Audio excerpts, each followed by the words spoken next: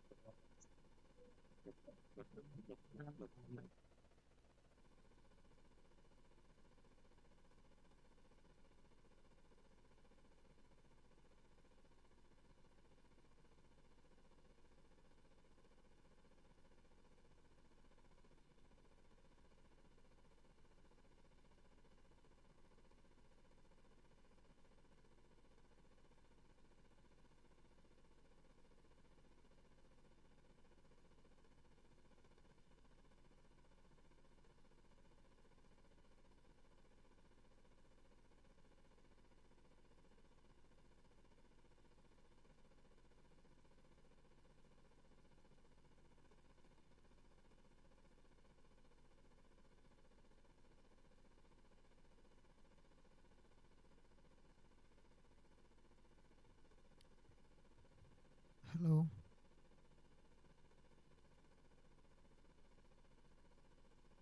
Hello. can you hear me? Yes, yes. Loud and clear. Can you hear me? Yeah, okay. This is just testing the sound. Okay, I can hear you loud and clear. Okay, What okay, time are we thank going you. to start? 8:30, sir. Okay. All right.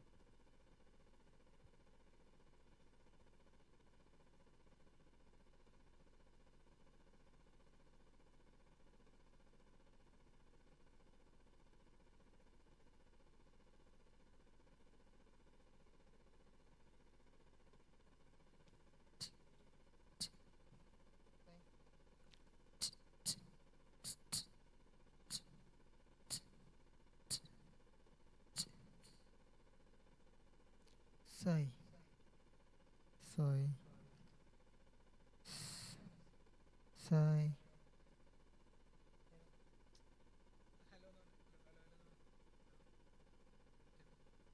chi.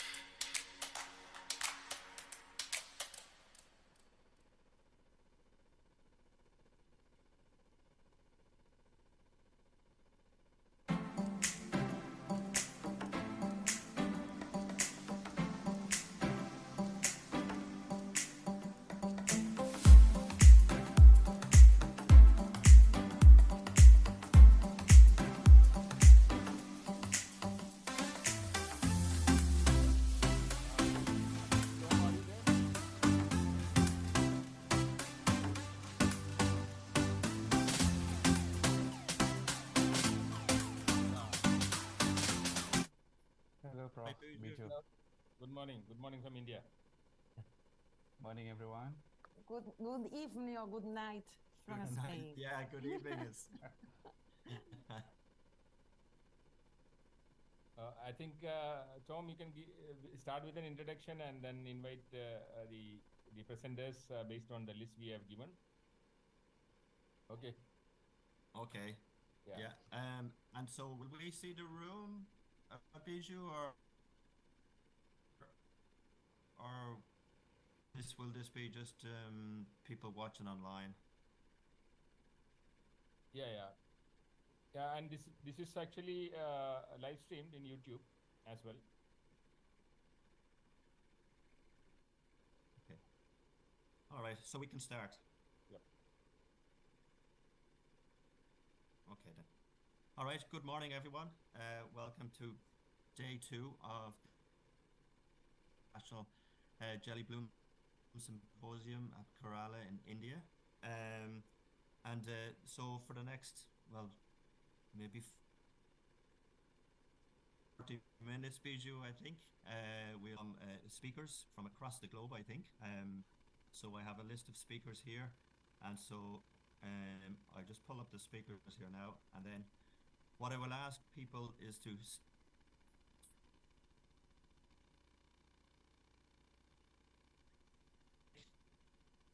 the 3 minutes. Everybody will have we have a lot of speakers to get through to. So what I will do at 2.5 minutes, I will just hold up, so you have 30 seconds. Very professional, Bijou. Okay, so our first speaker is Remya L, who will talk about a perceptual analysis of commercial fishery during jellyfish bloom along Madapam coast of the Gulf of Myanmar, south coast of India. So do we have this presentation ready to go? Morning, sir. Sir, I am Remya. Good morning, Remya. Is I need to So share are you ready to... the screen or? Yes, I think, or do they have their presentations, Remya? Yes, I have, Bijou, sir. do we have all the presentations ready? Yes, I have. Yeah, we have your presentation which is shared. Either we will do or you can do, and I think the technical team can start presenting it. Okay. Okay, sir. Let them present. I have it with me. Then you share it 10%. Yeah. Sure. Sir, is it visible? Yes, you can start. Okay, sir.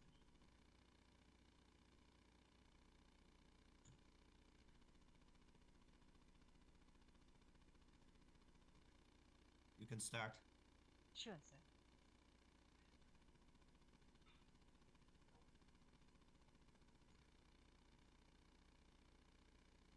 Good morning. My presentation topic is perceptual analysis of commercial fishery during jellyfish bloom along Mandapam coast of the Gulf of Mannar, southeast coast of India. Even though jellyfish is known to have some hindrance to the commercial fishery, it also offers some benefits to fishers. I request to switch on the camera. Sure.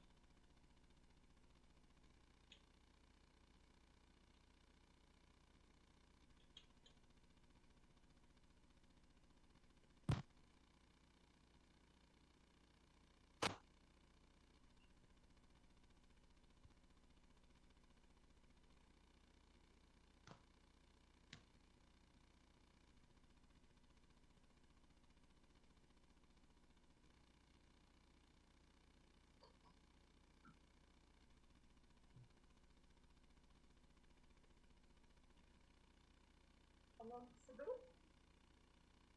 Am I audible? Yeah. You start, please. Time is short, so you have to start quickly and finish it off in 3 minutes. We can see your camera now.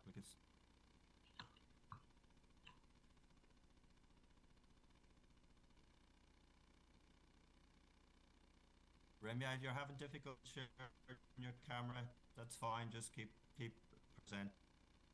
So you can see now. No, there is an issue, so you can start presenting. Yes. Oh, sure. We made some inquiry with the commercial fishers, especially the trout fishers of Pap and Jakwari Fish Landing Center of Mandabam Coast. It is situated along the Gulf of Mannar coast. And the duration study period from 2021 to 23. And the fishers observed jellyfish swarms during the first 2 holes, followed by heavy catch of pelagics, especially big ice carp, that is Calab Kumrok salmon. The catch may goes up to 400 to 780 kilogram per boat. And the catch was observed at a depth of 26 to 30 meter of Mandapam. And they also cited the occurrence of foraging fish shoals and the jelly swarms. And we also compared the species composition during bloom period as well as non-bloom period. And major fishes which dominated during non-bloom period were the silver belly, swordfishes, snappers, scoopers, lepanus, etc. Whereas in the bloom period, big guy stag, that's Trachala chromophthalmus, which was the most dominant species, which contributed nearly 34% to the pelagic fishes of the Pamban coast. It was followed by barracudas, especially this obtuse barracudas, Farina obtusata, as well as Farina putname, and some sunfishes and black pointed also observed during this bloom period. And the peak season of this jellyfish, especially this Cania species, was observed during June to August. This is about our study.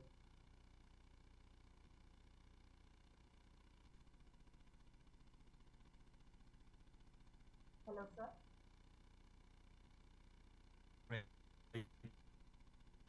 Hello.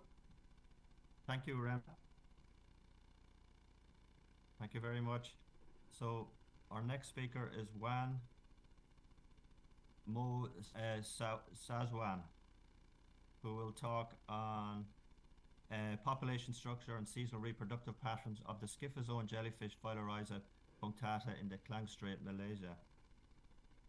So can we have Wan, please? Yes, I'm here. Can Brilliant. you And you're hear sharing me? your camera. Fantastic. All right. So Yeah, let me we share can- my screen, right? Brilliant, yeah.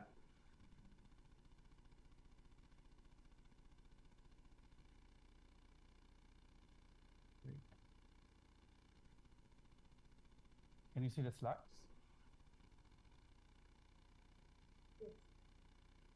Yeah, perfect. Right. So, yeah. Hang on. Is No, it hang okay? on, do not. Yeah, they're sharing now. Yeah. Yeah. So go ahead. So can I start now? Can you see the poster clearly? Hi, Wan. Yes, we can see the poster clearly, and you can start. All right. Okay. Thank you so much. My name is Wan Muhammad Shazwan, and I am from Malaysia. And today I would like to share some findings of my study. So basically, my study revolves around the reproductive biology of Phylorhiza punctata in the Klang Strait, Malaysia.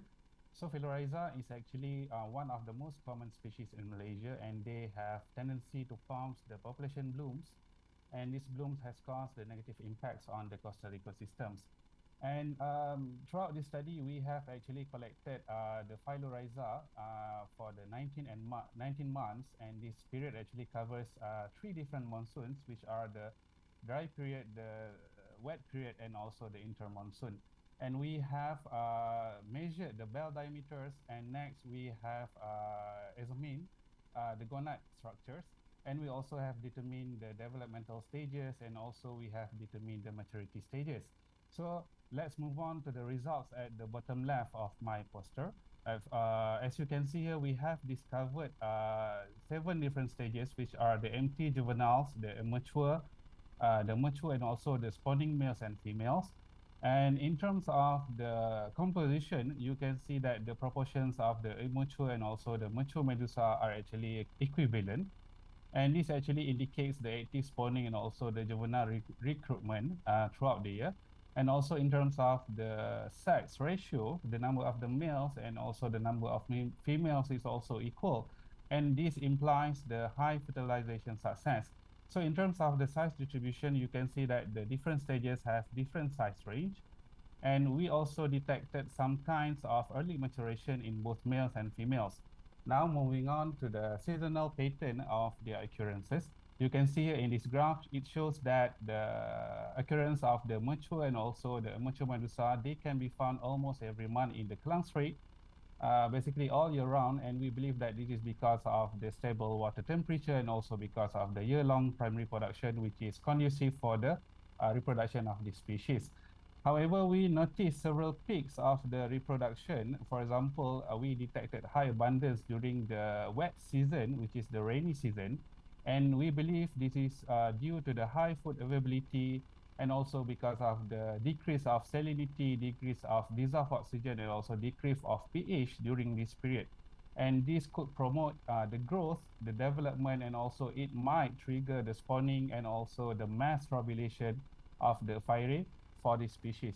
So the take-home message for my study is that the phylorhiza in that area, they actually occur in a perennial fashion, and this is because of the continuous spawning and also the continuous juvenile recruitment.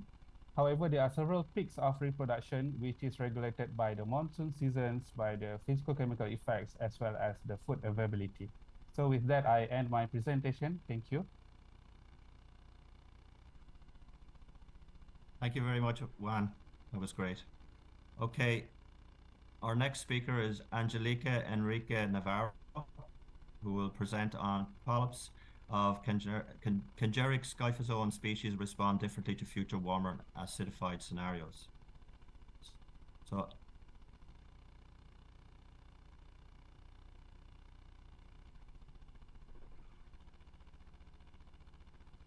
Angelica, you can unmute and speak.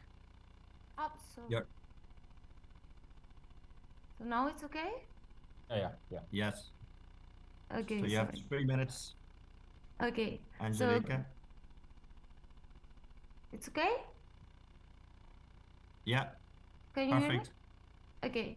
So good morning.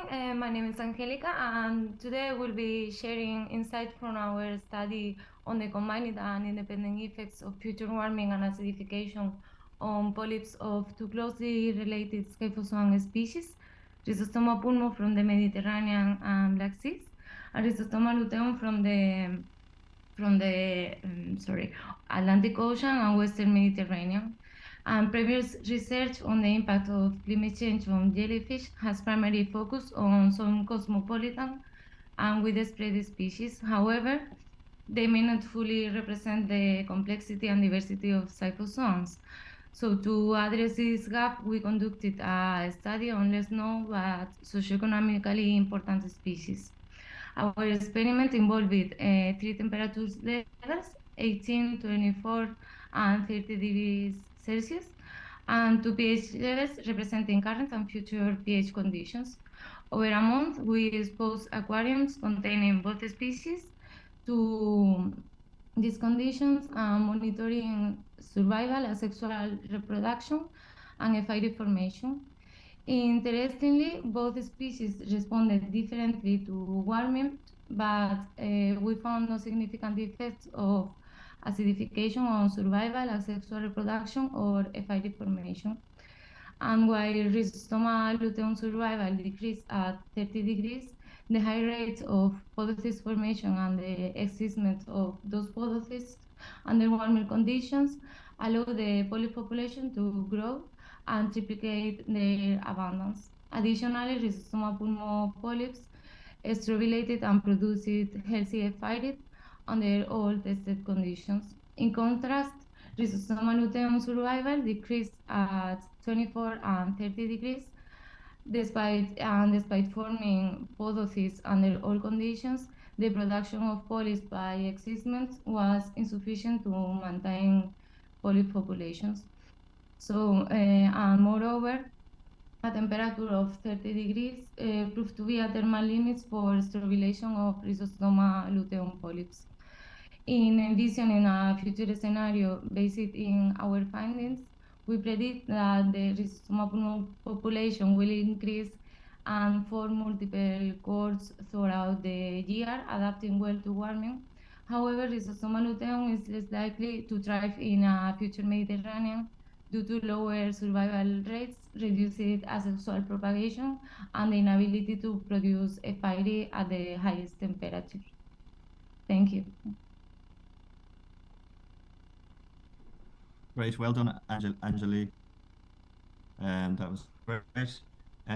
So our next speaker is R. Parvati, and we'll talk about hydrozone jellyfish and mesozooplankton interrelationships in the coastal waters of Kochi. And so have we R. Parvati?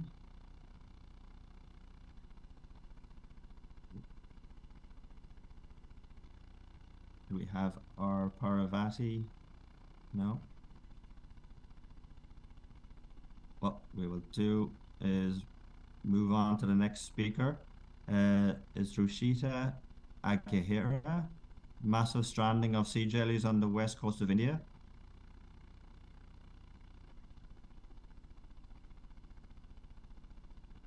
Yes, sir.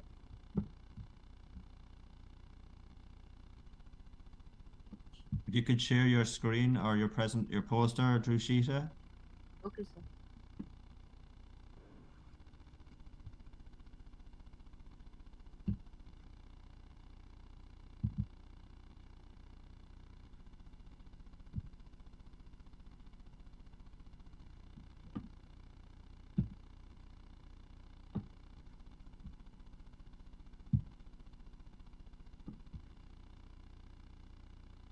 Or if people at the symposium can get that presentation ready, that'd be brilliant too.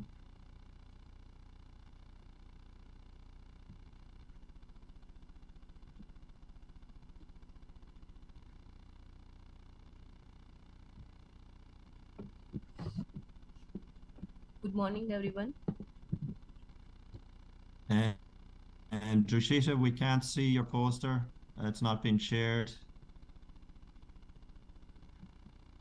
I think you're just sharing your screen.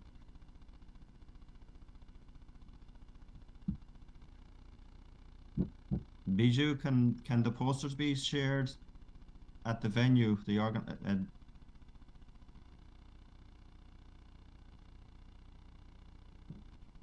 Yeah, the technical team, if you have the presentation, you please share it.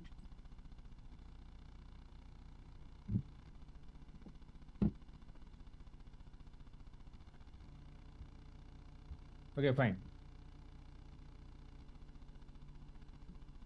Okay. You please put it in the full screen mode.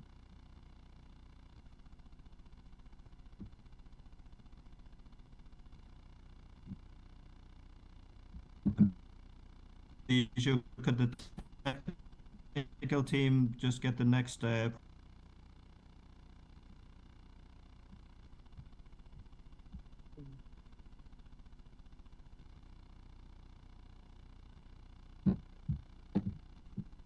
Hello, sir. Drushita, yeah, can you just increase or put it in presentation mode, or just increase the size of it?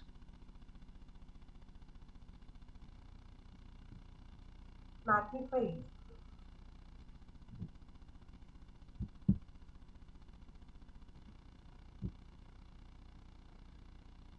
Yeah. That's brilliant. That's perfect. Okay, sir. Yeah, that's okay, Droshita. If you go with that, and we'll start your time when you're ready there now. That's perfect. Okay, sir. Good morning, everyone. I am Drushita Aghera from the Saurashtra University, Rajkot, Gujarat. So, the stranding of few cnidarians such as Porpita porpita, Phygelia phygelis, and Aurelia species, and one of the chordate species such as Salpa species were recorded during the month of September in last year 2022 from the mangrove coast of Saurashtra. We are surveying this coast for last 5 years, but this is the first time reported the massive stranding of Salpa and Aurelia species among this coast.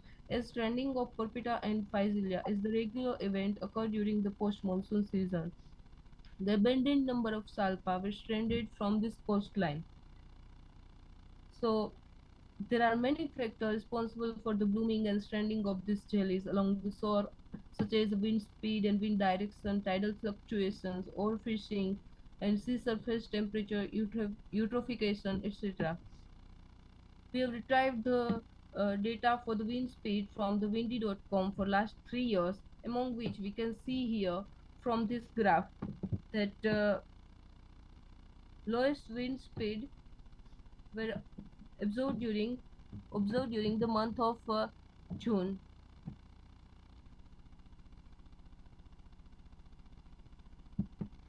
while sorry, the highest wind speed were observed during the month of June and July, while the lowest wind speed were observed during the month of September, which is responsible for the rising of these jellies during the month of June and July, while stranding of these jellies during the month of September, because due to the low spin, the jellies were stays on the shore and stop these jellies for the further drift away from the shore to inward. Though the wind speed data were nearly same for all 3 years, we have observed this event for stranding is such a high number for Porpita and Physilia, a rarest event of massive stranding of Salpa and Aurelia species in the year 2022 only. So there are many other factors also responsible for the stranding, like mangrove is the famous harboring port, so the overexploitation of fishes may trigger a blooming of this pelagic animal, as the overexploitation of fishes can relax the food competition, as both of these organisms prefer same feeding habits. One another reason may the influx of minerals during the post-monsoon season triggers rising of the prey organism, and which may responsible for the rising of jellies along the shore. For more accurate predictions of this event, more studies required on life history of this pelagic organism and associated biotic and abiotic factors. Thank you. That was great, Rashida. Thank you very much. So could we get the next speaker lined up? So it's Eason Yüksel. The levels and composition of cultival bacteria associated with the jellyfish Aurelia aurita in the Golden Horn Estuary, Istanbul, Turkey. Eason?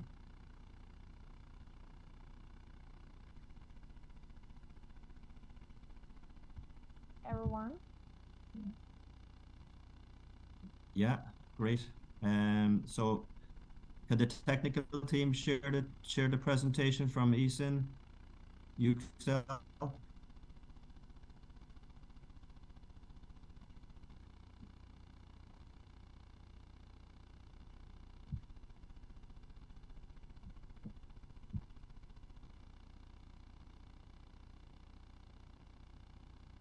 Hello. Could the technical team share the presentation for Eason Yüksel? And Eason, can you switch on your camera, please?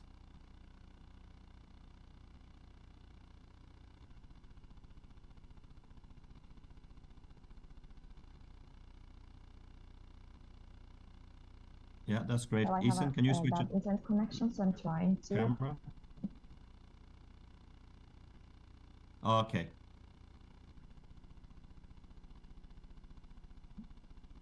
Can you see it now?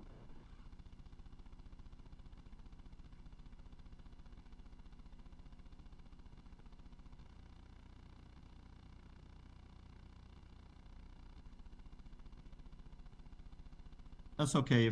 If you want to just fire ahead, we'll just go start your presentation, Eason, if that's okay. Yeah, I'm just okay. Good morning, everyone. Today I would like to present our research on the levels and composition of cultivable bacteria associated with the jellyfish Aurelia in Golden Horn Estuary, Istanbul, Turkey. Estuaries, which are critical interfaces between freshwater and saltwater, are vital for the balance of Excuse me, your fecal voice is and not marine clear. ecosystems. Yeah, Eason, there's don't know if you can check your sound there. Just try again, Ethan. Can you hear me better? Yeah, that's better. Yeah, go with that. Okay.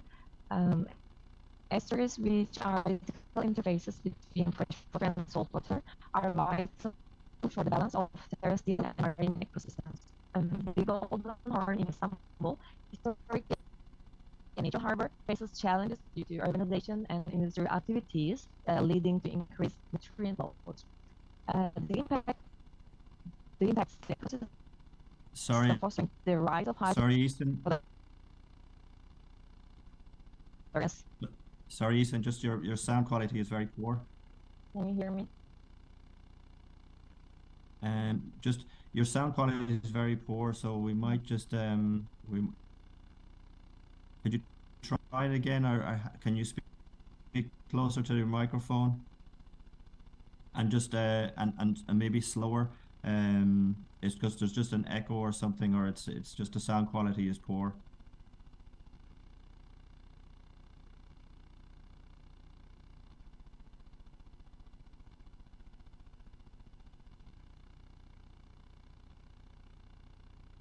Ethan,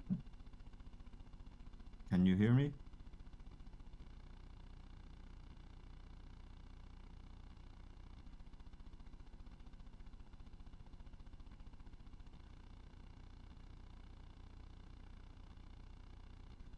Hello, Ethan, can you hear me?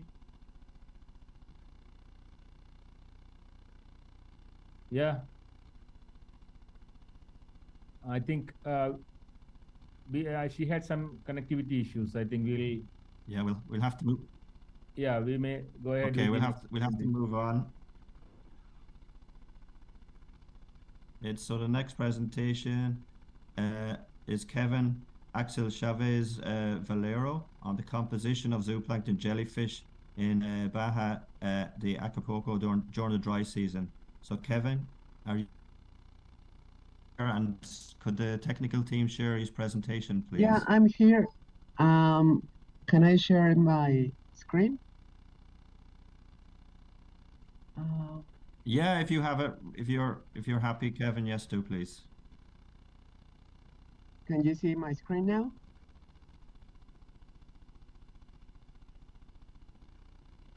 Can you see my screen now? Yes, yeah, just put it in if you put it in presentation mode, perfect. That's great. So once you're ready, you have 3 minutes. Are you ready, Kevin? Yeah, I'm ready. Well, I am Kevin Axel Valero, and my project is about the composition of jellyfish in the Bay of Acapulco, located in the Pacific coast of Mexico. In this project, I analyze the abundance, diversity, and distribution of jellyfish inside and outside the bay, comparing both areas. I work on 4 localities, 2 located inside the bay and 2 outside the bay. I present to you a part of my master thesis work. In this thesis work, I study 5 different years, 2017, 2018, 2020, 2022, and 2023. Below, I will present the result of the year of 2020. To collect the samples, I need to collect the jellyfish, which is done in motorized boats at the lowest speed, doing a surface drag for 10 minutes.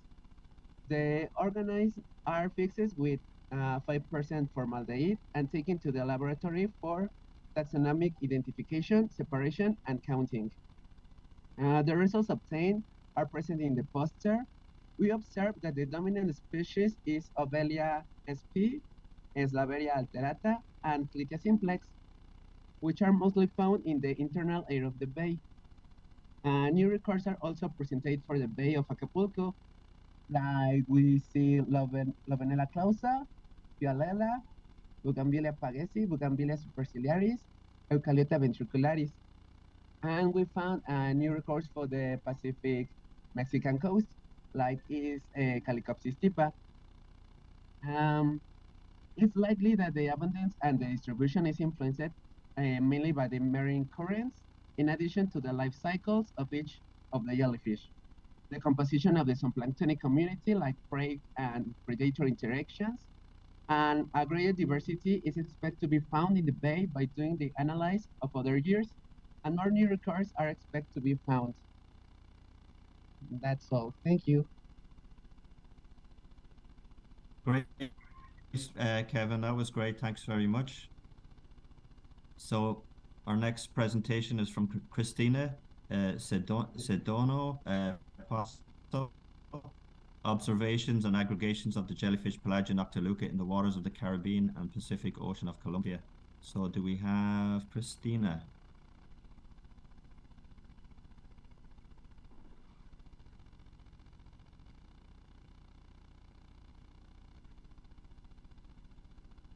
The next speaker then is Guy Yanaran Dash. So maybe if Christina isn't around, Christina. Okay, so maybe we'll move on to Gianaran Dash, detailed taxonomic description of newly occurring jellyfish species, Netrostoma corulens, from the Odisha coast in India. So do we have Ranyan?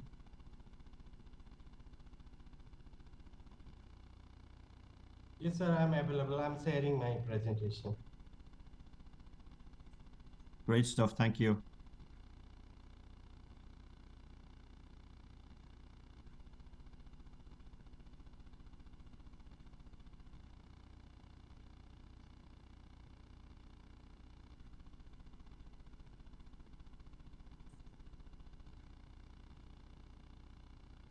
Is it visible? Yeah. Yeah. Very good morning. Just appeared now. Yeah. So, if you can put it into presenter mode. Yeah, it is in presentation mode only, sir. Perfect. And you have 3 minutes. Yeah, very good morning to all of you. This presentation is about a detailed taxonomic description of a newly occurring jellyfish, that is Netrostoma corulescens from Odisha coast. We selected this species because of two reasons. First is the typical occurrence pattern. Actually, along Odisha coast, we regularly observe 8 to 10 jellyfish which forms blooms, and even there is a fishery for this jellyfish. But this species has never been encountered earlier. And this jellyfish, other jellyfish, they occur, they form swarms only during the winter season. But this jellyfish formed a this jellyfish was observed only during summer season. And what is more interesting is this jellyfish swarms were observed only after two severe cyclonic storms. And in the intermittent period, there was no report of this jellyfish. And while browsing through the literatures, we found that the taxonomic descriptions for this jellyfish is quite scarce and disorganized. That's why we studied this jellyfish, and to produce a ready-to-use document which can be used for the quick identification of this jellyfish. As I told, this jellyfish was recovered from Puri recreational beach, and the first incidence was on 24th May 2021, and the second incidence was on 16th May 2023. During both the incidents, there was a extremely severe cyclonic storm along the Bay of Bengal. And these samples were brought to the Puri Field Center of CMFRI. We recorded the digital photographs and 19 key morphological features, and the identification was done following the description of cramp 1961 and Gaswin and Jetled 2008. The canal system study was also conducted by injecting 90% rose Bengal dye.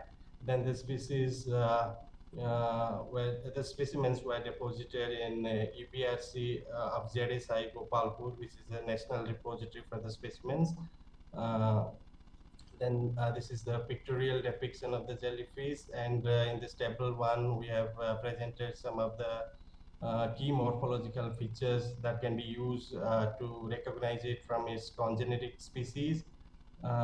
Then coming to these are the key morphological features we have presented in this photograph. Thank you, sir. That's all. Great, thank you very much, Guy Yanaran. That was great. So our next speaker is Dor Edelist. Dor Edelist. And we have Dor. If you can share your screen, that'd be fantastic. We have Dor.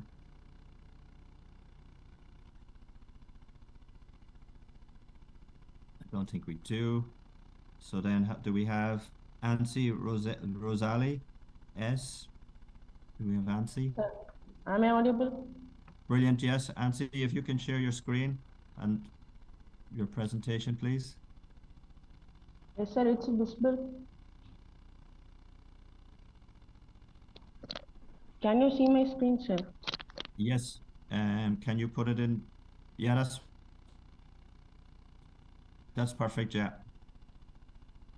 Good morning, all. I worked on isolation Go and ahead. identification. You have 3 minutes. Okay, sir. Good morning, all. I am Answer Sally. I worked on isolation and identification of Susanellate jellyfish-associated bacteria from indoor and outdoor culture system. Cassiopeia is also known as upside-down jellyfish, where Medusa usually lies upside down on the bottom on the ecosystem where it's live. The overall will be habitat for Susanellate, which is the photosynthetic dinoflagellate. We propose that the symbiotic relationship with jellyfish and zooxanthellae is mediated by bacterial community. To assess that, we isolate bacteria from indoor-outdoor culture system of CMFRI. To isolate bacteria, we select jellyfish which measure around 3 centimeter, and we use sterile swab to collect bacterial sample. We culture it on Sobelmarine agar. And we use biochemical and 16S rRNA DNA isolation methods to confirm the bacterial species. Result, totally we isolate 12 morphological distinct colony which varied from large to small in size and right to mucor colonies. The indoor-outer system was dominated by 3 Vibrio species. The outer system was dominated by Photobacterium, which comes under Vibriaceae family.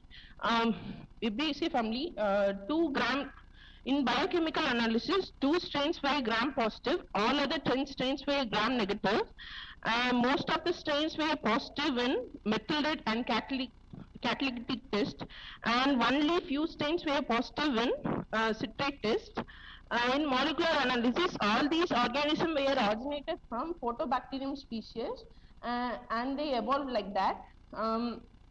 In final, we conclude that these are the possible roles the bacteria can in these community. The roles are photobacterium have bioluminescence ability, which can help to jellyfish in feeding, and it can help to attract zooxanthellae to accumulate there, which can be habitat for zooxanthellae. And Pseudomonas and Vibrio bacteria have antimicrobial, antibacterial activity, which can help in host defense mechanism. We conclude that the bacterial community plays significant role in zooxanthellae cascade acquisition on jellyfish. Thank you. Great, thank you, Ansi. It was great. Thank you very much. And then we have Carly Higgins Poulin, ultra conserved elements supporting evolution relationships of the Scyphozoan wild disputant symbiont co-speciation. Do we have Carly?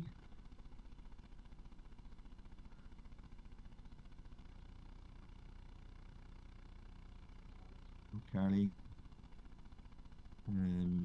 No, I don't think so. So we'll move on to, I think, is our last speaker, which is Doris Bjorling. And Doris has 5 minutes presentation because Doris actually had a presentation due for tomorrow, I think, which was 15 minutes. But Doris, are you there? Yes, I'm here. I'll share my screen. I'll give you the full mode. Yes, I can start. That's brilliant. Yeah, perfect. Yeah, hi, 5 I'm a PhD student at the minutes. University of Gothenburg, and I study the diversity of anthoathicates here in Sweden in a project called Hydroins, short for hydrozoa in Sweden. So when hydrozoans has been studied and in Sweden before, it's been usually aimed at benthic communities, so missing all the pelagic diversity often.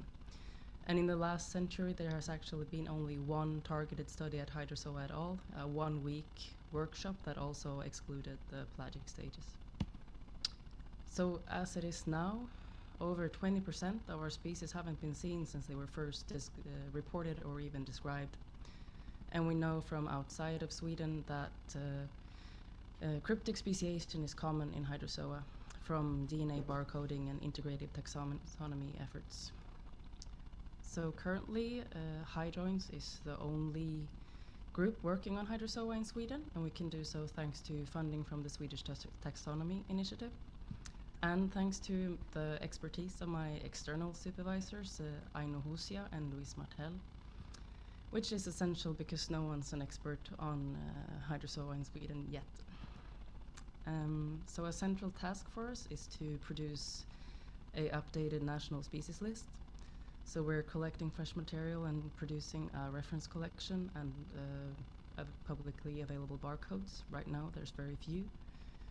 And using these data, we'll explore the taxonomy using integrative, diversity using integrative taxonomy.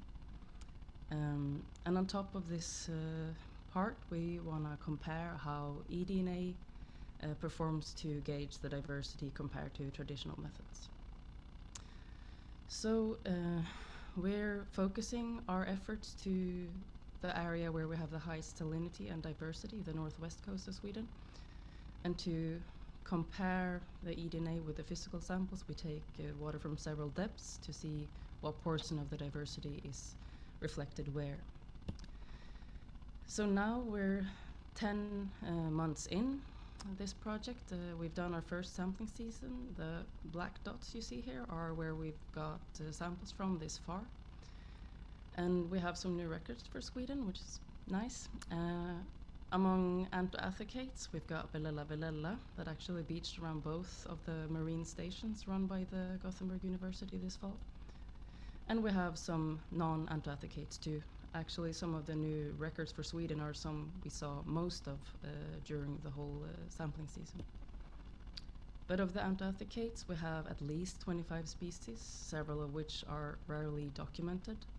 For example, Dendron cnidophorus that was described from here, but not seen since it was first found in 1907 in the field. And then two very different examples are Hybocordon prolifer and Pachycordyle. Both are pretty common here, but still lack records, probably just due to the fact that no one's been really looking. And we have data supporting some cryptic speciation. First out is Euphisa, where we're looking at species available in Sweden and Norway both. Euphisa aurata is common in the plankton here, but DNA barcoding supports that it's actually two species, which is further supported by morphological differences that strictly follow the genetic differences. And we have two more species in the region that until now haven't had described polyp stages, but we have molecularly confirmed polyps for all 4 species. And we, together with a project called NOAA, sorry, that was a cat, we'll look at the family Tubulariidae, including a hydroid that's very common here, Tubularia indivisa, that might also be a species complex.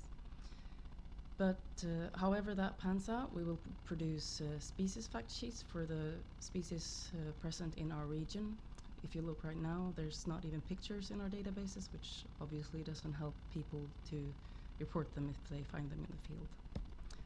And finally, there's an invasive one, Cordylophora caspia. If you look in bold now, it seems like there could be up to 4 genetically different species collected under this name. but we don't know currently which ones are present in Sweden. So our plan is to go sampling along the east coast next summer to see if we see any difference along the salinity gradient or if it's all the same. So that was all I had now. Thank you. Thank you, Doris. So beautiful.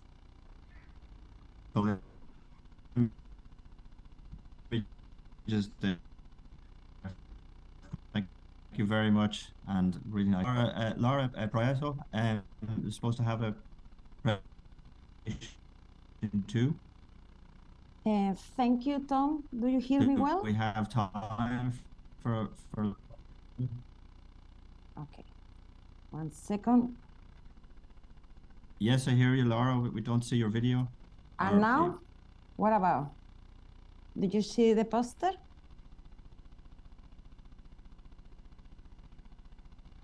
Tom, did you see my poster? Yeah, fire ahead. Okay. My work is about Physalia physalis in the Mediterranean Sea. So this work is, the objective is to create a management tool to operate its spread in this basin. The problem with Physalia physalis, we all know. So what we did is to perform how it spreads in the whole basin through a model, and I go very fast. So the conclusion is that we can get some risk moments once we see them in the Strait of Gibraltar, when they are going to arrive to the different regions, like Alborán, Sicily, Murcia, Ligurian, Sardinia, or Baleares. So red means that in that moment is very high risk, orange is medium, and green is very low. So this tool is already available for all the from the people and from the for the regional management in a web page from the European Union, and also it's already published, and there is the DOI. Thank you very much. Thanks, Laura. That was great.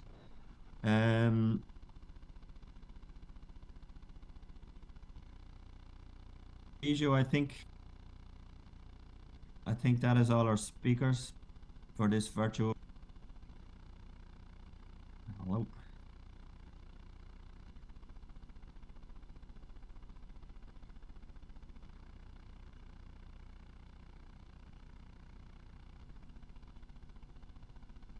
And the technical team, or is anybody there that can hear?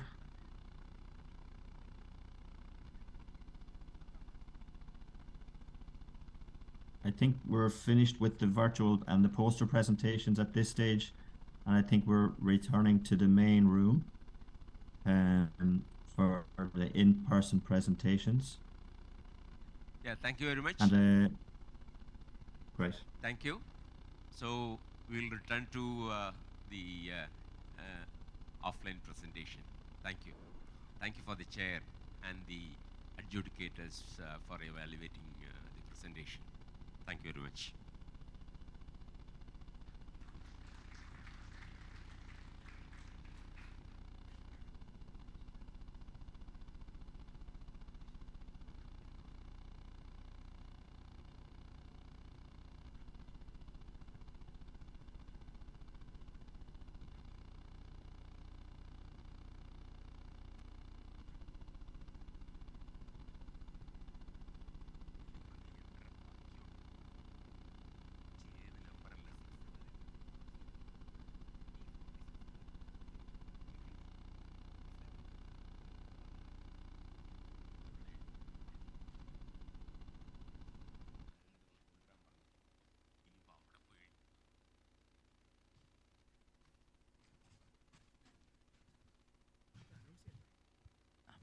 Hi, good morning. During spot registration, some of you have not given the institute details. Some of you who have done the spot registration have not given the institute details. So if you can give that to the help desk, they can make your certificates ready. Thank you.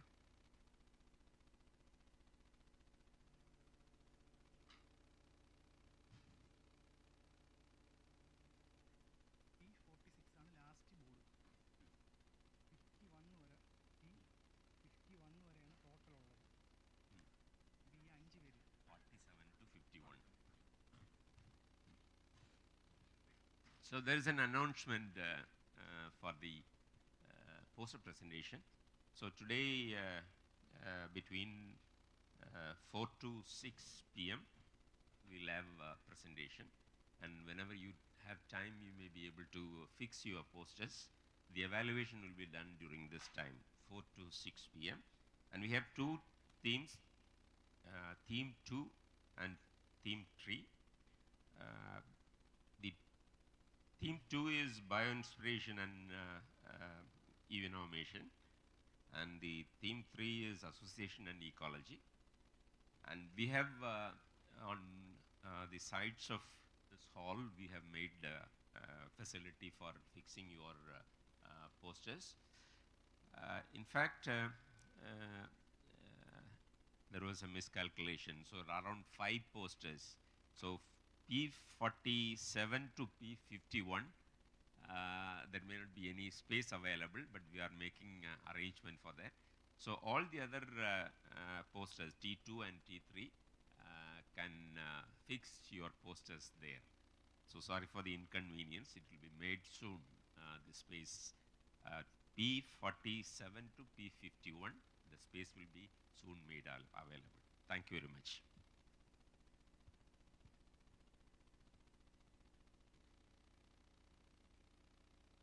Also, the presentations for today morning session, only 3 presentations have been loaded.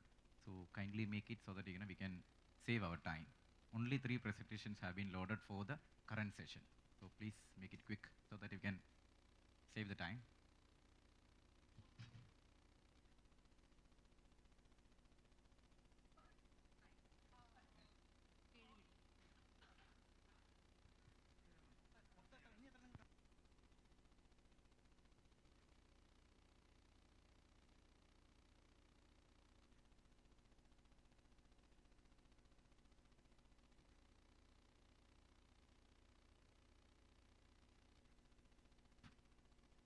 Some of our friends have given the soft copies for printing, the poster. Those posters are ready at the help desk. You can collect it. You can make the payment also at the help desk. Thank you.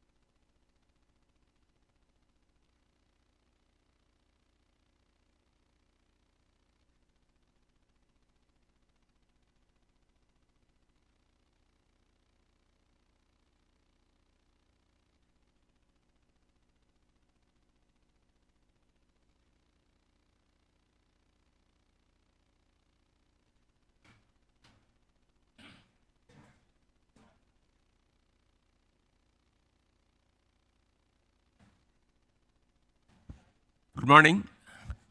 Let's start today's session. On behalf of the organizing committee, I request chairs and co-chairs to occupy the seats. I welcome Sergio and Grinson George.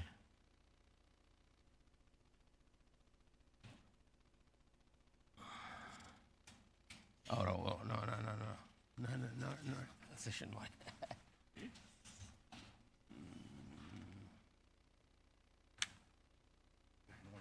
Yeah, good morning. Yeah, yes. Sorry. Sorry about that. So, the chair is Andre Morandini, and co-chairs Macarena Campos and Ranjit. Rapporteur is Subal Kumar Rao. Welcome to adorn the chair. Please. I request all those oral speakers load your presentations with the help desk. And there are a couple of presenters I have not yet loaded it. Yeah, that's fine. So I hand over the session chair to proceed with the session. Thank you. Thank you. Good morning. Hello, everyone. Now we are a little bit late on the schedule, but we managed at the end. So now we have our plenary speaker. Please welcome Dr. Cornelia Jaspers. She will talk about, do gelatinous zooplankton traits facilitate population outbursts under global change? Okay, please welcome.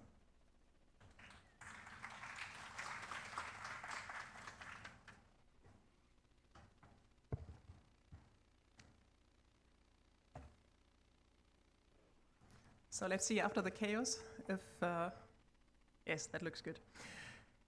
Thank you very much for coming. It's a pleasure to be here today and to talk about an area of marine science that actually lacks attention, but that is important and that might actually become even more important as our oceans face pressures, multiple pressures due to global change. And the white elephant in the room are jellies. And being at the Jellyfish Bloom Symposium and in India, I know that you're aware about this. So thank you very much for organizing this meeting here and for inviting me. But I think we still have a far way to go to actually convince not only the public, but the scientific community that jellies are important and deserve more research attention. Throughout today's talk, I would like to visit some paradigms about gelatinous zooplankton blooms and look into the population development of native, but most importantly, of invasive, non-indigenous jellies, because they are the true troublemakers. Then I would like to remind you about some key traits jellies display and that actually might allow them to proliferate under global change. Then it's very important to actually consider that climate change has some major impacts on marine ecosystems, and I would like to pick one positive example, how this can also lead to a higher production and carbon export in the future ocean, before I actually close with some perspectives and innovative approaches how to actually address jellyfish research and jellyfish blooms. So jellyfish, or jellies, are primarily lumped into two big groups, which is the true cnidarian jellies that have nematocysts, but we also have the comp jellies. And people knowing me, they know that these are my guinea pigs, and there are some others in the room that have the same. But if we want to understand jellyfish blooms, we actually also need to consider, this sound is very bad or what? Is it okay? Okay. But if we really want to understand jellyfish blooms, we also need to consider other bloom-forming gelatinous zooplankton organisms, and these are pelagic tunicates. And pelagic tunicates are very important because they can form dense blooms. So I request you as a jellyfish community to broaden your perspective and actually also include these members, because they could actually be the ones that are profited under global change. This is a very common picture when people talk about jellyfish. This is kind of what they will come up with. It's, bloom forming and human impact interactions. But it's important to actually remember that it's part of the natural life cycle of jellyfish to bloom, to actually form spawning aggregations, and to maintain genetic diversity. So that's why when we see these images, it's not purely human impact that is kind of leading to these jellyfish blooms. It's part of their natural life cycle. Irrespectively, it has been raised by a lot of prominent journals and newspapers that we are living in an era and facing an increase of jellyfish populations, which lead to increasing human impacts. But the thing is that these paradigms, and also the dead end paradigm, like Kylie really nicely illustrated yesterday with her parasite study, is kind of coming to an end. And the thing is that we basically have a very scarce knowledge about jellyfish population dynamics because they're disregarded in most food web studies. Long-term data series are very, very rare. And the top-down control, so what is controlling the populations, is basically unknown. So diving into the first aspect, if you look at this global map by Lukas Brotz, you can see that it's depicting in different color code the trend of long-term jellyfish population. And in dark red, you see time series with a high likelihood that jellies or jelly trends are increasing. However, there are a lot of areas where there is a low certainty of jellyfish increase. There are areas where there is basically no change or even a decrease in the jellyfish abundances. And most importantly, if you zoom into one of the high likelihood jelly increasing time series in the Bering Sea, you can see that over the past 30 to 40 years, there is huge cyclicity in the data set. And depending on where you are snapshotting this time series, you can see a dramatic increase, a dramatic decrease, or basically no change. So this highlights that on a global scale, we really need to understand what are the mechanisms behind these fluctuations. But what we know for sure is that the non-indigenous species are a real matter of concern. And this is an image, a drone image. You'll see a video in a short sequence. It's Rhopilema nomadica. It's listed as one of the most troublesome non-indigenous species by the European Commission. It invaded the Mediterranean Sea in the 1970s, and it's now forming dense blooms every year. And this drone video illustrates you the extent and the magnitude of these blooms that they are observing in Israeli waters every summer. So here you can really see that jellies are causing a very problematic, local impact. But this is not the only one. We have Blackfordia virginica. We recorded it lately in the southwestern Baltic Sea. It's a brackish water species that actually likes low saline waters, but it's distributed around the globe, and I'm pretty sure it's very widespread, but people simply didn't look for it so far. There are other species, Anopilema, but also Miniopsis leidi, and this is a small sequence from the southwestern Baltic Sea, where you see different life stages of Miniopsis occurring together, adults, lobates, but also tiny larvae. So all the dots that you see in the background, they are larvae roughly 1 to 2 millimeter in sizes. And we can reach population densities of up to 1 individual per liter, which means 1 animal per milk bottle. If you look at this map, this is the range expansion of Miniopsis across Western Eurasia. Actually, most people contributing to this study are sitting in the room. It's a collaborative effort with more than 12,000 data points on presence-absence of Miniopsis throughout Western Eurasia. But if you zoom into the northern European area, it's striking that you have hotspots along the European coast where you have very high abundances that are kind of in close vicinity to areas where Miniopsis has not been present.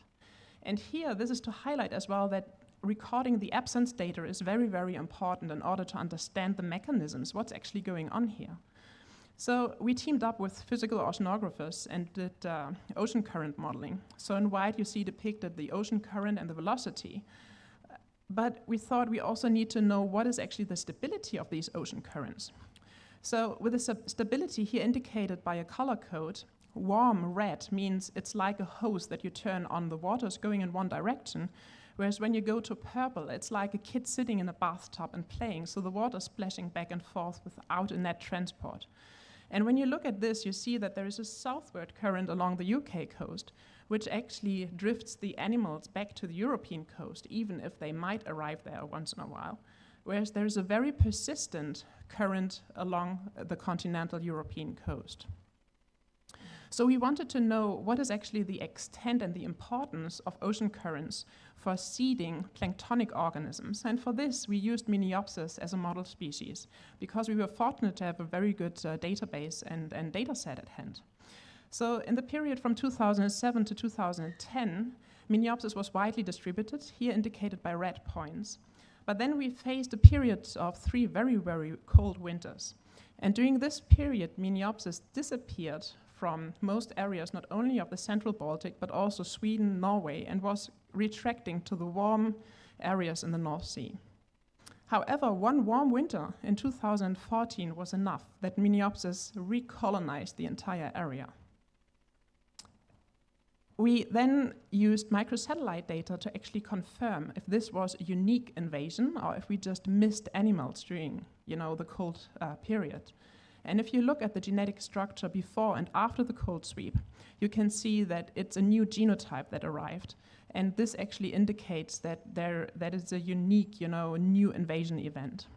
And more strikingly as well, during 2014, when we analyzed samples throughout the entire distribution range, covering Belgium all the way to Norway and the central Baltic, so several thousands of kilometers, there was no population structure at all, which indicates that ocean currents really drive very, very swift recolonizations. And if you want to halt non-indigenous species transport in the long run, it's these highly interconnected areas along the European coast where we have very, very high port densities that actually need to be managed. But looking at this map again, it becomes also apparent that there is a large area here in the Baltic where Miniopsis is absent.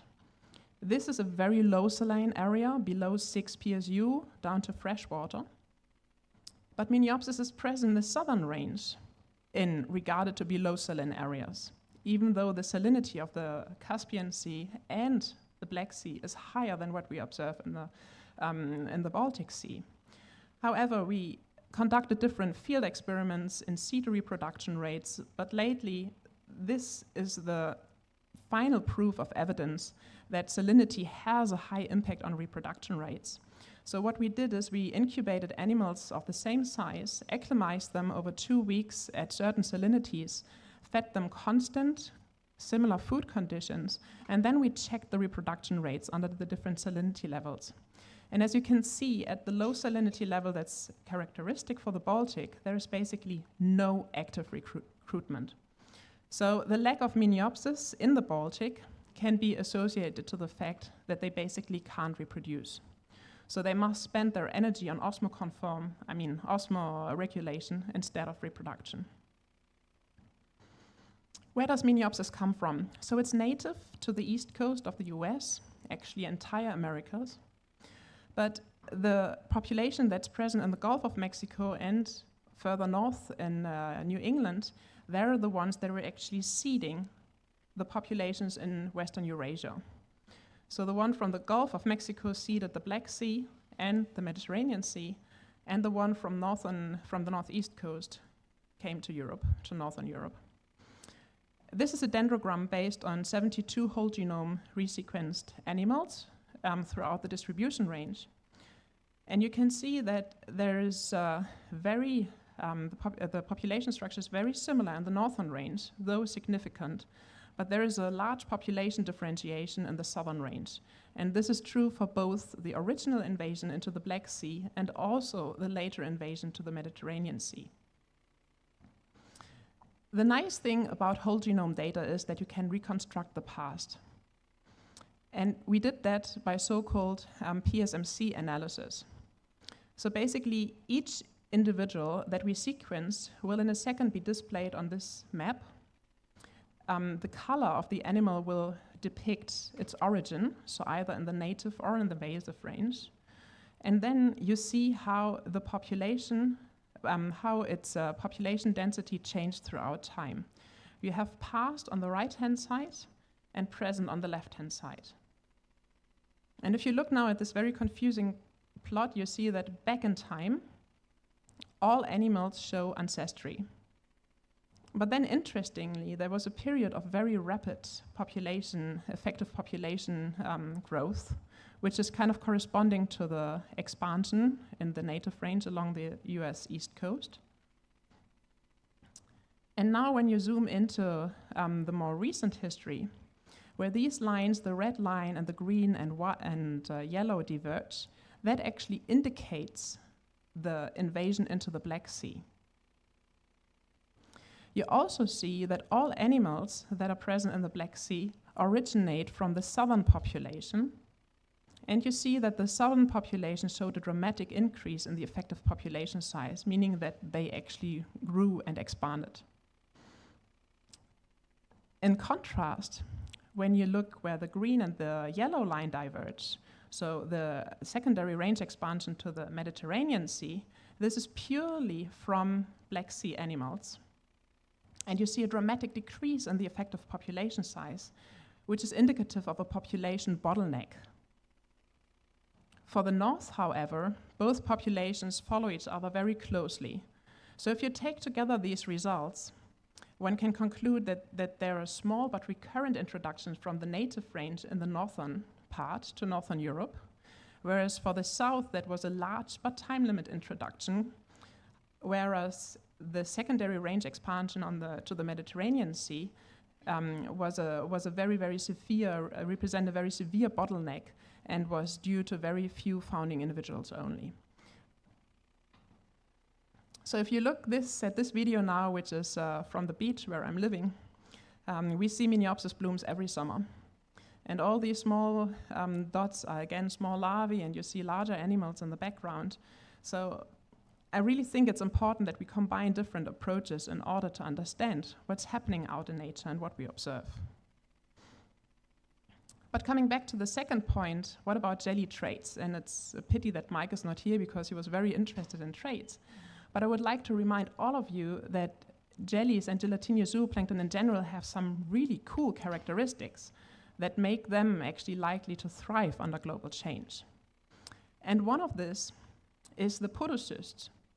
So basically, polyps under unfavorable conditions can form dormant stages and survive very, very tough conditions on Oxia. And then under good conditions, they just wake up again and continue their business as usual. And what has been described by Haeckel in 1881 already, they can also shortcut the life cycle. So basically, polyps can settle for a few days only and then metamorphose directly into an ephura, leading to a secondary peak in the population. And this has lately also in 2019 confirmed from Japanese waters, and I think it's very important that we also consider this very, very old knowledge that has been around for a long time in order to understand and explain the observed pattern that we see nowadays. Life stage reversals, so basically some jellies can also go back in time, so they can become from an adult to a juvenile again. And a very prominent example of this is Turritopsis. And here you see on the small table, that's a 2-year period where a Japanese colleague managed to re-juvenilize one individual 10 times. Isn't this amazing? Basically, that's the forever growing jellyfish. But also ctenophores are cool because they also have mechanisms by which they can actually shortcut the life cycle. And this has been known for a very long time that larvae can reproduce. So instead of going through metamorphosis, they can stay as a larvae and reproduce. And Juan actually had a very prominent culture in SARS in Norway, only keeping the larvae because that was much less time consuming and easier to get eggs from instead of letting the animals grow to adults. And going back to literature, it was actually Chang in 1882 or 92 that suggested that larval reproduction is a key trait of ctenophores that allows them to survive unfavorable conditions. But this hypothesis has been untested for a lot of years, actually more than 100 years, because in 2010, I think it was, we were the first to confirm that Mertensia in the Baltic Sea is exclusively reproducing in the larval stage.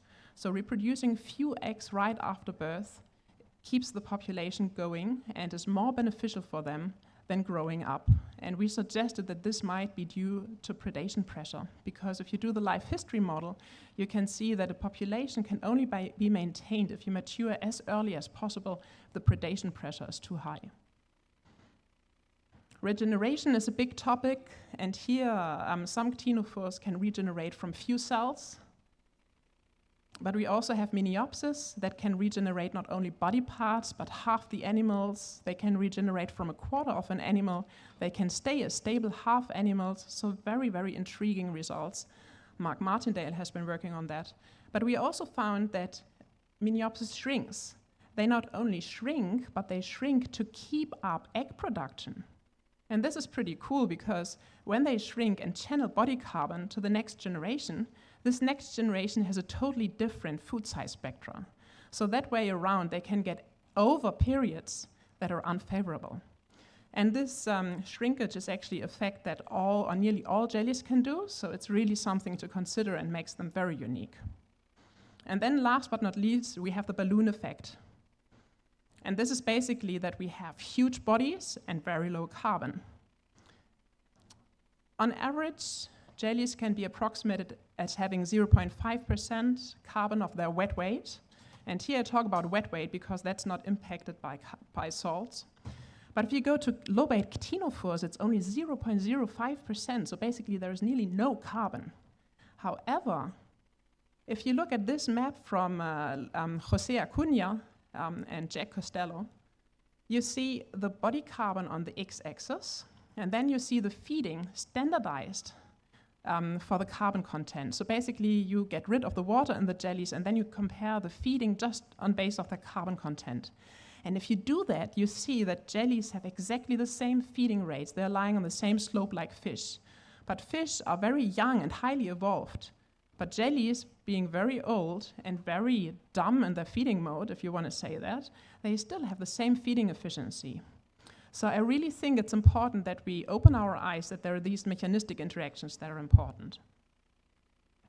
So these were just some key traits that I picked that I hope make you understand and incorporate into future research initiatives that jellies do have certain special characters that might allow them to thrive in the future. But what does the future do with our oceans? This is a niche model which is depicting the increase of the smallest algae, picophytoplankton. And you see the scale is different. You see that there is a, here, right, there's a factor 10 difference. And you see that throughout our oceans, we expect that the primary producers get smaller. What does this mean? If you increase the microzooplankton, and we heard a very nice talk about microbial diversity yesterday, you increase actually the importance of the microbial loop in the future. And this has huge impacts on the transfer efficiency to higher trophic levels such as fish and zooplankton. But, and this is the good news, there is a shortcut in the food web, and these are pelagic tunicates because they're the baleen whales of the plankton. And I picked this example because larvaceans, it's a group of pelagic tunicates, they're the most extreme ones, so they can feed on viruses and bacteria. If you throw a net in the water, it's mostly only 10% of the plankton counts that are represented by larvaceans. But if you look at their growth rate, so the carbon-specific and temperature-corrected growth rates, you see that they have an order of magnitude higher growth compared to copepods. And we have actually shown across a gradient in the Indian Ocean that these guys, the jellies, so to say, can contribute up to 5 times more to secondary production, meaning being 5 times more important as fish food compared to copepods. Still, the community believes that copepods rock the world. But I think we really need to modify this paradigm too. But larvaceans are not only important in carbon cycling and are expected to become more important as the primary producers get smaller. It's also that they're very important in carbon export because they produce houses around them that allow them to feed on the small stuff, and they jump out of these houses up to 40 times per day. And Shin also worked very nicely in his old days with some lavation species. Fantastic work. But still, they're a kind of a forgotten group. But lavations are not the only ones that are important. We also have other jelly groups that have pretty high growth rates. And you see that here in color code different groups of jellies and their carbon-specific growth. And I would like to pick one recent example from the Northeast Pacific, so off Alaska, where actually they found a bloom of pyrosomes in 2017. This is a tropical species that you suddenly find in the kind of lower Arctic areas, subarctic. But also some brand new results from our lab, where we have actually shown that Miniopsis in the central Baltic Sea had quite a very stable abundance throughout the past 15 years. These are November data and a standardized jellyfish count on the 45 station grid. But what we saw in this year is that the abundances peaked. And basically we have an order of magnitude higher densities this year compared to the average over the past 15 years. And we can find that for the last 4 years, which were characterized by very low, very high winter temperatures, that there is an exponential increase, actually with an exponent of nearly 4. What's the cause of this? We still don't know, because there are multiple pressures. But I think what's very important is that we are aware about these multiple pressures. We see time series, we see the fluctuation, but we really need to get going with understanding what are actually the mechanisms behind these changes. What are the mechanistic interactions? And I would quickly like to show one example from Limfjord. It's a fjord system in northern Denmark and northern Europe. And here you see the decrease in the demersal fish catches from monitoring trawling surveys. And where the fish in the period when the fish disappeared, you see a higher incidences of the trawls that couldn't be completed because they were overfilled with jellies. So in years up to 60% of the trawls that had to be discarded. So this indicates that fishing is probably an important factor driving this increase in this localized area, but there are other pressures that are acting simultaneously, and that's warming, eutrophication, toxic algae blooms. So this is just to highlight that it's very, very complex to actually understand what's happening, and this is also very local.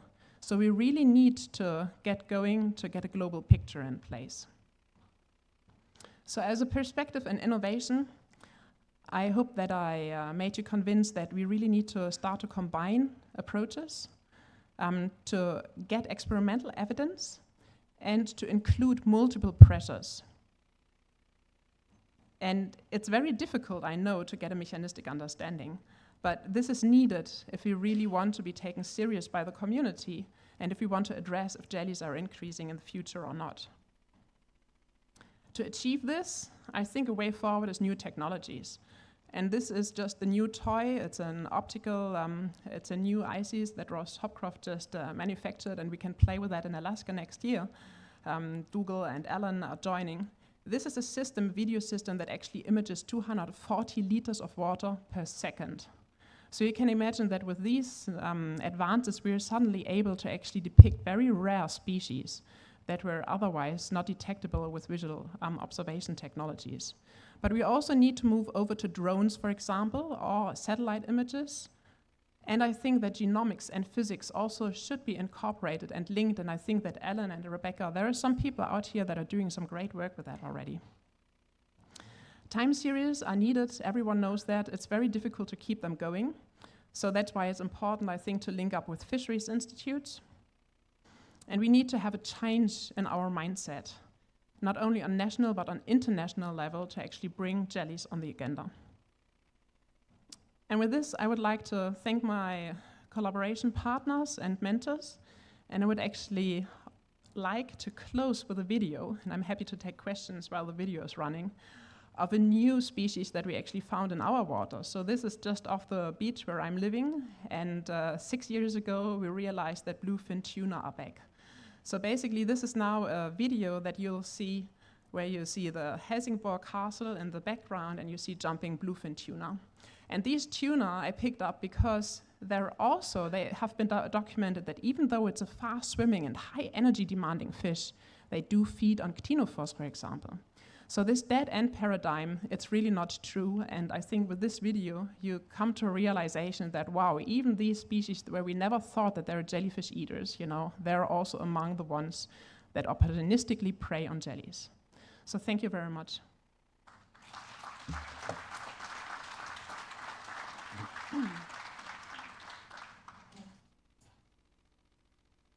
Thank you, Cornelia.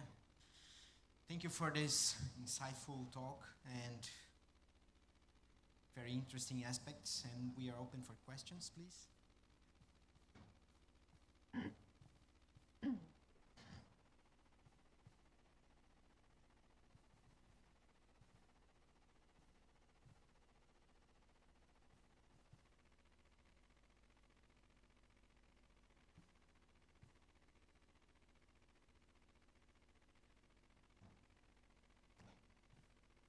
Again, technical problems.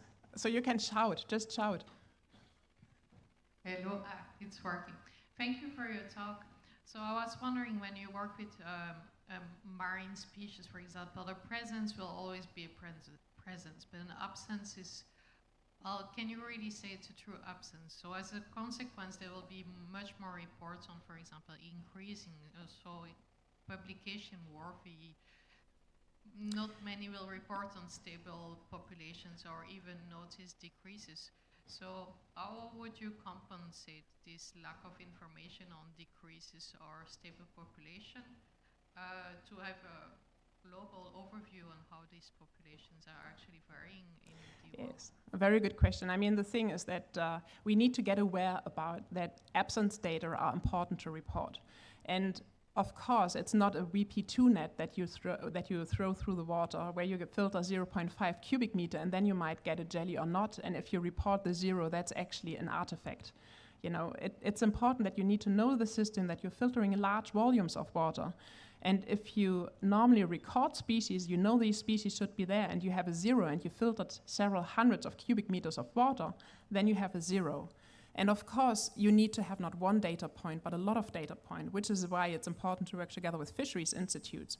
But you need to bring the data together. That's the first step. And that's where we need to work internationally. We need to gather globally to actually get an understanding about what's going on in our oceans. Thank you. Yes.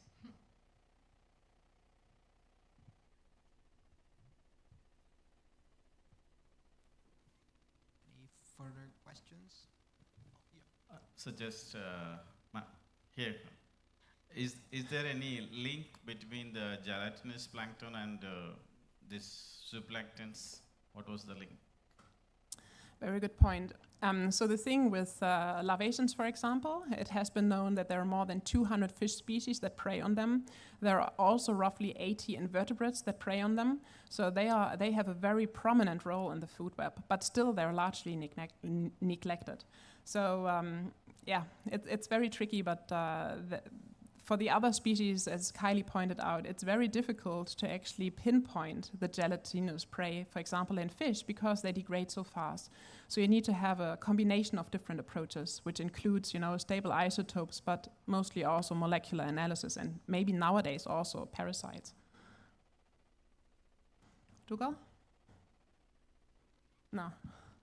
Hi, thanks a lot for your talk, very illuminating. I wonder if it is known if there is gene flow between the northern and southern population of Nemiopsis in their native area, and connected to this, can we talk about, if not, can we talk about two different species?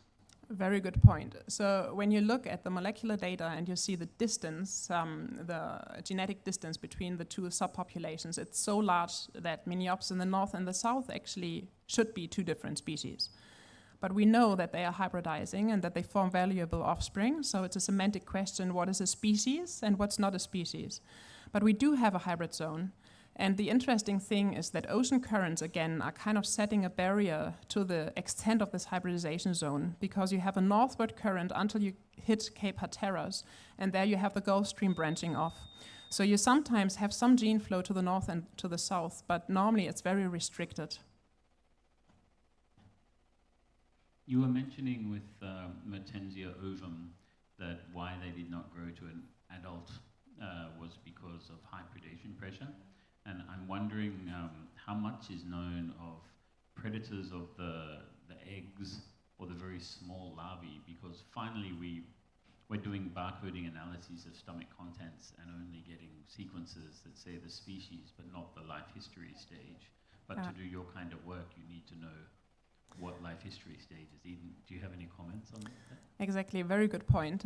So the intriguing thing is that in the central Baltic you don't find adults, but if you go to the Gulf of Bothnia, which is kind of, there is an island chain that's connecting the water exchange, there you actually find animals that get 10 times bigger as they do in the Baltic Sea, in the central Baltic. So they can grow up, and that's why we suggested that it must be predation pressure that's keeping them in the larval stage. You have no clue of identifying if the fish ate a larvae or an adult. But what you can do, and what you should do, is that you link gut content analysis together with zooplankton counts. Because if you know what jellies are out in the field, you also know, which life stages they likely preyed upon. So the vision for the future would be that every fisheries vessel, has an ICES, that filters 240 of liters per second towed behind, so that you actually know the fish community, you know the zooplankton community, and then you combine that with aerial and satellite surveys. So I think that maybe in 20 years or maybe 50 years, that would be the scenario that we are discussing. I don't know.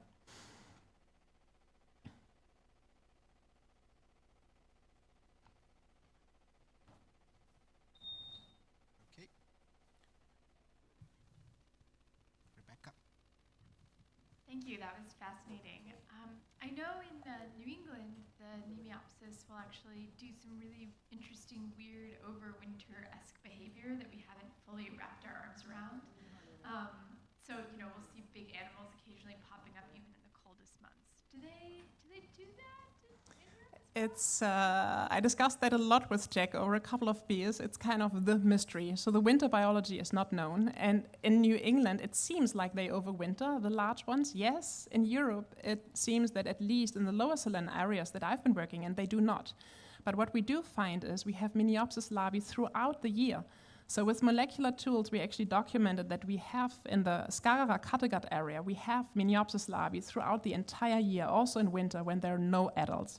So it could be we are missing the adults, but it could also be that it's the small larvae that are actually growing up in spring and then seeding, the new population. But it's that's one of the big mysteries. Thank you. Yeah. Okay. Good. More questions? No? So once more, thank you, Connie. It was insightful.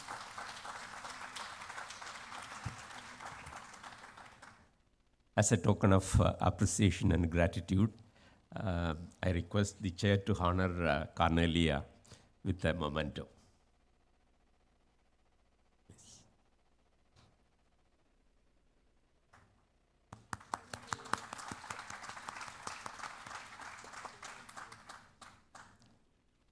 Let's start the session. Okay. So let's invite the next speaker. Next presentation is Ritesh Kumar. Okay.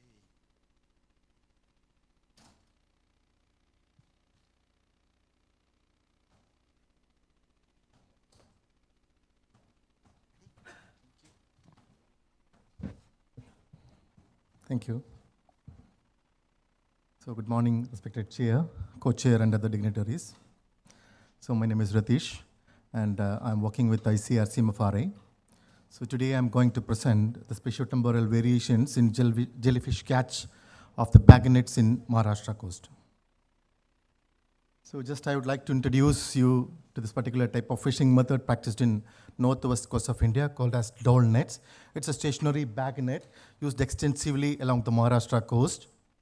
And this particular gear accounts for about 25% of the fishery of northwest coast of India. And thus, this particular gear support livelihood of millions of population in the region.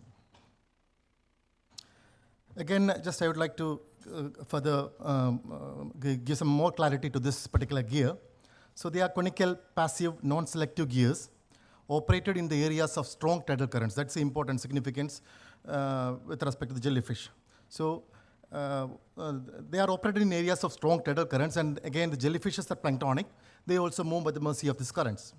So depending on the area of operation and species targeted, this particular bag nets, they differ in their dimension, method of anchoring, mesh size, etc. So based on the area of operation, they are categorized as estuarine set bag nets, near shore bag nets, offshore bag nets, etc. And the estimated annual fish catch of this bag nets in Maharashtra ranged from 0.32 lakh tons in 1995 to about 1.43 lakh tons in 2015, with an average of 0.94, near to 1 lakh tons of catch. That is the importance of this particular fishery. Then comes to our topic. So nowadays, the major menace faced by the fishermen of this northwest coast of India is the jellyfish accumulation in the gear, which clogs the net, decreases the catch, and also increases sorting time. So during period of abundance of jellyfish in these bag nets, the fishers mostly discard the entire catch by opening the cordon of the gear, leading to huge economic loss.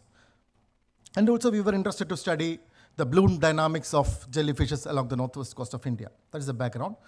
With the said background, so the following objectives were framed to assess the spatiotemporal variations in the jellyfish catch of stationary bag nets along the selected sites of Maharashtra coast, and to assess the environmental factors responsible for the spatiotemporal variations in the abundance of jellyfish catch along this northwest coast of India. So this was the methodology followed. We adopted experimental fishing. So the experiment was for 2 years. Monthly sampling was adopted, and 4 stations were fixed based on the intensity of fishing operation and based on the intensity of bloom and based on technical feasibility to carry out this particular research. So in-situ fishing experiments and environmental assessments were carried out on monthly basis for 2 years. And this particular fishing was carried out during high tide time based on the new lunar calendar. And the depth of operation of this net was 5 meter and 10 meter. And the gear was operated for 2 hours. And the total length of the gear used was 30 meter, and the cord and mesh size was 12 mm. And the seasons, the monthly sample data was pooled into 4 predetermined seasons, like the winter monsoon from December to February, the spring inter monsoon from March to May, summer monsoon June to September, and fall inter monsoon October to November. So coming to the results. So this is about the annual composition of catch in the particular type of gear. So in this, about 6% was contributed by jellyfish, and you can see on the right bar graph the spatiotemporal variations in this particular gear, in the experimental gear. So the average annual fish catch in the particular gear was 45 kilogram per haul. So a total of 156 species, including 63 families, were recorded during the present study, which includes 4 species of jellyfishes. And the dominant jellyfish species found in the bag net catch were Carapsoides viginki, contributed 2.98%, Chrysora chinensis, Rapelima, and Tripedalina species. So the average catch of jellyfish during the different seasons ranged from 0 to 9.68 kilogram per haul, and the percentage composition varied from 0 to 15.97 kilogram per haul. So this is the spatiotemporal variation in the percentage of discard from this particular gear. So the average discard was estimated as 15.62%, of which jellyfish was the major contributor. You can see the seasonal variation. On the right side, I have shown the jellyfish discard. So the jellyfish abundance was high during the fall intermonsoon season. That means immediately after the monsoon in June-July monsoon in northwest coast. That means on October, November exactly. And followed by the peak in November, December, January months. And you can see on the left side, during summer monsoon also the discards were high, but in summer monsoon, the discard was high not because of the jellyfish, it was particularly because of the plastic got trapped in the particular gear. So you can see on the diagram, the catch what they are bringing to the show is full of plastics during the monsoon, and another season, particularly during fall, inter monsoon, and winter monsoon, it was dominated by the jellyfish catch. So no significant spatial variation was observed in the percentage composition of jellyfishes. However, there was a significant seasonal variation with higher composition during fall in the monsoon. And this C. bijinki was observed to be comparatively more in the 10-meter depth zones, and T. cystophora was dominating in the 5-meter stations. There was some spatial variation also. So it is reported that the jellyfish species are abundant in warm and high saline conditions, and the sudden increase in temperature induces the asexual reproduction. So during the summer monsoon in northwest coast, the heavy rain and the runoff reduce the salinity and temperature in the coastal water bodies. So the sudden rise in temperature immediately after this and the salinity, lower salinity because of the runoff might have favored the bloom of jellyfish during the fall into monsoon season. And during fall into monsoon again, the zooplankton density, what we observed, was also comparatively high in all the stations studied. So after monsoon, again, there is another interesting thing. So in Kerala, in India, along the west coast, there is a uniform fishing ban for 61 days, a monsoon fishing ban. So this fishing pressure during this period, after this, so during this period, there is a fishing ban, and immediately after this, there is an increase on the fishing pressure in this region. So this leads to overexploitation of fishery resources, creating a vacant ecological space for the jellyfishes to bloom. So it is reported that the season in which the fish population is heavily exploited, the jellyfish could take advantage of this vacant ecological space, and also the heavy fishing after this fishing ban might have positively affected the jellyfish population by increasing the zooplankton densities available in this region, because the most important fishes targeted during this season in that particular region was mackerels, sardines, and anchovies, which primarily feed on the zooplankton. So the exclusion or exploitation of this species might have increased the zooplankton densities of this region, which have favored the jellyfishes. Again, only limited experimental or historical informations were only available from Indian waters to understand or predict the dynamics or seasonal pattern of jellyfish bloom in our waters. So in the present study, we also examined the environmental parameters prevailing in the study area during the study period and analyzed the influence of these parameters on the jellyfish bloom. So the abundance of jellyfish was correlated with the parameters like the sea surface temperature, sea bottom temperature, salinity, sea surface height, current speed, dissolved oxygen, turbidity, the nutrients, pH, total suspended solids, chlorophyll concentration, the phytoplankton densities, and zooplankton density. So you can see a canonical correspondent analysis. It was carried out to determine the influence of these environmental parameters on the dominant jellyfish species. You can see that the jellyfish abundance coordinated with the zooplankton densities and with the inversely correlated with the temperature and salinity, and also positively correlated with the current speed. Again, a GAM model was fitted with the abundance data and the significant environmental variables with Gaussian distribution, and we got a model fit of the model could explain 98.4% of the variations, and the adjusted R-square value of the model was 0.95. And the prior plot of jellyfish abundance and select the water quality parameters or the variables, environmental variables, shows maximum correlation with salinity, and it was inversely correlated, and bottom surface temperature, followed by a positive correlation with the zooplankton density and current speed. So this is a plot of the smoothing in GAM analysis, which showed the range of most decisive environmental variables where the probability of abundance of this jellyfish was maximum in that particular region. So the probability of getting maximum catch of jellyfish in the bagnets, particularly in that region, according to the GAM plot, was at a current speed of near to 100 centimeter per second and a salinity between 30 to 34 ppt, and salinity, so sea surface temperature at 27 to 29, and the bottom salinity temperature below 20.5 degrees Celsius, and the zooplankton density about 2,500 number per liter, I think. Then the chlorophyll A concentration of 2 to 4 milligram per meter cube. So I would like to conclude. So as we know, as my previous speaker was mentioning, this particular species will be in dormant stage during the unfavorable condition, and during conducive environment, they attempt to bloom. These polyps, they grow up and they bloom. So the salinity in our region during this particular monsoon period, because of the monsoon runoff, there is a sudden decrease in the coastal waters.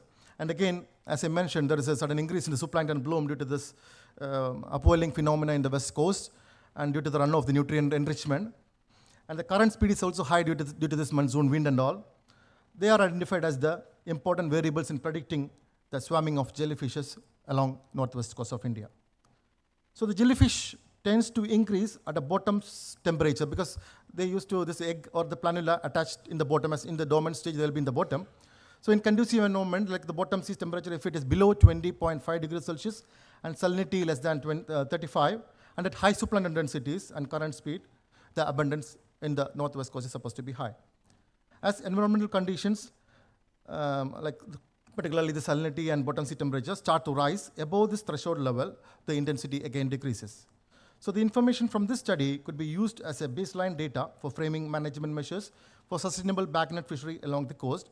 And we recommend during this bloom period particularly some spatial or temporal closure of fishery in the particular region, or some modification in the gear like a jellyfish exclusion device to help the fishermen of the region to increase their income from this particular fishery. So again, there is a heat map shown of the jellyfish abundance, which it's very evident that during when the bottom sea temperature is high and when the salinity is, bottom sea temperature is low, and when the salinity is low, the abundance or the bloom occurrence is high. So I would like to thank my director, CMFRA director, for helping me in conducting this research for 2 years, and my advisory committee members, and the SIC and full staff of my Mumbai Regional Center of CMFRA, and my Mumbai colleagues, and the vessel crew, and the fishermen friends who supported me in conducting this research. Thank you all. Thank you for patient listening.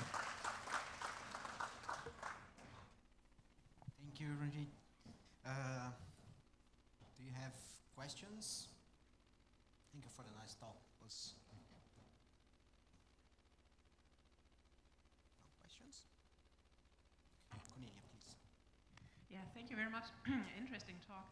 So I was wondering, you mentioned that some kind of exclusion nets could be used to keep the jellyfish into certain areas. Is there ongoing research trying to utilize this species for commercial use for the trade to Asia?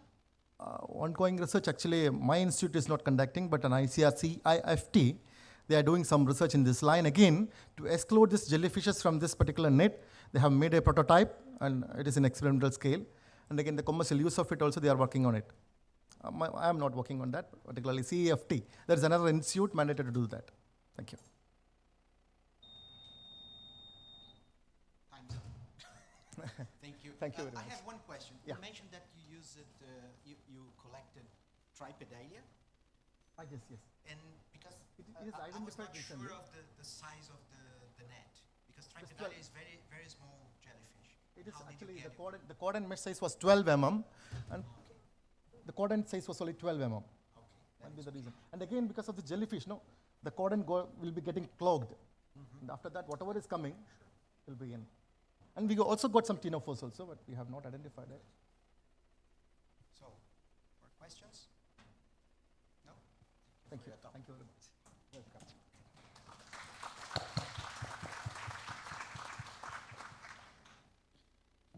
So let's move for the next presentation. Please, Jessica Strickland.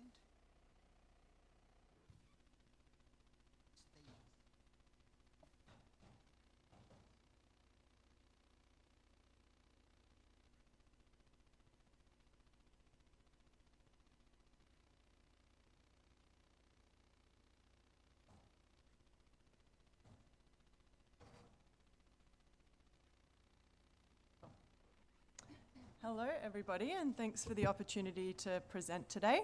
My name's Jess Strickland, and I'll be talking about convergent oceanographic slicks as habitat for jellyfish.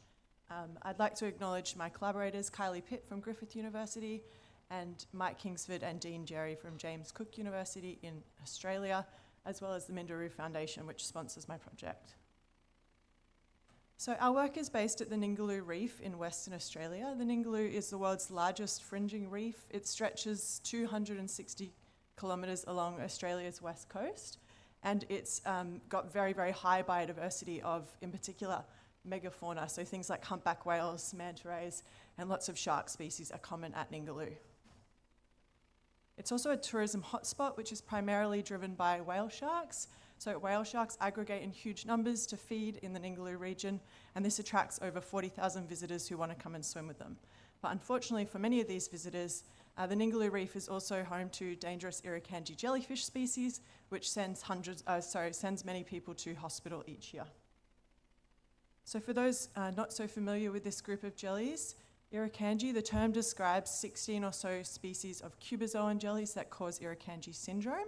And while the symptoms do vary from species to species, if you're stung by an Irukandji jellyfish, you're likely to need to go to hospital. You're probably going to be in quite a lot of pain, and we do know that they can actually be fatal as well. So there are two species of Irukandji jellyfish known from the Ningaloo region. The first one is Malobella, which is the small one on the left. It's a classic sort of Charybdid jellyfish. It has a small bell about the size of the tip of your thumb and 4 retractable tentacles, which have the bands of nematocysts that deliver its venom. The other species is Keysingia gigas. It's actually a giant Irukandji jellyfish. It's a big sort of rocket ship shape, and it can get to over 40 centimeters, and it's covered in nematocyst warts. We know very little about both of these jellyfish species. They were described in 2014, but no work has been done on them. All we know is that each year in Exmouth, the tiny town on the doorstep of the Ningaloo Reef that only has a few thousand people, we end up with lots of people going to hospital from Irukandji envenomation. So they can be quite problematic. It's not just Irukandjis that we get at Ningaloo, we get many other species of jellies as well. So we get Cyanea, Crambione, Aurelia, and Pelagia species. That's just the scyphozoans. And in recent years, we've had huge blooms of Crambione mastigiphora washing up and making beaches and surf spots undesirable or unsuitable. So they can be problematic occasionally.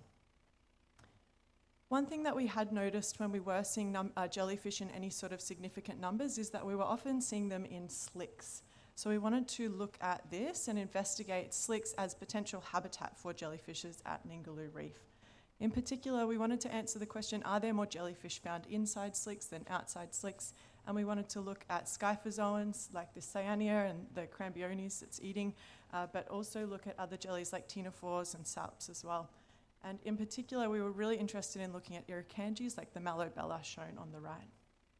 Just a quick side note on what is an ocean slick. So oceanographic slicks are these sort of convergent oceanographic features that form these meandering lines of smooth water on the ocean surface. They're a very common coastal feature. You've probably noticed them in your own work. They're formed by a variety of ocean processes such as tidal or headland fronts, eddies or internal waves, and these processes cause an accumulation of organic matter that sort of flattens the surface of water of the ocean. And what we find is these areas have very, very high biodiversity, including zooplankton, so jellyfish prey. So how did we sample them? We wanted to use a combination of 2 methods to sample the slicks.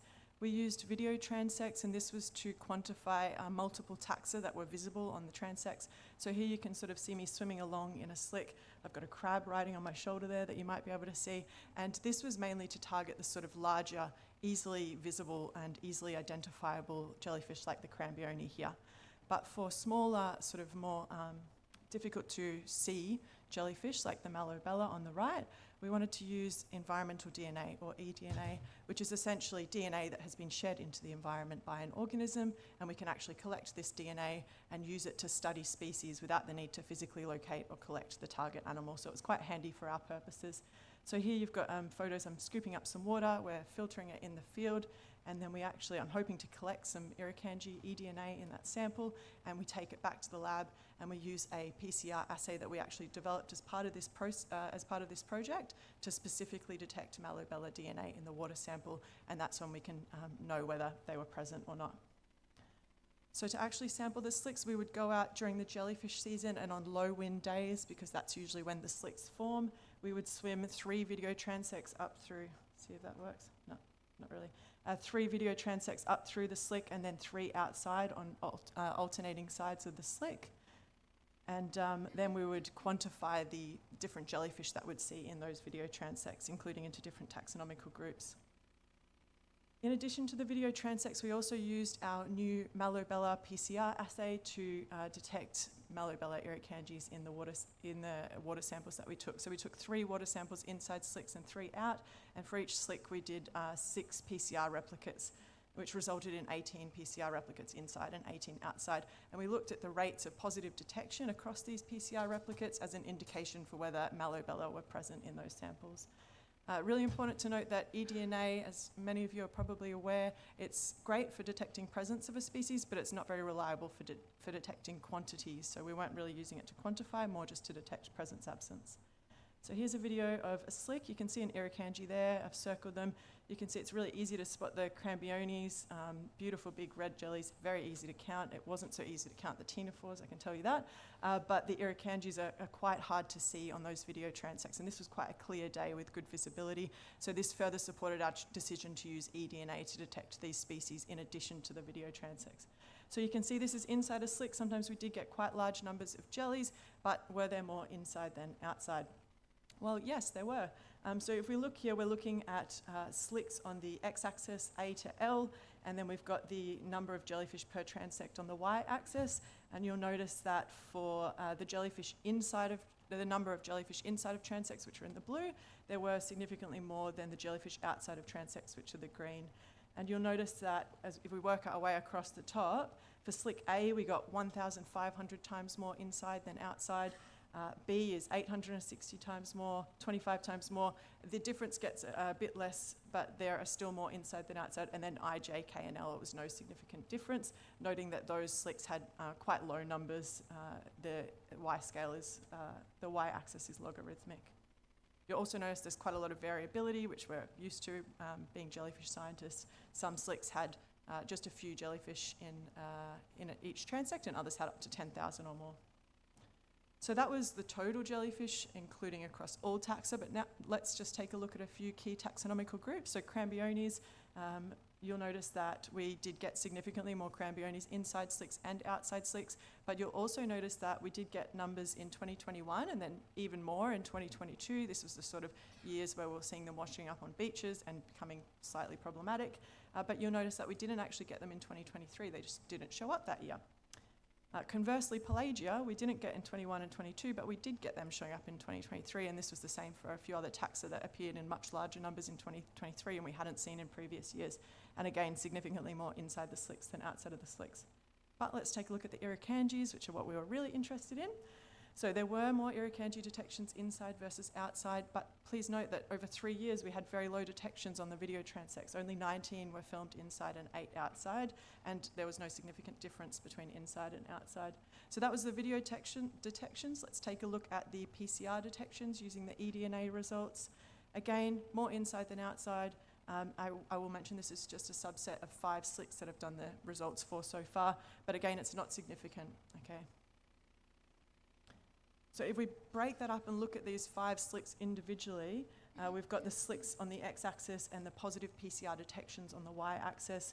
You'll notice that all slicks had positive detection both inside and outside the slicks, except for slick B, which had high detection inside but no detection outside. Now let's compare this to what we were seeing on the video transects. So here we've got the same thing except just for the video transects.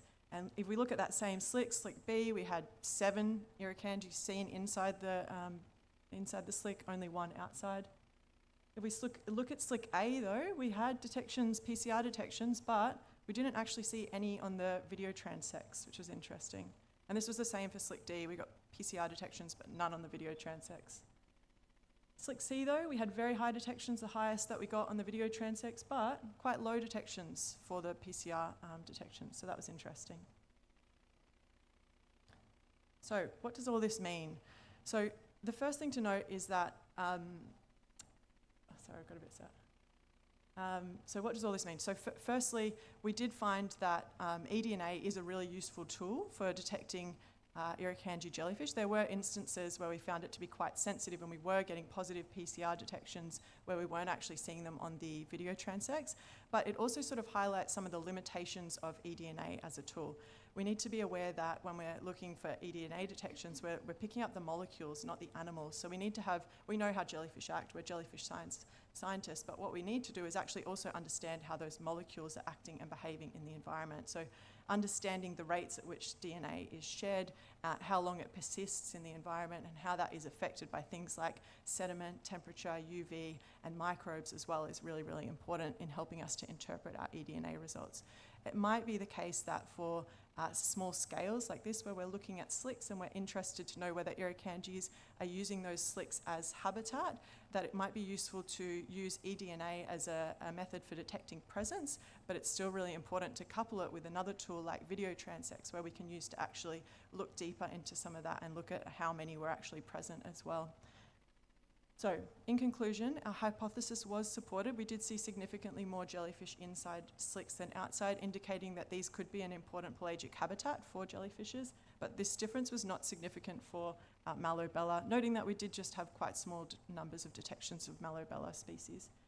What we don't know, though, is why. Why is this happening? Is it a case that due to the sort of converging nature of ocean slicks, these jellyfish are being sort of passively aggregated there, or is it a case that they might actually be using these as potential food areas, because we do know that slicks have a very high abundance of zooplankton, so they could be a really important sort of feeding area for jellyfish.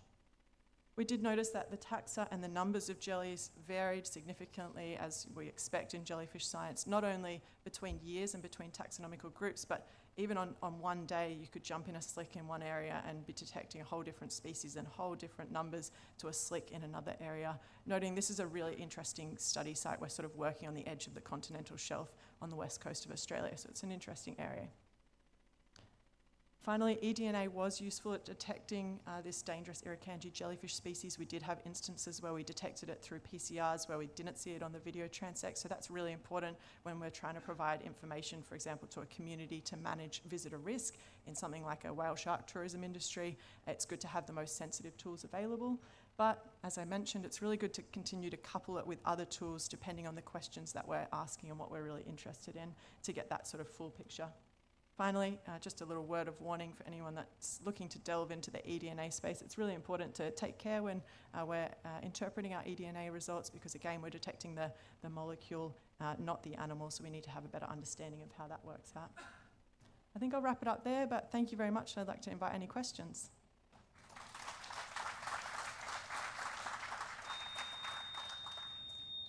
Right on time.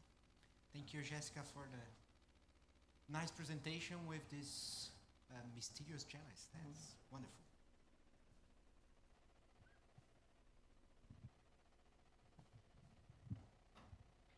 Thank you for your nice presentation. I was wondering if there's a way to estimate the distances between the detection through eDNA and the actually jellyfish. Like, do we know, based on currents and degradation of DNA, what could be a good estimate of a zone to, let's say, declare dangerous or not?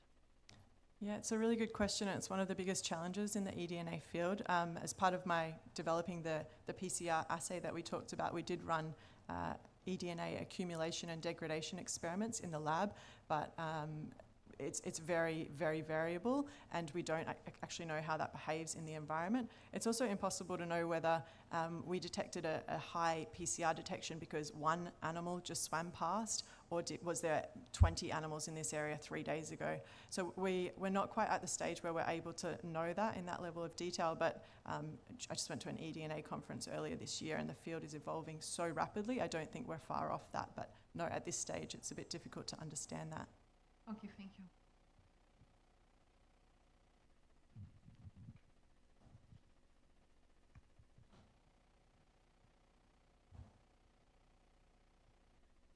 Yeah, very interesting talk. I have a question about the physical structure of the slick.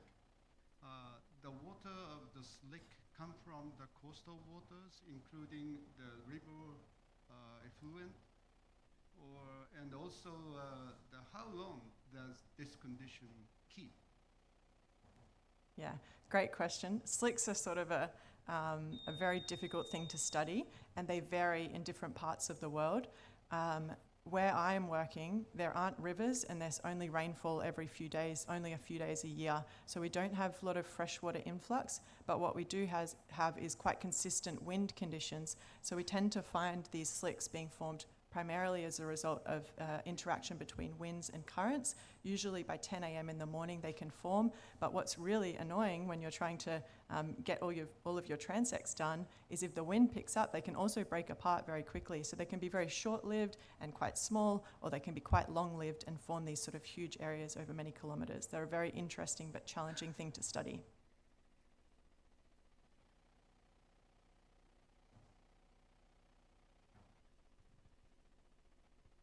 Great talk.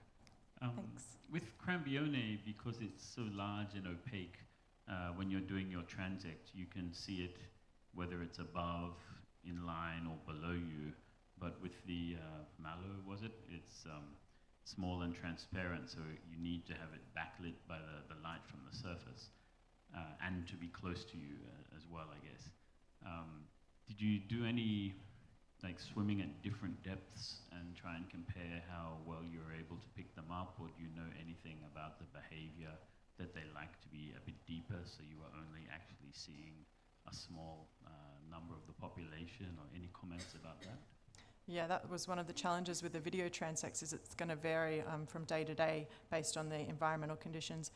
Through a bit of trial and error, we found that having it backlit, so swimming into the sun, was something that we tried to do to make sure that we had a higher chance of seeing them. Something that I've noticed I worked in this area for a long time, working in marine tourism, so spent a lot of time in the ocean observing these jellies. I noticed that on very calm, glassy days, you often see them at the surface, but when it's more turbulent and windy, they are often at deeper depths. So that was quite variable, but you are very right. If there was one a little bit lower on in some of those transects, it's going to be very, very difficult to see, which is why the eDNA is a nice tool to couple with it.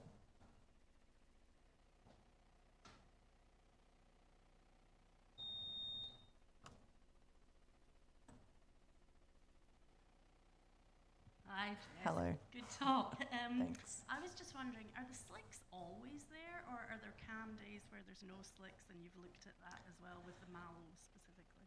No, great question. So one of my supervisors, Mike Kingsford, was like, slicks are great, let's study slicks. And as we started, I realized that, well, first of all, as you all know, jellyfish can be really hard to find sometimes, and they can be very finicky. Sometimes they're there, sometimes they're not. Slicks are the same. So sometimes we would spend weeks trying to head out in the water to sample slicks, and we'd find a slick, but there would be no jellies, or vice versa. So no, they're not always there. And as I was saying, they often form in the morning with the time of year that we were working in and the predominant wind conditions. But by the afternoon, they would often sort of be blown out. Yeah. Thank you. No worries. Question, Delphine? Thank you for a nice talk. Just wondering, how much liter did you filter for eDNA, because there's different schools? I'm sorry, I didn't hear that. How much liter did you filter for eDNA? Because there's 30 liter kind of people, and Yeah. there's more like a few liters, and I'm just wondering. Yeah, we did 2.5 litres over, there were three inside and 3 outside, so 2.5 litres each. Okay. Yeah. You didn't try to filter a much larger volume, like the Spigen approach for fish? Yeah, we found that even with those smaller volumes, we were getting positive detections. And I will mention this is one aspect of my project. Another aspect is a sort of larger sampling array, where we're trying to work out where these species are found over at the large area at Ningaloo.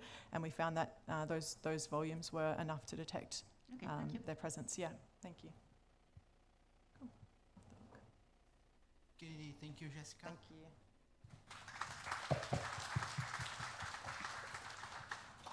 So now I'm happy to invite my co-chair, Macarena, to make his talk.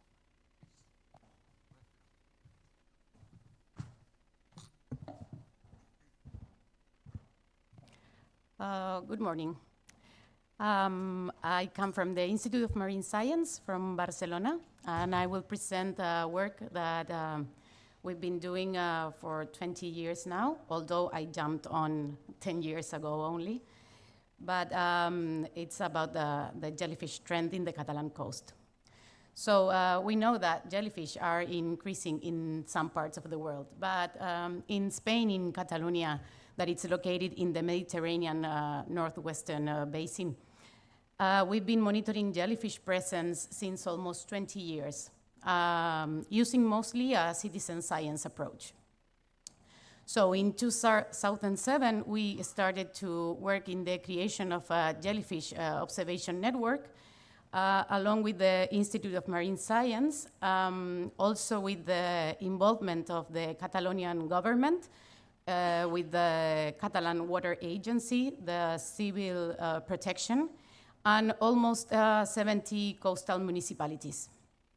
And also with the involvement of the rescue services, mainly Red Cross and Proactiva.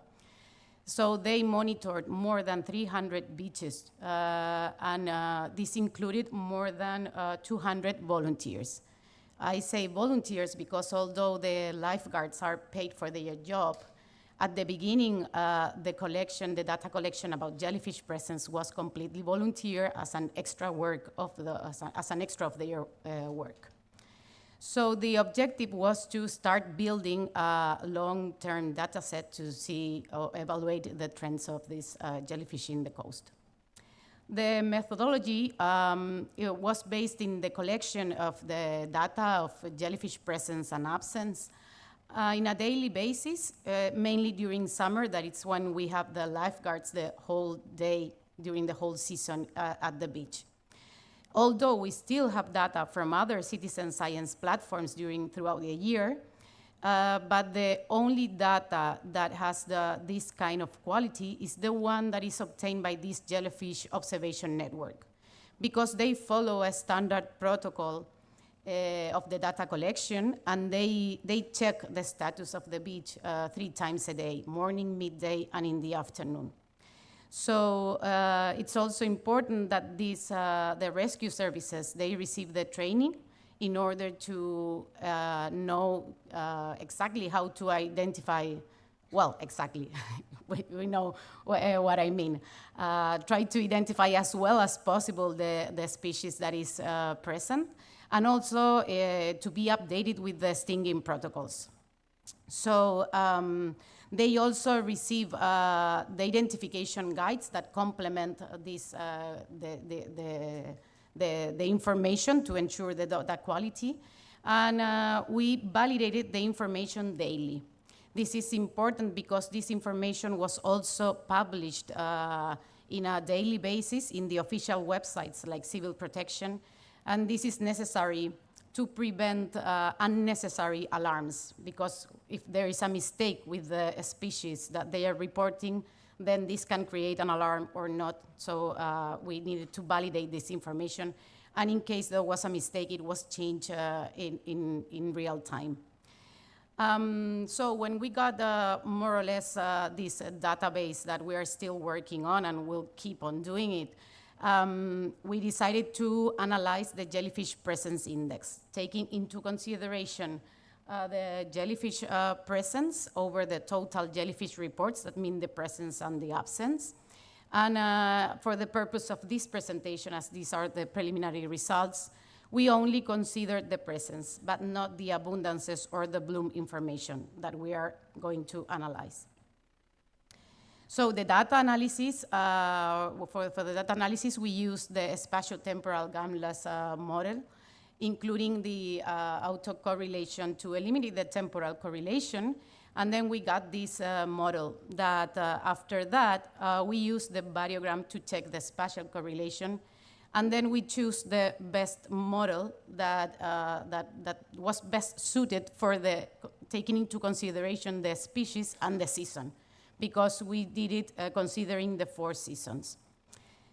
So in the case of Rhizostoma pulmo, we worked with the winter model because as we are seeing right now in the last years, it's the one that mostly explains what we are seeing in summer because of the stridulation of the species. It was usually occurring at the beginning of the spring, but then we are seeing that as the winter is going warmer, then they are stridulating before that. And then in the case of Pelagia, we worked with the summer model because we were analyzing the stranded or the arrival of Pelagia to the coast, not what is happening in the reproduction period that occurs in open sea and not in the coastal areas. So considering the results, the first thing to mention is that Pelagia noctiluca and Rhizostoma pulmo are the most common species in the Catalan coast, but Belela, that is usually a spring species, we are seeing Belela even in summer because they remain in the coastal areas for longer period. And Cotyloryza tuberculata, that it was years ago, usually appears at the end of summer and beginning of autumn. Now we are seeing in the last 4 years Cotyloryza even from June on, so the whole summer season.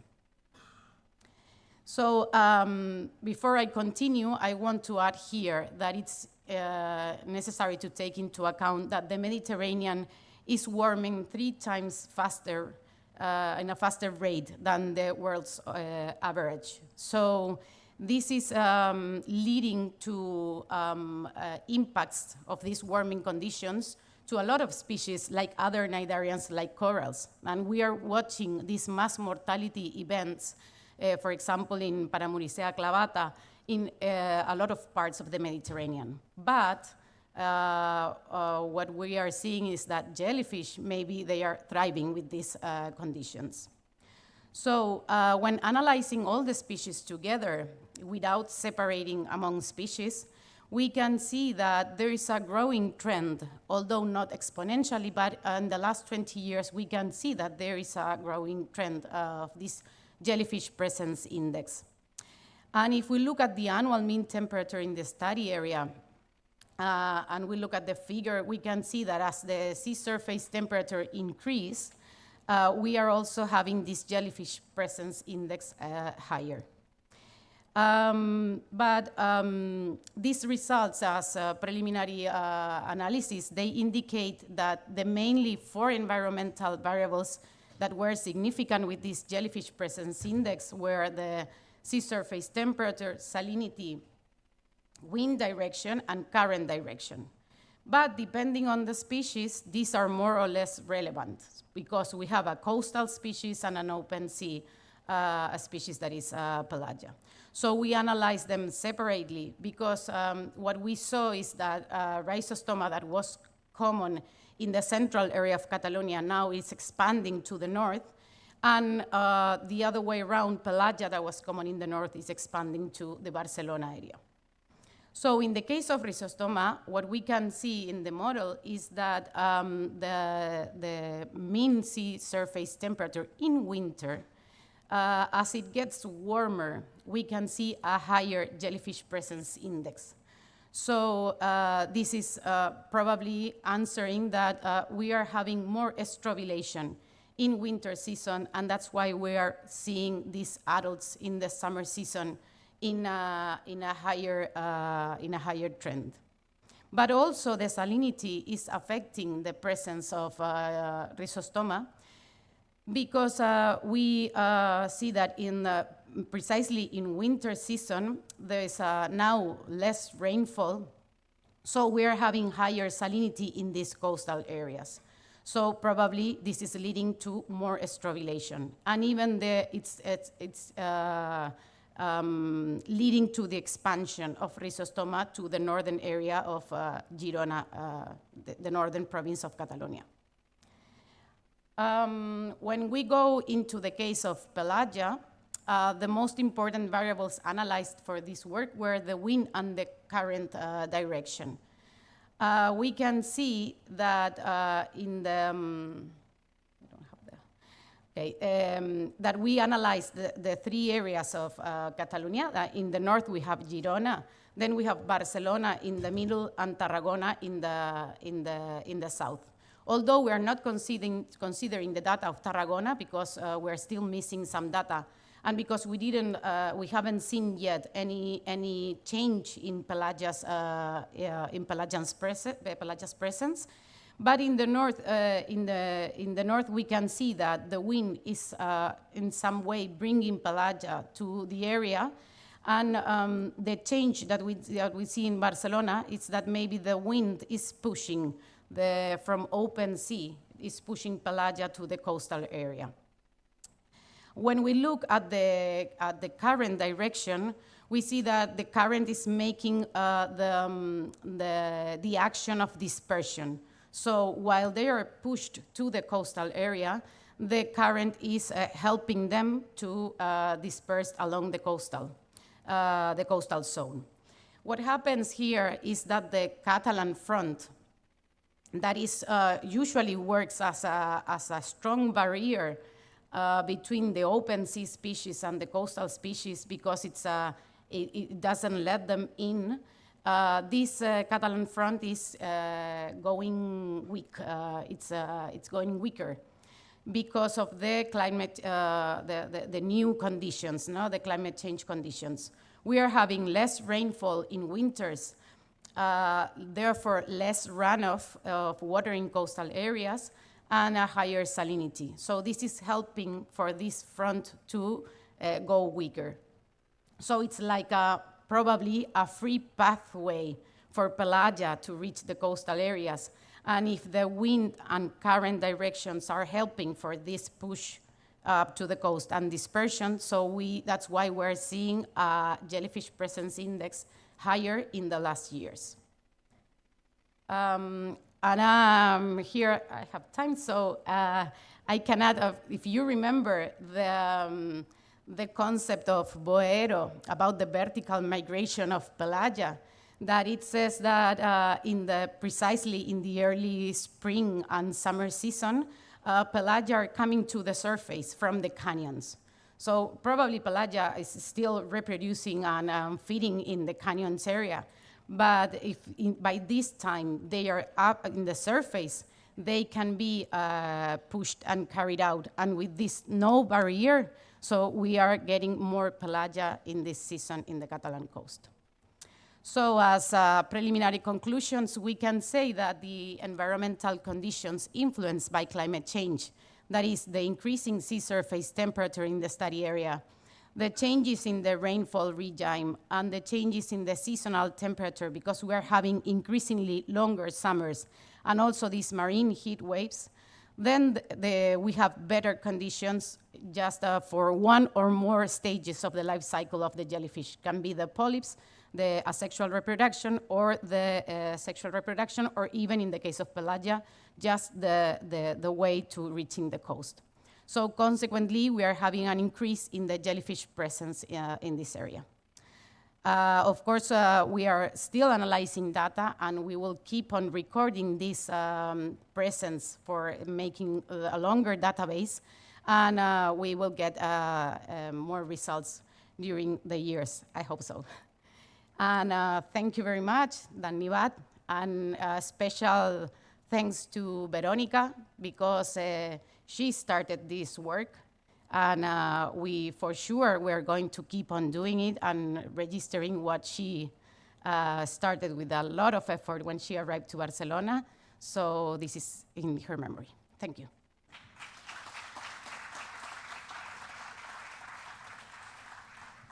Thank you, Macarena, and nice to see Veronica. It's good to mention her. I will be very strict because we are behind the schedule. Just one question, okay? So very lucky to be the only one. I was wondering, I mean, excellent talk. It's super nice that you are getting this comprehensive data set over so many years. I was wondering if you have any case of species that are actually decreasing in numbers, and related to this, like, are the volunteers reporting other species than these big sky phozoans? I'm thinking on species like Equoria, Olindias phosphorica, or even ctenophores like Nimiopsis or Cestum.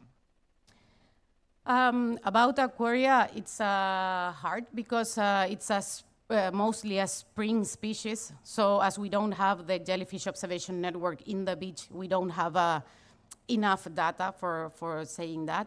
In the case of Olindias, we have reports, but they are steady along the years. But it's also, we have to consider that Olindias is not easy for the lifeguards to take into account of the presence. Mostly the reports of Olindias come when the people got stung. So it's not enough data to analyze the trend.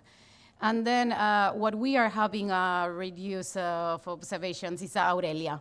Aurelia, and it's probably maybe because of maybe one of the species that the warmer temperatures are affecting the strobilation of Aurelia.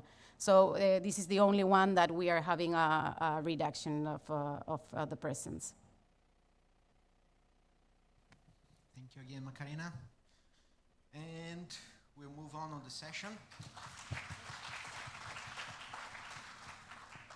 Now I invite Valentina Leoni to come here and present your talk. Welcome.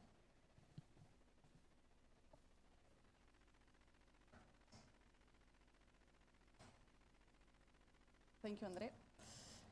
Good morning, everyone. So today I will present some preliminary results of our research we are performing together with Giacomo Milisenda, is here, and Stefano Piraino. So study the diet of the species is central in ecology. Thank you. Is central in ecology as it gives us information on the animal behavior, on the ecological niche, and also on the potential impacts they can have in the ecosystem. So despite the jellyfish ecology is becoming increasingly popular, the research on their diet is scarce when we compare with other marine taxa.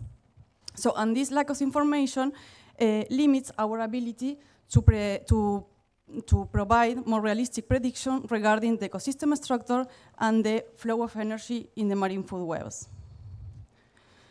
So a change in ocean make this particularly important as most of the body waters are experiencing warming, the species are experiencing shift in the phenology and also in the distributional range, and process of extinction and invasion are occurring at unprecedented rates.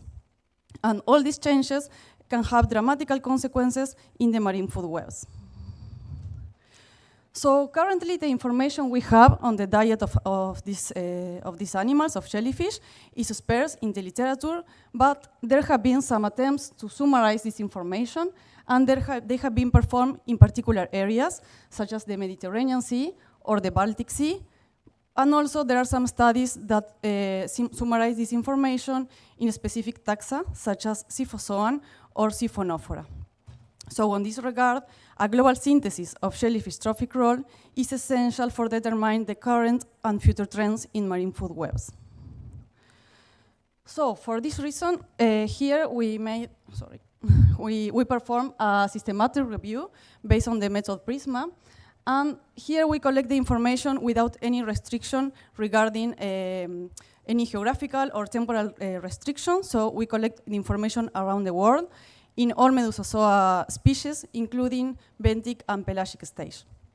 So the type of information that we collect here is this information that gives us data on the pre-identification. So that means gut content analysis, metabarcoding, and also pictures or video from rows, for example. So our first observation was that most of the studies that we have until now were realized in the Siphozoa, the class Siphozoa, and we identify also a geographical bias toward the northern hemisphere. So if you observe, 85% of the studies were performed in the north. And for the data that we collect so far, we can observe in the graph in the bottom that are the years and the number of publications. We observe that most of the articles were published after 1980, with 2002, the year with the most number of papers. So next, we want to identify if we are following a standard methodology to study the diet of the species. So in the first plot, you observe the sampling methods we were using, and in the other side, so it's in terms of percentage, in the other plot is the preservation methods we are using to analyze the gut content. So first of all, we can see that there is no standard methodology on this, but most of the articles were collecting the individuals by hand. So I mean by hand by deep nets or buckets or scuba divers. And there is also an important percentage that are using nets. Regarding the fixation method, we can see that most of them were fixing in formalin and after analyzing the gut content, but also there is some papers that are using analyzing the animals fixed in alcohol or in frozen animals. And also here, despite the percentage in red is not high, it's around 5%, there are some articles that are not saying how they collect the animals or how they preserve the organism. So now moving to the meta-analysis of the data we extract so far. This is a diagram showing only the presence-absence information of the different preys by the different taxa of jellyfish. So first of all, we can see that Hydrozoa and Scyphozoa present the most diverse diet compared with Cubozoa and Staurozoa.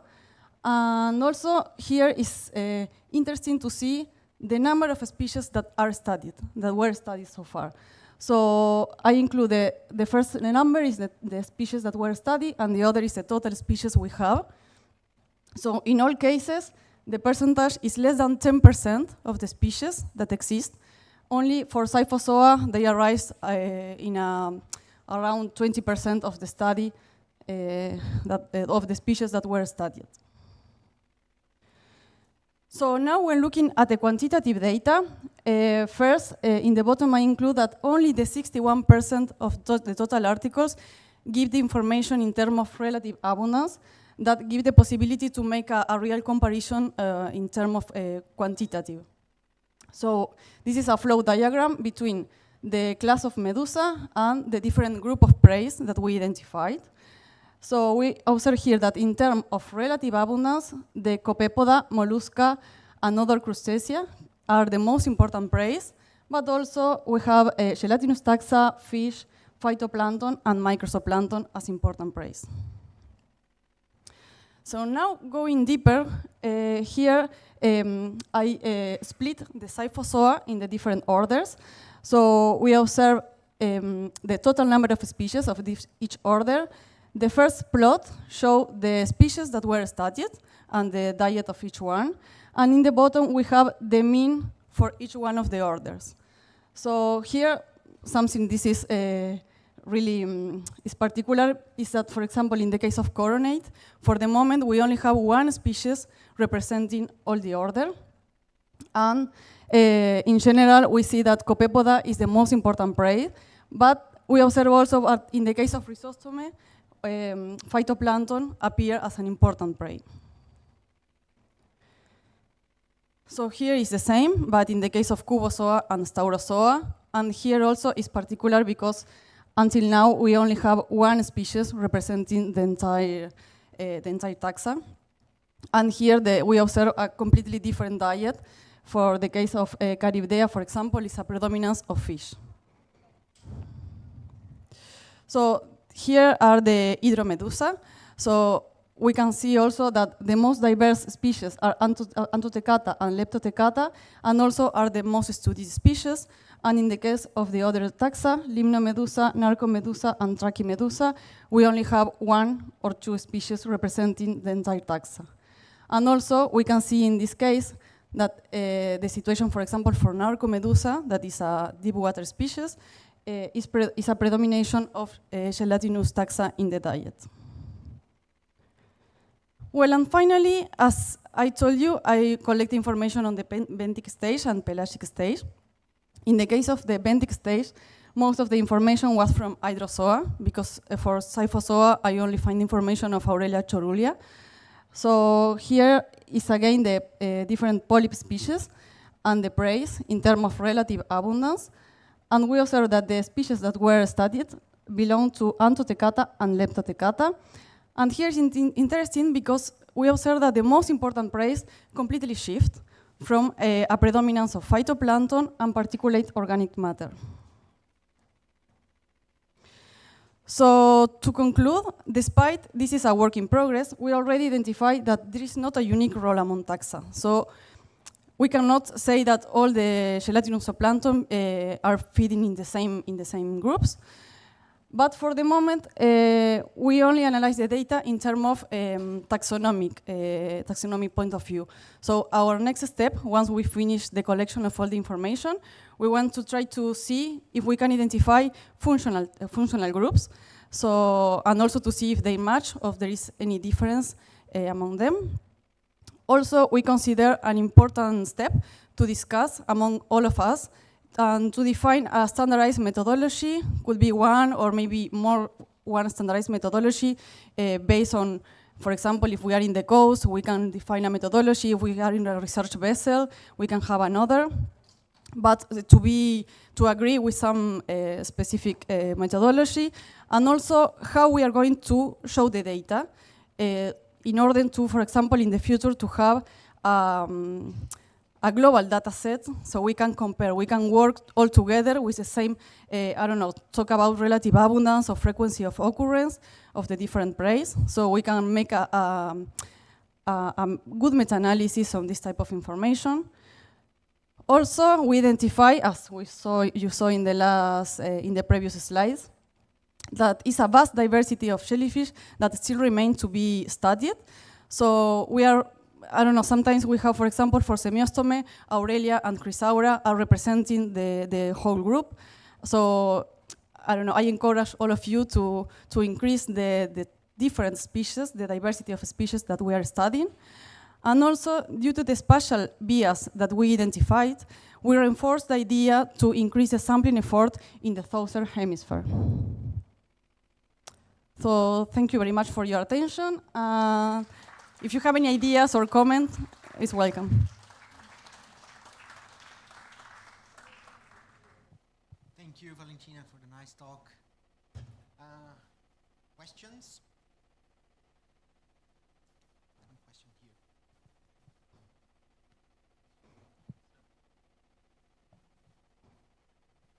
Very nice work, thank you. Hi, Ellen. I'm wondering, what do you think? You focus only on papers that present data on gut content. So do you think that this is a reliable method to show the food of all jellyfish? No, of course not. But the first idea was to identify is the way we have to know what species, what are the type of prey we have in the, so they are eating. But the idea also was to include, for example, the studies on stable isotope or fatty acid to have a better idea. But there we will have the problem because, for example, in these articles, they only say phytoplankton, microzooplankton, mesozooplankton, macrozooplankton. So it's a different category. Not all the time you can see mollusca identified by stable isotope or this type. So it's a different resolution of the information. But for sure, I know that, for example, for crustacea, we are overrepresenting probably because, yes, we know the limits, and we already discussed in previous session that the limits of the gut content. Also, Pete was talking about this, so yes, we know about this, yeah, for sure.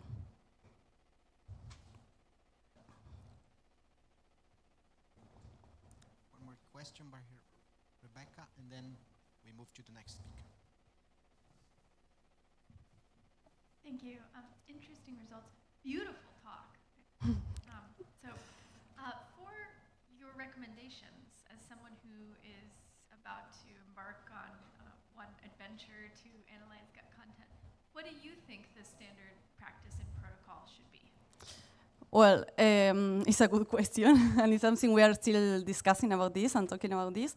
So for me, the most important is the way we collect the animals. So we know that when we collect by nets, the animals start feeding in the net. So the best way is to use bucket or deep nets or by scuba divers.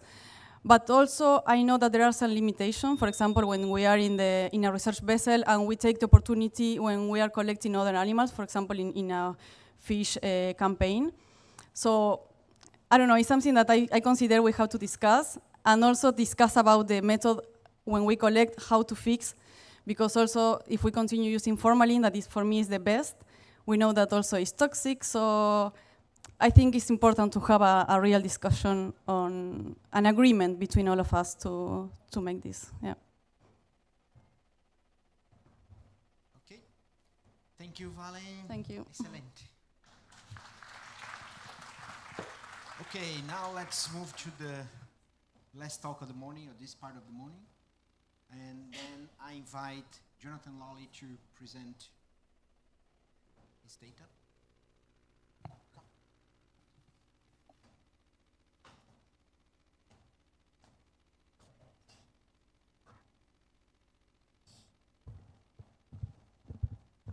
pretty tall. Let's see if the microphone will reach. Thanks, Andre. Oh, is that how it? Yes, okay. All right, so today I'll present a little bit on how differential expression of these rhizostomin pigments lead to color variation in a jellyfish. So just a little bit of background.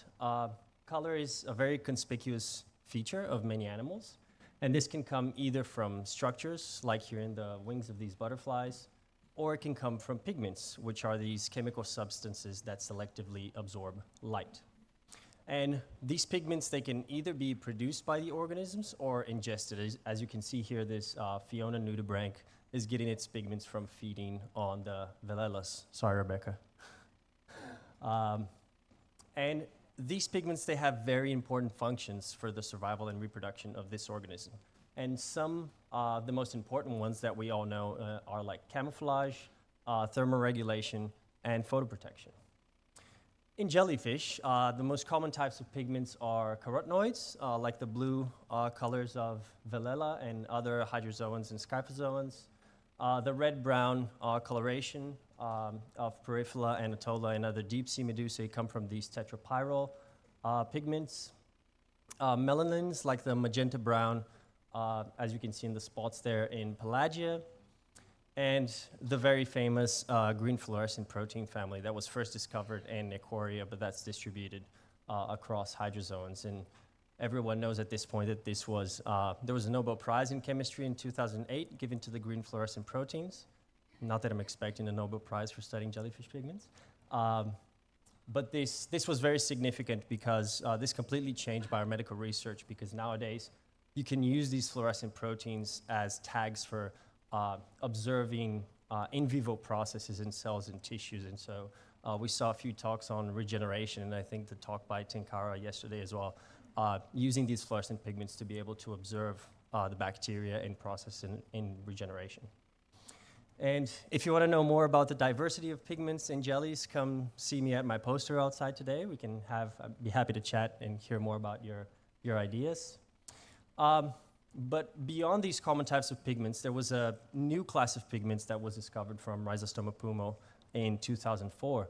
So this group, they isolated and purified and sequenced the blue pigment from the bell of Rhizostoma. And they found that this was a protein pigment that consisted of these two interestingly named protein domains, Kringle domain inserted within a frizzled domain. And this was never seen in pigments before, so it was a completely new class of pigments that was discovered. And previous to that, the only place that these two protein domains were found were in these ROR receptors. And so this is a schematic of a cell, and you can see those ROR receptors there on the cell membrane. And these ROR receptors, they're very important for these Wnt pathways. And so these are very conserved developmental pathways. And once that Wnt protein binds to that ROR receptor, there's a cascade of reactions that elicit these very conserved developmental processes. And in cnidarians, it has been reported that this is related to oral-arboreal differentiation, similar to what the homeobox genes are doing in bilaterians. And so in an initial study, what we wanted to do is see the extent of distribution of these rhizostomin pigments in cnidarians. So we searched for these two protein domains in the genomes and transcriptomes of 93 cnidarians. And we found that that structure of the Kringle domain inserted within this frizzled domain was only found in rhizostomes. And so we established this new pigment family called, very conveniently, the rhizostomins. And we published this a couple of years ago. And so the very interesting thing about these rhizostomins, as you can see here, they not only occur in blue jellies, so also red and brown jellies possess them. And a really interesting thing that we also found is that some of these red and brown jellies, they possessed multiple rhizostomins. And including here Rhopilema, there's a congena, the Rhopilema azamuchi, that can have blue coloration. So one of the things we wanted to investigate further is there functional diversification of these rhizostomins, right? So are these different rhizostomins possibly responsible for different colors? What are the mechanisms of regulation of these pigments? And if they could be related to intraspecific color variation. And this is important not only to understand the evolution and function of color in these animals, but also to look at potential applications of these pigments, because as many of you may know, blue pigments are relatively rare in nature. And so our target species for this study was the blubber jellyfish, Catastylus mosaicus. This is pretty common in Eastern Australia. And as you can see here, it can vary in color in two different ways. So the whole jellyfish can vary in color between this beautiful blue and a light brown or even a bit whitish sometimes color.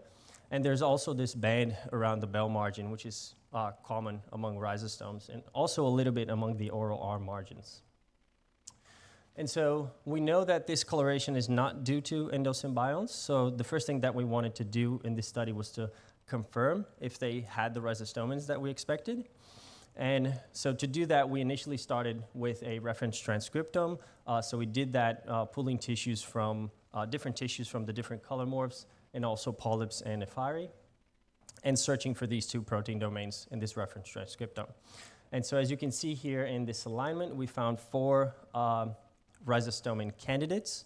So that means that these 4 sequences, they had that same structure of the kringle inserted within the frizzle domain. And it fell within the expected range of molecular weight for this molecule. So it's a pretty big protein, around 27 to 32 kilodaltons. So now to confirm if these rhizostomins were actually related to the pigments that we were seeing, we proceeded with protein characterization, which was the trickiest bit of the project. So for example, here with the bell margin pigment, I isolated, extracted these blue pigments and proceeded with size exclusion protocols such as HPLC, as you can see here, to purify that pigment. And this is the initial result from that. So you can see here, let's see if the pointer works, kind of. You can see here on the x-axis the different fractions that come out of the HPLC. And the bars correspond to absorbance along the blue range, so they're colored. You can see here that the bluest fraction that we obtained was also the one that we got this signature from mass spectrometry for this specific protein with an ion abundance. And we found that when we isolated this protein and went through mass spectrometry, we found that it had 28 kilodaltons, so within the range that we were expecting for the rhizostomins. And so we proceeded with protein sequencing, so using tandem mass spectrometry, and we were able to sequence 3 peptides from the rhizostomin, from the bell margin pigment, and we found that they matched exactly one of the rhizostomin candidates, which was a major relief for me.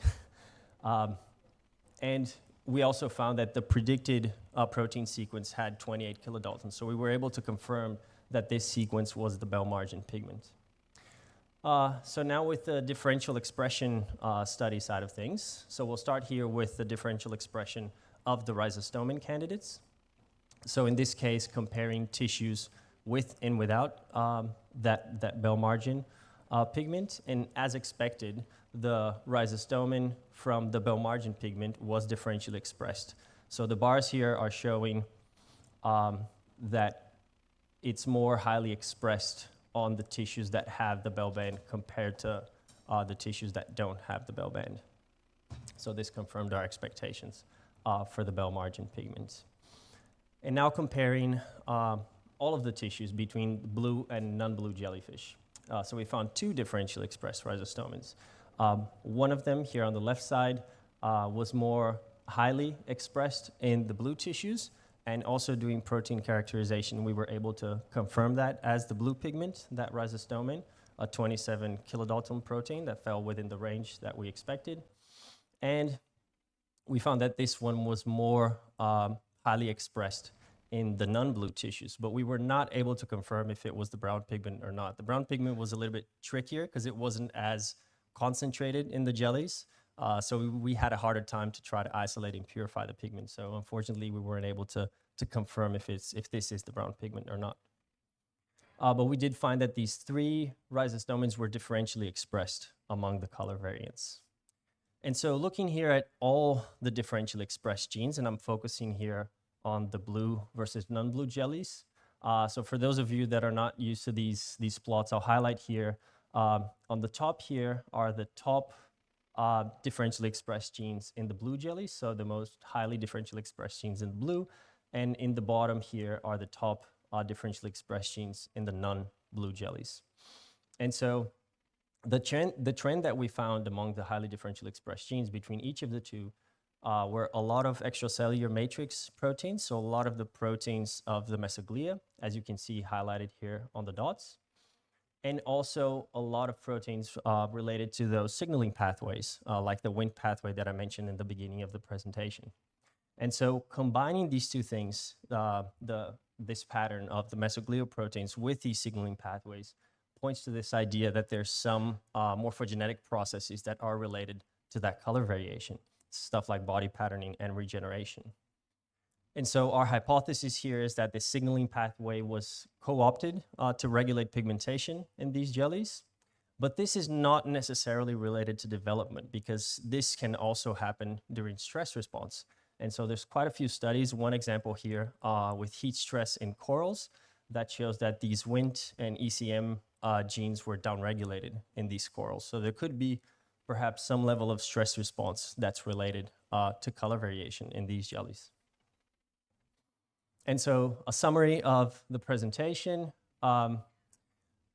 We did find there was some level of functional diversification among the rhizostomins. So we did find different blue rhizostomins in different parts of the body, even though we weren't able to confirm if there is a brown rhizostomin in this species. Our hypothesis for the regulation is that the signaling pathways like the Wnt and BMP, very conserved pathways, were co-opted to regulate pigmentation, and that this is in fact related to intraspecific color variation. So 3 of the rhizostomins that we found were related to color variants in Catastylus. And so further research, we still don't really know what the function of these rhizostomins could be. So one of the hypotheses that's been out there, and it's one of our current hypotheses, is that this is related to photoprotection.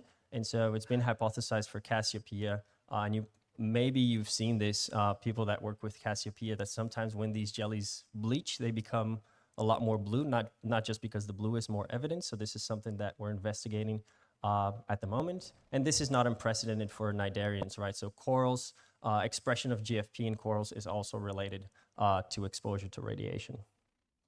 And also the applications of these rhizostomins. So there are a couple of groups in Mexico that are studying the potential application of the blue pigments of Stomalophus to be used as dyes in the food and beverage industry, because they're pretty pH stable pigments. And this could even be taken advantage because there's already a jellyfish fisheries established there. So this could be an extra source of income for that fisheries extracting those pigments that can be used.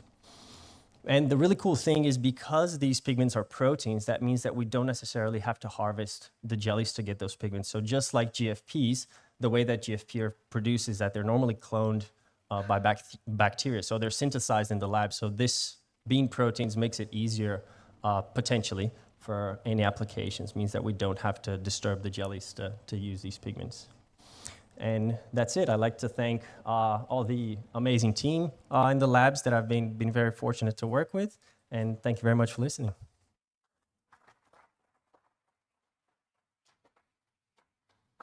Thank you, John. Time for questions. One question, Rebecca. Don't curse me on showing the Velella Bee inked by a Nudibranch. But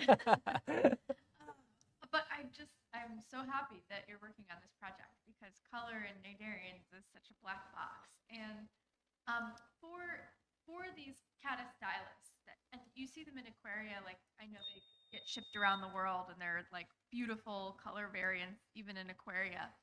Have you been able to track back if those color variations are due to the polyp line?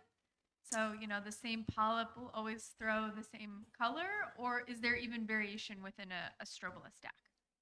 Good question. I did try to play a little bit of Mendel in the lab.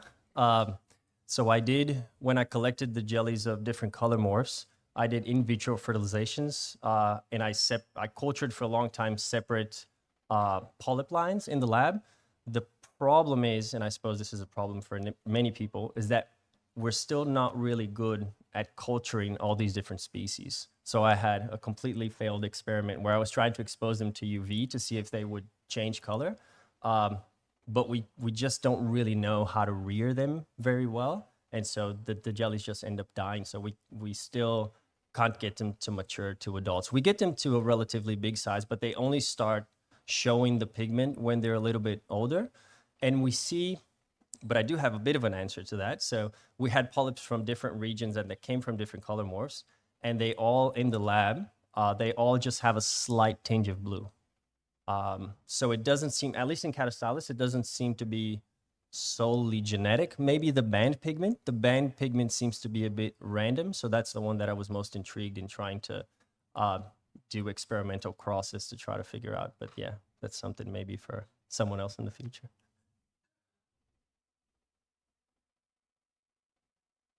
Thank you for the nice presentation. Thanks. Could be the that pigment maturated in different way. Could be, you think it could be the pathway that can cut the parent protein and make the final protein colored. So could be a response to the stress as you hypothesize it. Yeah, that's a good question. Yeah, we still don't know what the structure of the chromophore is. So a really cool thing would be to try to clone this protein in the bacteria to see, because the very cool thing about GFP, for example, is that you only need the protein to have the fluorescence, right? You don't need any cofactors. But apparently some of these proteins, they have a lot of metals associated to them. So it could be that the color is not coming just from the protein. It could be something else. But yeah, we need further studies on like the structure of the chromophore, and maybe even trying to clone to see if, you know, what the bacteria is producing is actually going to come out blue, or if we do have to add anything to it. Yeah, we still don't know much about the protein side of things. Hi, Jonathan. I have a very interesting presentation. Thanks. Just want to ask, because I do get a lot of populations of Catastylus. Well, ours is Townsendi mostly. And within that population as well, you've got majority of them are sort of pinkish, purplish, but then suddenly you will have a few of those really blue ones. And just wondering whether that kind of, well, differential expression, is that a pop within that individual variation, or is there something else triggering it, or what do you think?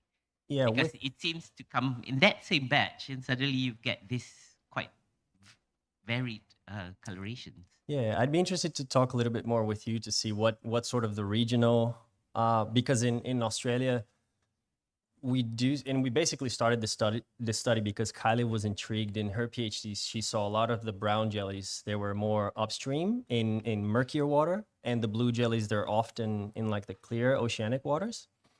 And so this is basically where this project started. And so that's where the idea of photoprotection also comes into play. We haven't been able to answer that yet, but maybe that's the case for Catastylus, and maybe for Townsendii, maybe for Stomolophus as well.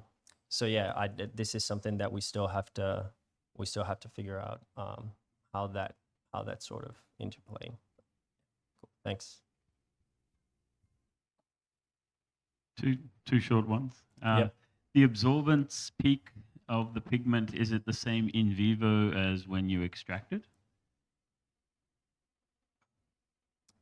Yes, I would say yes, because we do all, and the nightmare with the chemistry side of things is that this protein specifically, because normally if you do HPLC or any sort of protein processing, they normally use methanol to process, to do HPLC, everything. But the protein, it denatures and it changes color in methanol. So it became a bit of a nightmare to try to track the protein. So we had to do everything with a fresh pigment. So we basically did everything with sort of fresh frozen tissue. So yes, I would assume it's the same, but I'm just assuming. I didn't actually test the absorbance in the live animal, but it was with like fresh. And the really cool thing is that you just put an animal in water for about 5 days, and then the pigment just leaks out. So you have the specimen completely transparent, and your water is full of the pigment. So you just leave that in the fridge for a couple of days. Well, not a couple of days, about 5 days. So if anyone wants to play with rhizostome pigments, just leave them in the bottle with distilled water for a few days, and then most of your water will be colored. So that helps on the purification process.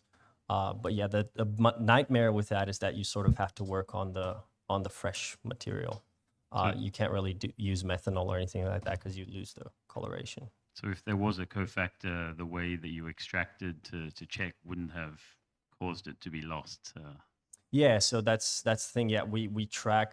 We have the blue color from beginning to end because that's sort of the way that we were able to confirm that. But we don't know if there's a metal cofactor that's probably still going through on all these processes. I'm not sure it would dissociate under. Well, we don't under mass spectrometry. It loses color, right? Because it's the solution's being ionized, so you don't see the blue coming out of that. But yes, we're still sort of investigating if there are any cofactors. There might be some metals that are cofactors like zinc and copper, which is pretty common to happen for blue pigments. But yeah, that's something that we still have to. The second question was, could it be associated with, like, does that protein taste bad? Because the part of the jelly that you want not to be eaten is where the statocysts are, because the rest will just regenerate or it'll make its way around.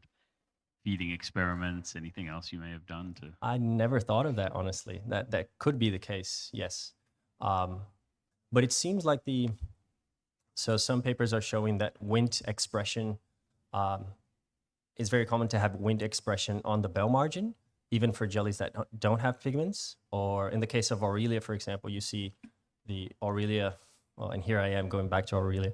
The Aurelia limbata has that blue, that brown margin. So it could be a different pigment, but we don't know. But it could be like a similar process, at least for the bell margin pigment where the statuses are. But yeah, I'd never thought of that. We can chat more about it afterwards. Yeah, that'd be cool. Hi. Thank Thanks. you. Yep. Do you think this blue pigment can do any kind of light backscattering analogous to the iridocytes in the genetic lamp? And by doing this, it might, in the genetic lamp, it provide photoprotection, actually. The iridocyte. Can you repeat the question, please? My question is, do you think rhizostome and this blue pigment can do any kind of backscattering of light? So under high light conditions, it can help in protecting the host jellyfish. Well, funny you'd mentioned that there's a paper that came out just, I think, a month ago, looking into the white spots in rhizostomes. So like the Mastigius rice spots and the Cassiopeia white spots. And they see that the light scattering from those white spots does enhance photosynthesis. So it's helping with the photosynthesis, but we don't know if that white pigment is a rhizostomin. So that's something that we would still have to investigate. And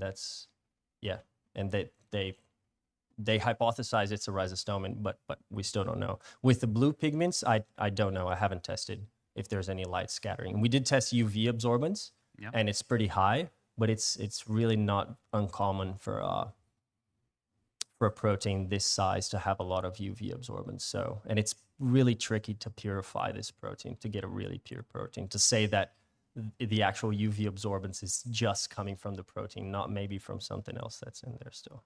Yeah. Thank you. Cool. Thank you. Thank you, John. And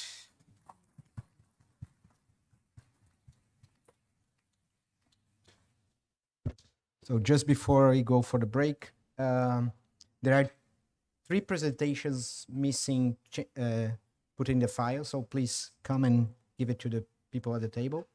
And then we'll have 20 minutes break. It's okay? Okay, so see you in 20 minutes. Thank you.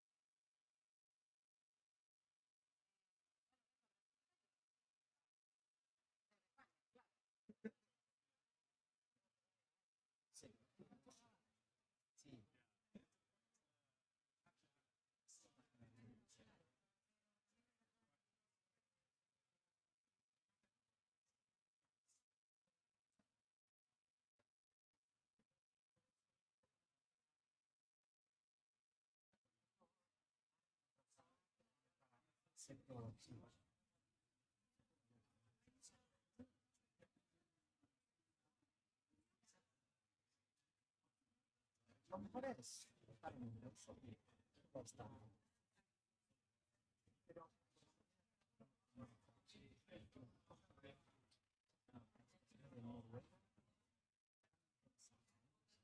voy a hablar con él. Sí.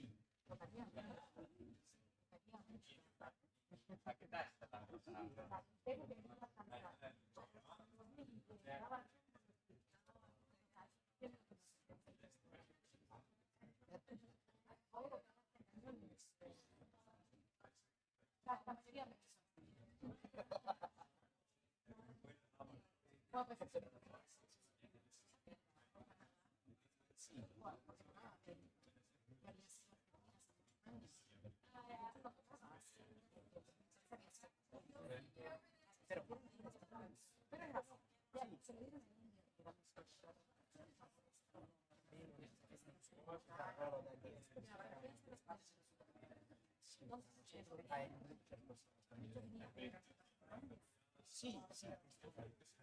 Estoy en un grupo WhatsApp.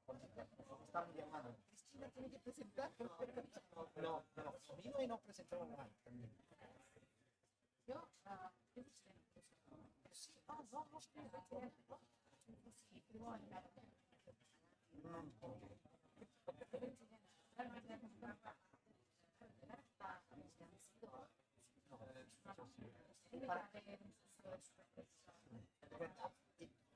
Hacemos esto por un curso de desarrollo. Entonces hacemos el siempre ponemos plata para los determinados de los eventos.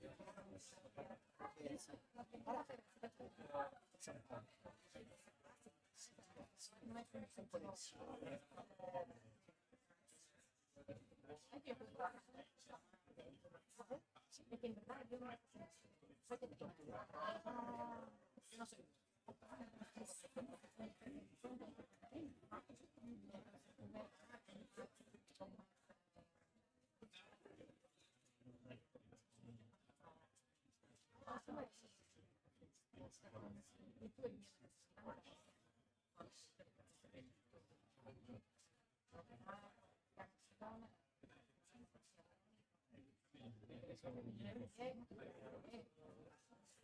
Y ahora tú estás ahora nadie lo que tiene es particular. Si tengo que hacer yo no hay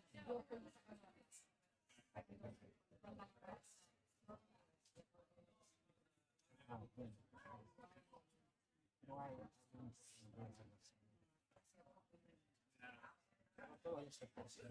Porque hace tantos años, no ha sido como estamos con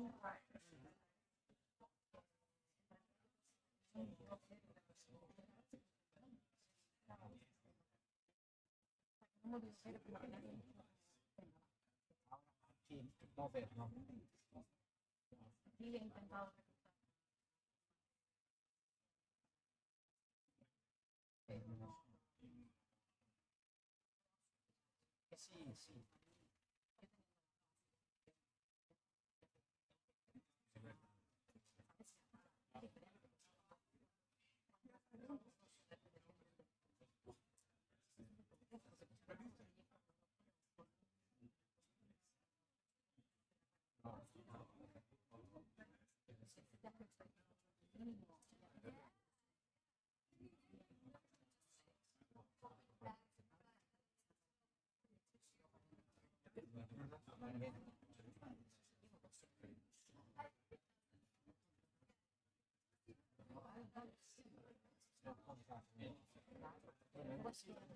Pasamos un periodo muy malo, ahora, bueno, había un incremento, ahora el descenso pone en última. Ahora está más tranquilo. Argentina es la misma manera que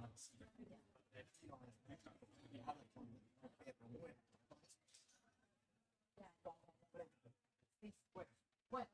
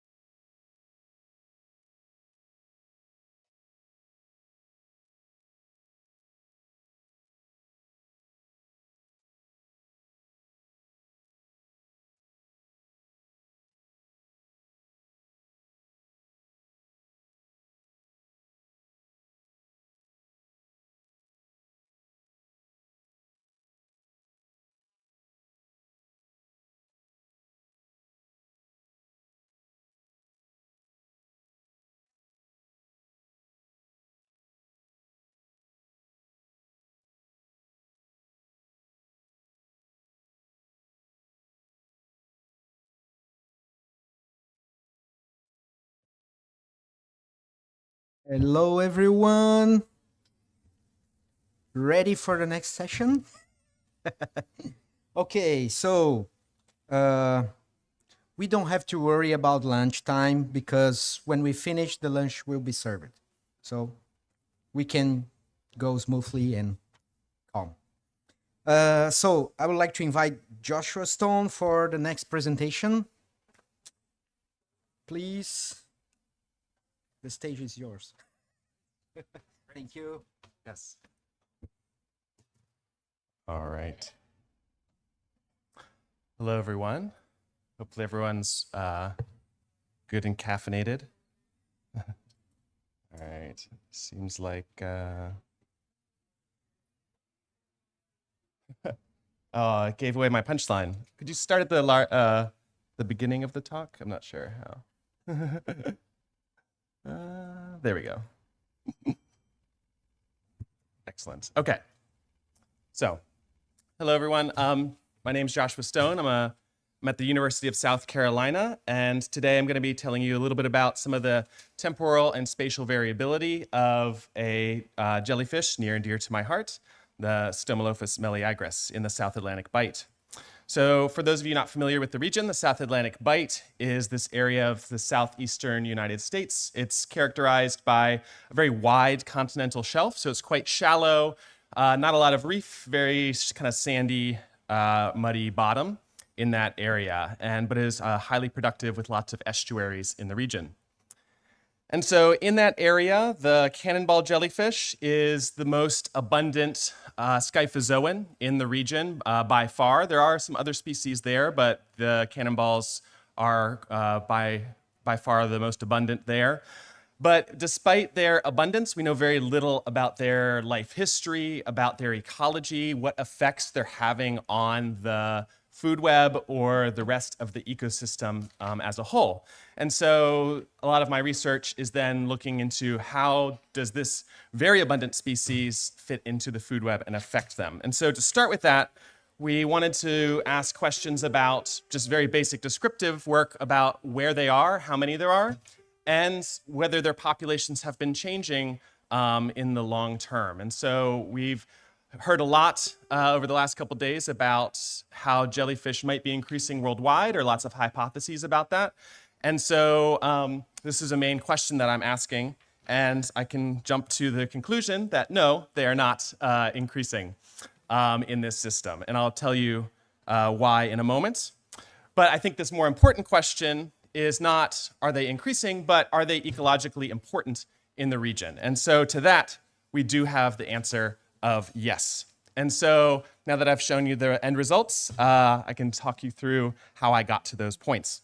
So the work that we did was using a long-term time series data set from the Fisheries Survey. This is the Southeast Area Monitoring and Assessment Program, or the CMAP survey. And so this government's Fisheries Survey goes out and they do seasonal bottom trawls in the spring, summer, and fall in this coastal zone of the South Atlantic Bight.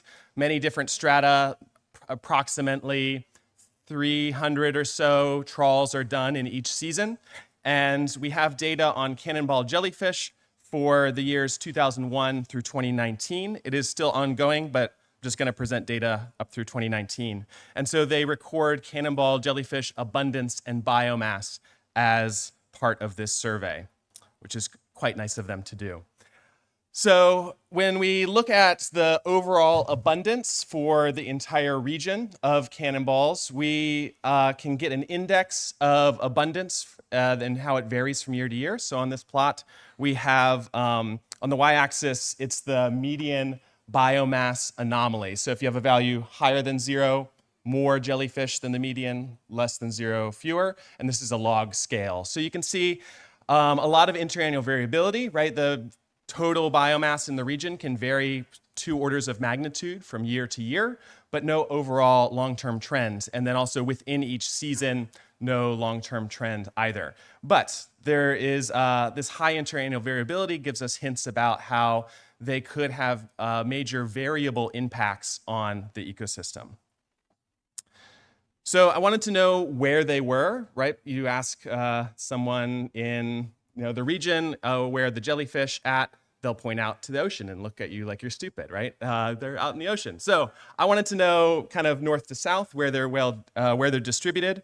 And so if we look at the long-term averages on this plot on the right, we have kind of the far south of the different sampling strata on the left, and then going up to the north on the right of this plot. And so you can see that kind of south region is where we have the most abundant jellyfish, and they are most common there. So we now know where they are, kind of in this coast of Georgia and South Carolina, and they are less abundant to the north and the south. This same species is found in the Gulf of Mexico and can be quite abundant there as well, but there's this gap in high abundance along the coasts of Florida.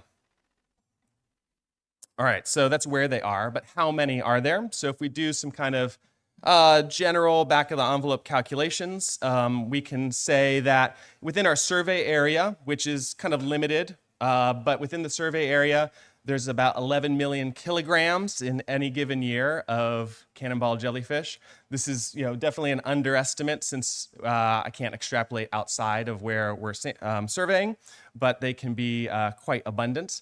And just to put that into context, if we compare the overall cannonball jellyfish numbers with the other species that are caught in these trawls, right? These are fisheries trawls, so they're mostly targeting finfish as well as commercially harvested invertebrates like shrimp and crabs, things like that.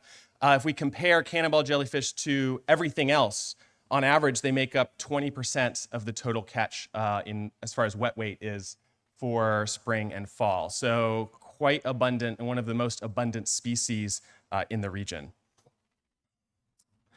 And so this brings me to my main question then is what kind of effect do these very abundant species have on the rest of the food web? And if we take kind of our average abundances that we saw and do some calculations based on this nice Larson paper of feeding rates, digestion rates, and things like that, we can say, okay, on average, these cannonball jellyfish are feeding on a little over 1,000 mesozooplankton per cubic meter per day. These cannonball jellyfish mostly are thought to feed on mesozooplankton and maybe some microzooplankton as well, but it's not well characterized in the region. So this is these are just some preliminary kind of guesses or calculations. And then at their highest abundance, they can be over 6,000 or consume over 6,000 mesozooplankton individuals per cubic meter per day. And to put that in context, kind of the typical standing stock of mesozooplankton. So if I went out and took a net tow on any given day, it'd be around 10,000 mesozooplankton per cubic meter. So on an average day, these cannonball jellyfish could potentially be feeding on 10% of the standing stock of the mesozooplankton. And then, when they're in years with more abundance, it can be even higher. So I think we'll definitely need to do some follow-up work on this, but the potential is there for them to be major players in structuring the pelagic food web in the region. All right, so one of the other things we wanted to look at was, okay, we have all this interannual variability. What's driving that? Is it temperature? How's climate change affecting them? Wanted to kind of tie this back to environmental variability. And what we found is that we really have no idea what kind of environmental drivers are causing these changes in jellyfish abundances. So we looked at mostly shifts in temperature and salinity and chlorophyll concentrations. Part of the problem is we don't really have their full life history figured out yet. We don't know where the polyps are. We don't really know what we don't really know where to look, right, of what environmental factors might be impacting the polyp and the polyp reproduction, because we don't know where the polyps are or what conditions they really prefer. And so I think first we're going to need to develop a better understanding of their full life history, the environmental preferences of the polyps before we can start trying to tie that to interannual and long-term variability. That being said, we did see a little bit of influence of temperature on the size or the average size of the cannonball jellyfish. So if we're just looking in the spring, spring is when these jellyfish are most abundant and also at their largest as far as the seasonal cycle. And we did find a negative correlation between spring bottom temperature and size of these animals. So if we had a warmer spring, they tended to be smaller on average. And so what I think we're seeing here is mostly a shift probably in phenology. So when it's warmer, they might be starting to strobilate earlier. And so we're getting some of those smaller medusae into our averages. Our data set, we weren't measuring individual. We're kind of measuring the bulk number and biovolume of the full jellyfish catch. So we don't have individual size data, unfortunately, for this. But we can see that kind of lower average size as we have warmer temperatures. So I think there is hints here that environment does play a role in their populations, and something to investigate further with some more specific and finer detailed sampling.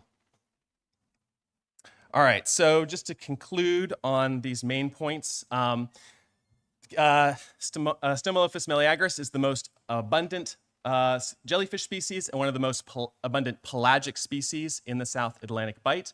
And they make up 20% on average of the total wet weight of pelagic species. And if you convert that to carbon, it's still a fair amount, about 5% of the carbon. They're most abundant in the spring in the kind of that south region for the survey. And they do potentially exert top-down control on the mesozooplankton communities. They can be very, very abundant. There's high interannual variability, but the mechanism behind that is not yet well understood. And so I have a lot of future work that I'd like to do. And so a lot of this is going to be starting up this winter and next spring, and then going to be a major part of my lab's work going forward. And so we want to start answering these questions like, where do cannonballs fit in the food web? So what do they eat? Characterize their gut contents. So we had that great talk by Veronica earlier. So definitely like to start looking and answering these questions using different methodologies as well to better characterize what they're eating. Also look at what eats them and see how their biomass might be moving up into the food web. I'm also very interested in this idea of these cannonballs as a floating reef and habitat for other organisms. We see lots of commensal juvenile fish, spider crabs, other crustaceans in and on these cannonball jellyfish, but it's never really been quantified or fully investigated. And I think that because they're so abundant and they're in an area with very few kind of natural benthic reefs, they could potentially provide a large habitat for some of these juvenile fish and crustaceans. And also, it's moving, and so potentially act as a major kind of vector or connection between populations along the coast and between reefs and estuaries. So going to be investigating that as well. And then I didn't really get into this during my talk, but this is a commercially harvested species. There was a commercial fishery for them in Georgia up until 2020. And then when China stopped importing them, the fishery closed down. But they're very abundant, they're very easy to catch here. There already is a large amount of boats, that's mostly the shrimp vessels, will then go out and collect cannonball jellyfish. So there's a lot of infrastructure already there. And I suspect that the commercial fishery for these will begin increasing and picking back up in the near future, especially with some of the potential collapse of the fishery for these in the Gulf of California. And so before that kind of ramps up, I want to do some of this work on what would be the larger effects on the full food web of an increase in commercial fishing for them. And then answering some very fishery kind of questions. You know, what's the best time of year? What's the best sizes for the fishermen to be targeting the capture of these jellyfish for? And then, the biggest fisheries question of all, right? What's the maximum sustainable yield? And so have a better idea of the impacts also the bycatch and things like that would have on the rest of the food web. So with that, just wanted to acknowledge a lot of this work was done by a master's student of mine, Lauren Falk. And then this work was also recently published a few months ago in Marine Ecology Progress Series, so I encourage you to check that out or find me if you have any other questions. So thank you very much. Appreciate it.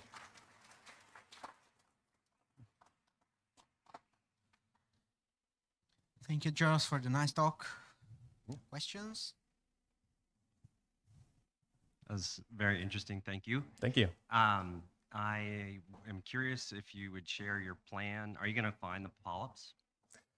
Yeah, that's a great question. I've been racking my brain about how to find them, short of long surveys. eDNA, I don't think is going to work because the medusa are everywhere year round, and so what my current plan is the first step is to culture some polyps in the lab and start doing some just temperature and salinity assays to see what their preference is in the lab. And then, so I'll potentially be working with some jellyfish aquarists on that as well, based in North Carolina. And yeah, as far as finding them in the wild, I think first I need to do those assays to know where to start looking. But if anyone has any suggestions beyond that, I would love to hear them. Yeah. Yeah, just nice talk. Thank you. My question is, what's the geographical range of the local population? Do they, their distribution is confined to a relatively small area, or do they migrate widely? Is there any information about this? Yeah, they're most, I'd say as far north as they get is probably kind of the mid-Atlantic, so around, the middle of the US on the East Coast. And then they'll range down, like I said, they're most abundant kind of in that South Atlantic bight. Very few in Florida, but then they are abundant in the Gulf of Mexico, and then we'll continue south, kind of with various populations, I think even into northern South America, although someone should be able to correct me on this. There is also a Stomolophus species that historically had been called Meleagris in the Gulf of California and in the Pacific, although that's likely actually separate species that are currently being described. They're generally coastal, so you don't really find them out in the open ocean at all, and they seem kind of to be mostly in that near shore region along that range. But they're fairly variable with these different pockets, and so I think that's something that we need to investigate further is why are there some, in this area and this area, but not in between? And it's not necessarily just a latitudinal gradient. So, all right. Well, thank you. Just one question. Oh yeah. Just wanted to know how did you get that mesozooplankton numbers, feeding numbers like that? Oh yes, I have a colleague at the University of Georgia that has been doing some just kind of regular sampling off the coast, and that was some ballpark numbers that he gave me. I have a time series as well that's in but in an estuary, not in the kind of offshore region. But I do a lot of zooplankton community ecology as well, and so yeah, lots of microscope counts of zooplankton, mesozooplankton. Yeah, great. Well, thank you. Thank you.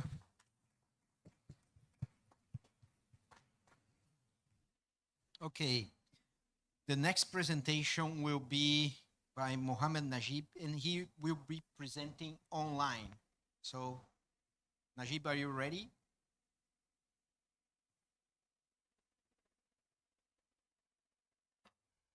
Can you hear me, Andre?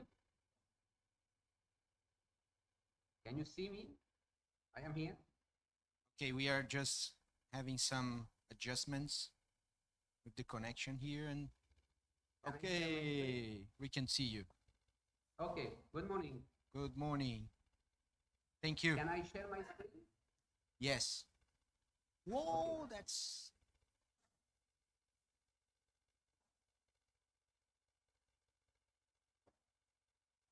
Try to share your screen and then we'll see what happens. Oh, very good.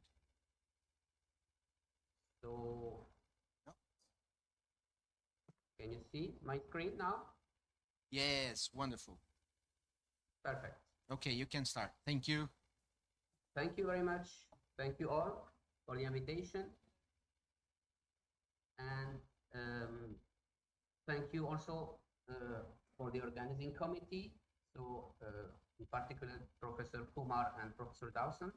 So today I will present the first investigation on jellyfish population in Qatar sea waters and trying to link the role of artificial shoreline development recently and some hydroclimatic change or variables on schiphoson's blooms. So I will start. Oh, sorry, it's not working. Excuse me. I cannot move my slide. Sorry.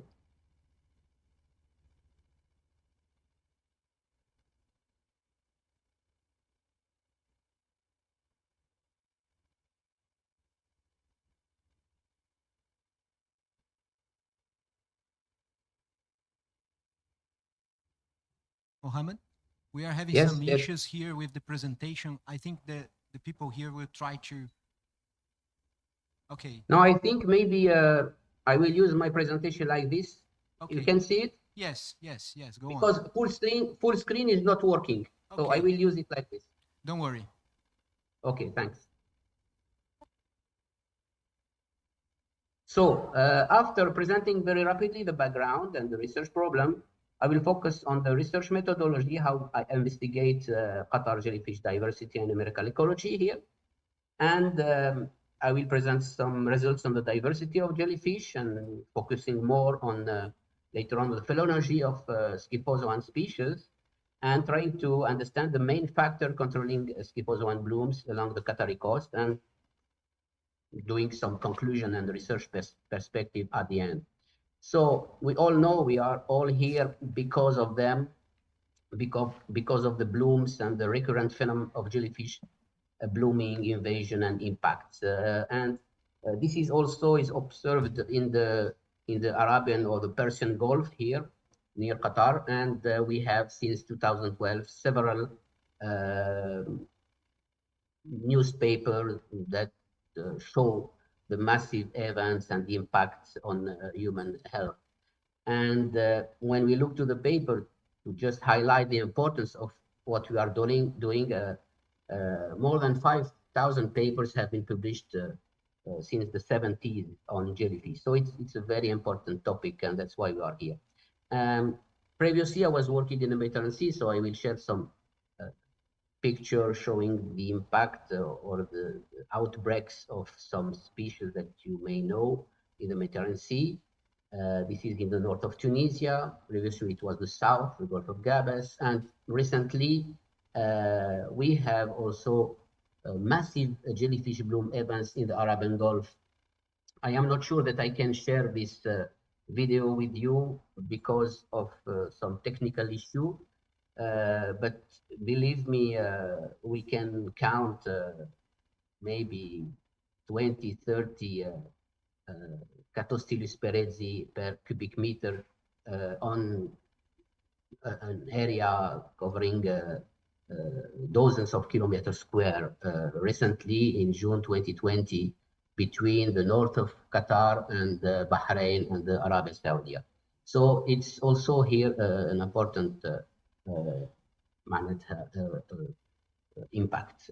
We all know the impact on tourism, fisheries, aquaculture, power station, public health, ecosystem trophic structure, and I will more focus on hydroclimatic variables. This slide summarizes all the possible impacts which are in favor of the development of the jellyfish, at least at the coastal level in several seas and oceans. Our investigation in Qatar, first of all, I just want to remind you or show you the circulation in this region, in this Gulf, that is more working like a Mediterranean Sea, let's say. As you can see, there is an entrance of water with 37 PSU salinity, and because of the hard condition and the high evaporation, we very rapidly reached some water with very high salinity, crossing here, as you can see, the north and east of Qatar. At the coastal level, we can have even more high salinities and temperature. So our program, our jellyfish monitoring program, show here some coastal station, more or less regular, at least at the seasonal level, and some offshore station in green on this map. So we applied two type of monitoring, an offshore monitoring program and a coastal monitoring, and we tried to sample and measure several in situ parameter and sample phytoplankton, zooplankton, nutrients, and chlorophyll A. The offshore jelly survey was developed previously in several papers, and it's an easy way to count the macro jellyfish. In general, it's the scyphozoans that are in the subsurface, and we can estimate a large volume between 10,000 and 50,000 cubic meter. Here's some photo of our campaign offshore. For the coastal jelly survey, we can count the jellyfish that are stranded on the beach or along the intertidal zone, and we can cover between 5 to 10 kilometers square. So as soon as we have all these quantitative or maybe sometime semi-quantitative data coming from citizen science reports, social media, we try to integrate all these data to create a kind of abundance index based on the previous work of Leonie et al. 2021.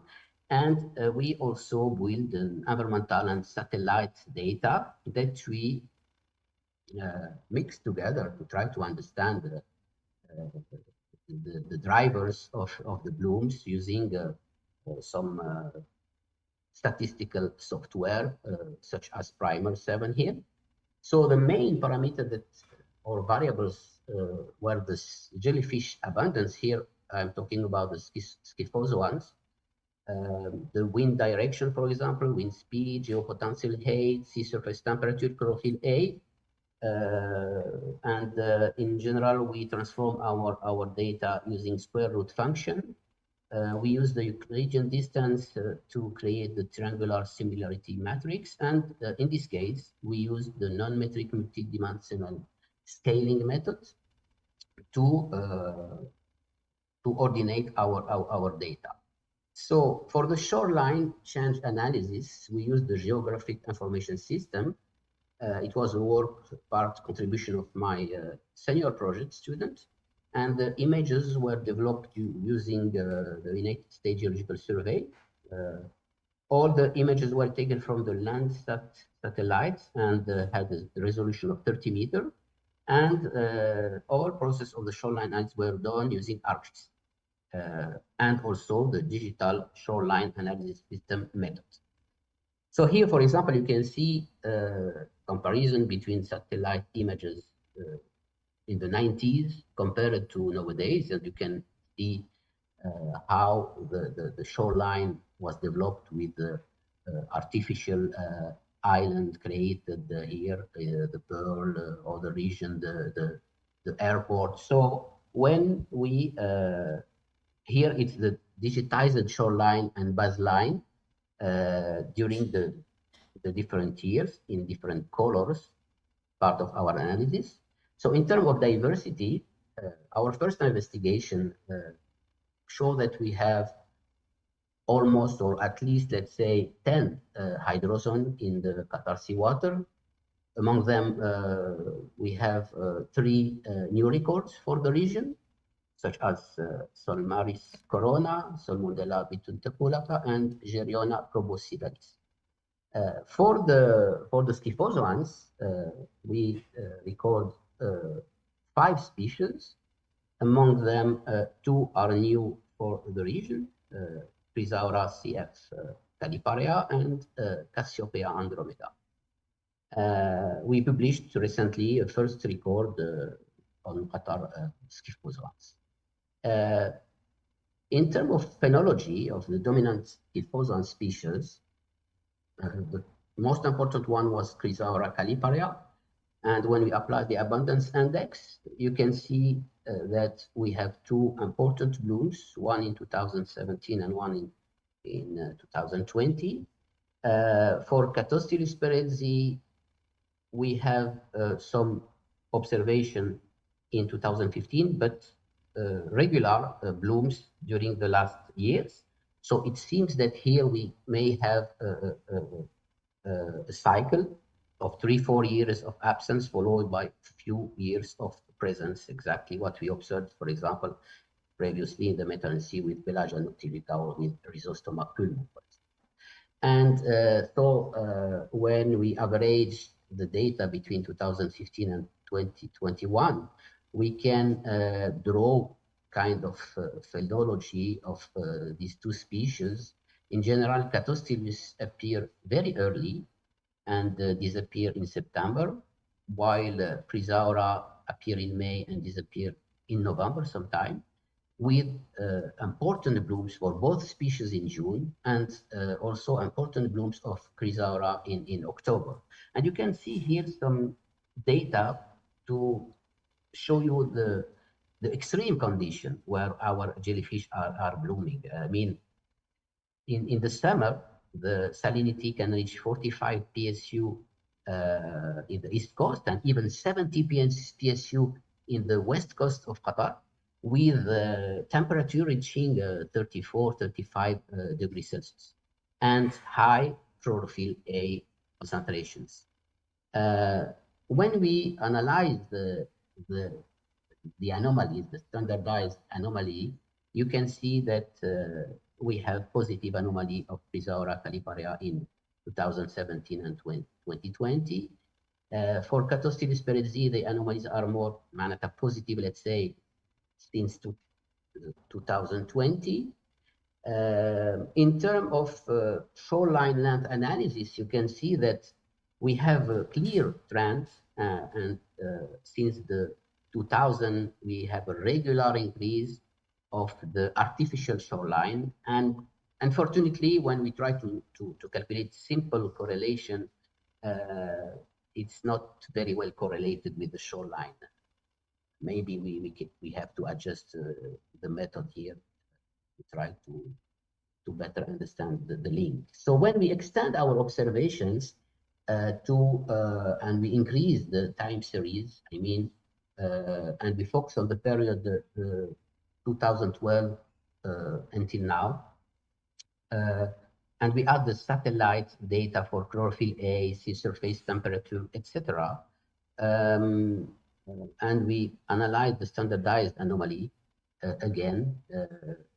You can see that the anomaly of the schistozoan blooms, or I mean abundance, are sometimes followed by period of positive anomaly of shoreline and associated in this case with anomalies of chlorophyll A, as you can see, or sometimes it can be linked to negative anomaly of wind and positive anomaly of geopotential A. So when we put all these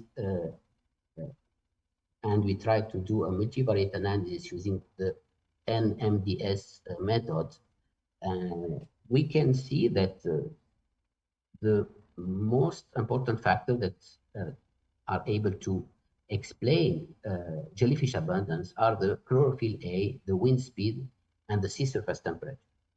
So in conclusion of this work, we can conclude and say that Scyphozoa jellyfish population in Qatar seawater seems to be increasing during the last decade, but we need maybe more investigation and a longer time series and observations.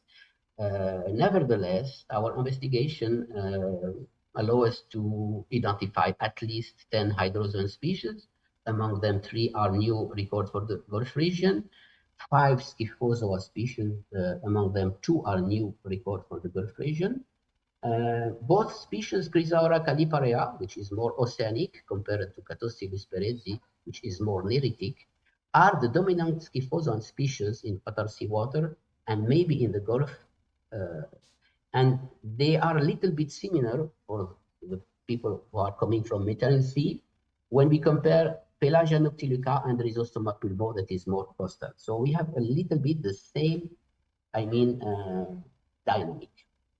So in terms of perspective, research perspective, actually we have some ongoing research trying to identify or confirm the identification, of Pisaura caliparea, because our species have some characteristic allow us to give the name of caliparea, but some also morphological characteristic from Sinandi. So maybe we need to do a DNA barcoding, and it's ongoing research.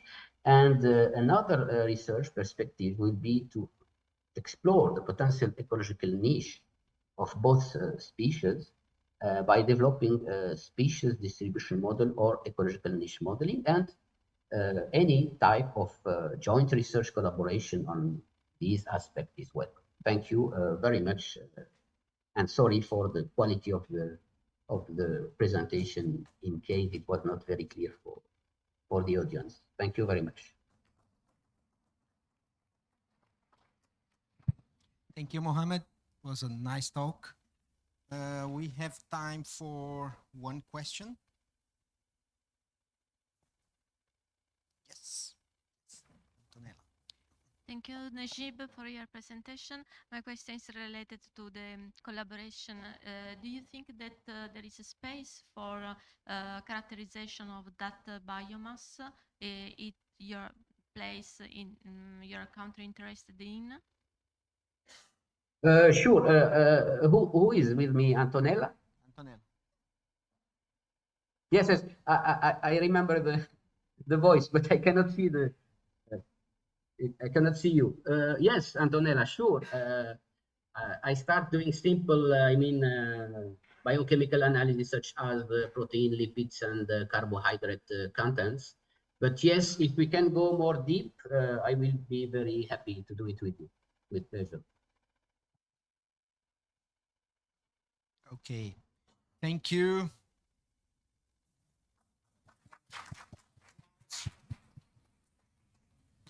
Now we'll move to the next presentation.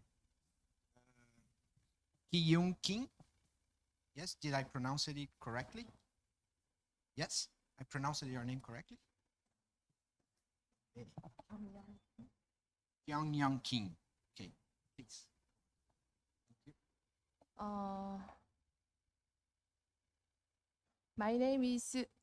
My name is Kyung-Young Kim.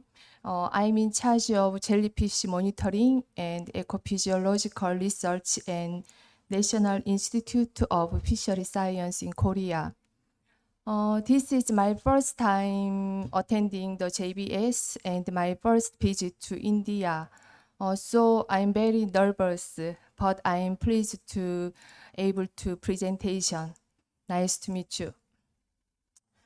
Today, my presentation topic is cause of the Aurelia coerulea outbreak in the southern coast of Korea. There are many different types of jellyfish that occurs and are distribution along the coast of Korea. The two most abundant species are Nemophilema nomurai and Aurelia coerulea. In addition, about 10 major species of toxic jellyfish occur annually, including Cyania species and Chrysaora species, Pelagia noctiluca, Conionemus potens. In this study, Aurelia is a cosmopolitan species and worldwide distribution. In Korea, this species is native to the coast of the country, except Jeju Island. Aurelia blooms cause damage to fishery and industry every year. The damage is estimated at $140,000 and $1 billion per year. The figure shows the location and duration of an Aurelia coerulea outbreak. The study area is Gyeongnam, that one of the most of the jellyfish blooming area. Aquaculture is very active in Gyeongnam, especially Geoje is very famous for oyster farming, so accounting for 56% of the total. We assumed that oyster farm are very habitats for polyps as the cause of the mass outbreak of jellyfish in Gyeongnam waters. Additional, we also thought that jellyfish with egg would have a high recruitment rate as they occur all year round. The purpose of this study to find the cause of the mass occurrence of jellyfish in Gyeongnam by studying jellyfish population dynamics. Material and method. The survey period is November to 2022 and October 2023. The survey area is Geoje, Gyeongnam Province, South Korea, as shown in the picture. We also concluded that dive survey to find polyp habitats. We conducted monthly survey of environmental factor and jellyfish monitoring. Jellyfish and zooplankton qualification survey were collected by oblique towing near the bottom to the surface and using a standard plankton net. During the study, more than 100 jellyfish were collected each month and measured for size and weight. And we collected the planula every month to remove mucus and fixed them in formalin and measured their size. Some are taken alive to wrap and used in experiments. Jellyfish polyp habitat survey result. We dive oyster farm and boat bottoms and pontoon and found in jellyfish polyps in all of them. Among them, a large colony of polyps was found in an oyster farm. Jellyfish polyps are very small and difficult to find, and we searched several days. There was a huge amount of jellyfish on the oyster shell. This photo was taken during the dive survey in March when strobulation was occurring. We concluded that oyster farms are mass habitats for polyp. This slide is the result of monthly variation environment factor in study waters. This figure shows in the variation of water temperature and salinity. Water temperature ranged about from 9 to 28 degrees, and the result was a seasonal pattern in temperature waters. Salinity range sustained about 33. After summer, due to heavy rain, the value was abruptly decreased down to 28. This is for inorganic nutrient. And this is the chlorophyll variation. Chlorophyll variation showed complicated monthly variation. Chlorophyll mean annual variation was higher than 3 micrometer per liter. The result implied that phytoplankton standing stock is relatively plentiful in study area. And next is the zooplankton abundance. The variation of zooplankton abundance was shown to broad range. And during the spring, jellyfish abundance increased rapidly until April.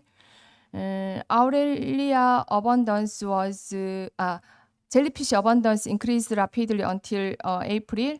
Aurelia coeruleae abundance was high from March to May, when Ephira was released and grew into adult, and zooplankton abundance also high. Therefore, this sea area is rich in food. so the Ephira survival rate is high. But as the jellyfish grow, the abundance is plankton decreased significantly due to predation pressure. So the amount to zooplankton was controlled by jellyfish.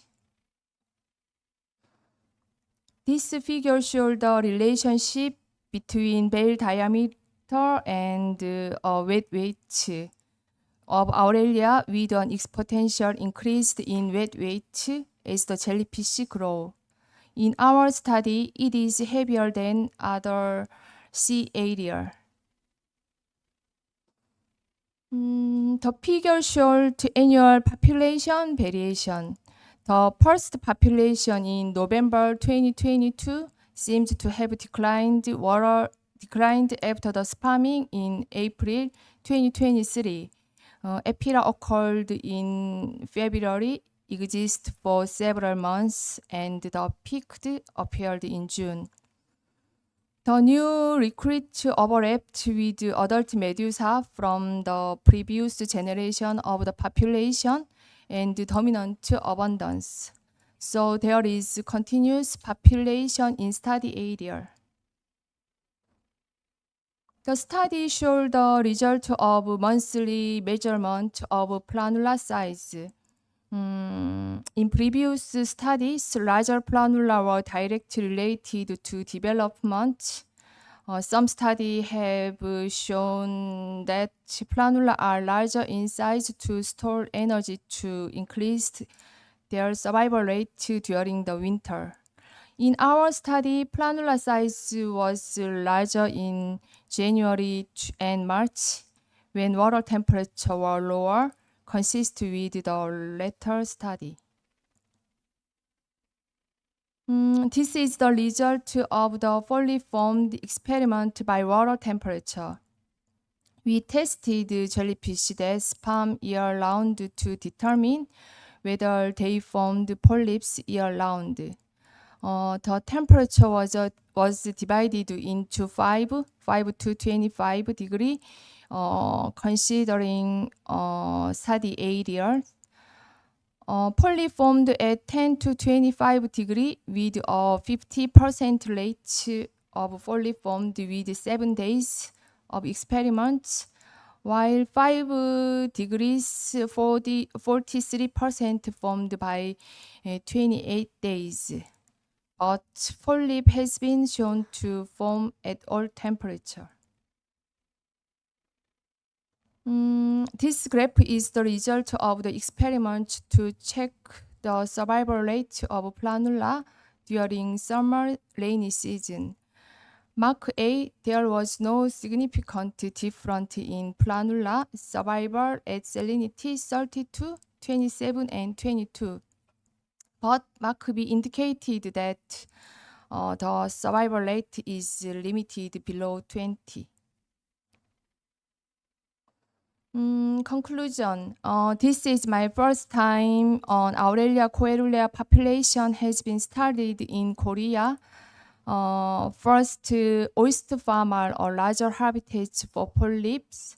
Second, Aurelia coerulea occurs and span in South Sea of Korea all year round. There are two populations. The first population ends in April, and the second population begins in February. Polyps were formed water temperature range 5 to 25 degree, and planula survival decreased as salinity below 20. Based on the result of the study, I hope to provide the basic data to identify the cause of the mass outbreak of jellyfish in South Sea of Korea. Thank you.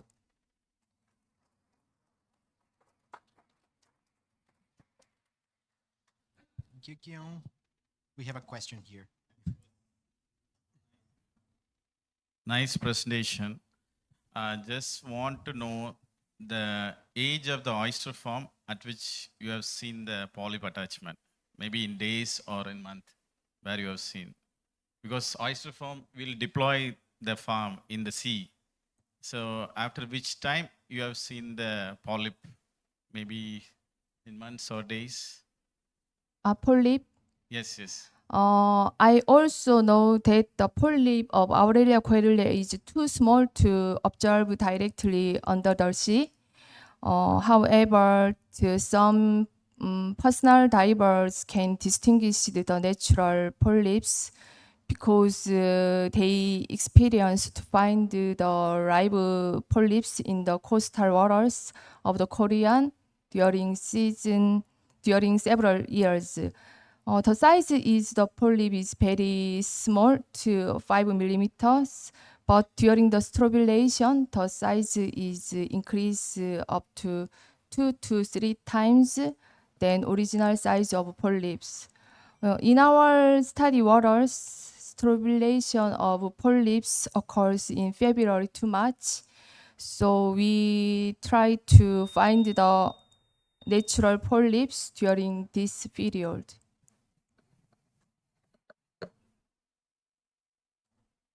I have one more question here. Thank you for your great talk. I have a question about the planar size you used for the polyp formation experiments. Did you use a smaller size planar for the or temperature experiment, or you use both like larger and smaller planar? There was no relationship between jellyfish and egg size. Even small size jellyfish have had larger egg, and it is not clear whether the small jellyfish are very young medusa or have shrunk due to lack of food. So in Japan, we reviewed the larger planura spawned in winter. Directly. To directly Yeah, yes. produce a fire. So Yes. it is not same to your Yes, not same. In our studies, our polyps are not directly development for the experiments. Our planula size is smaller than Japan's studies. I see. Thank you very much. Thank you for the presentation.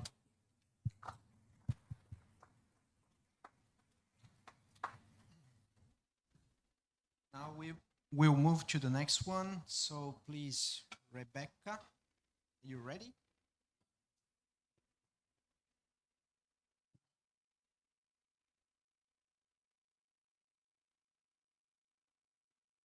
Good.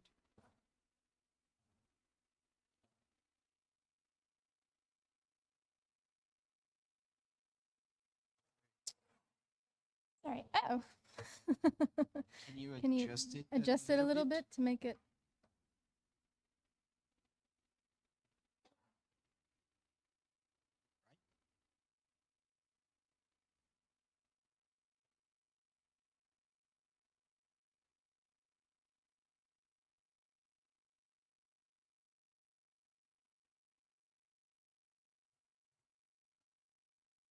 Cool. Thank you.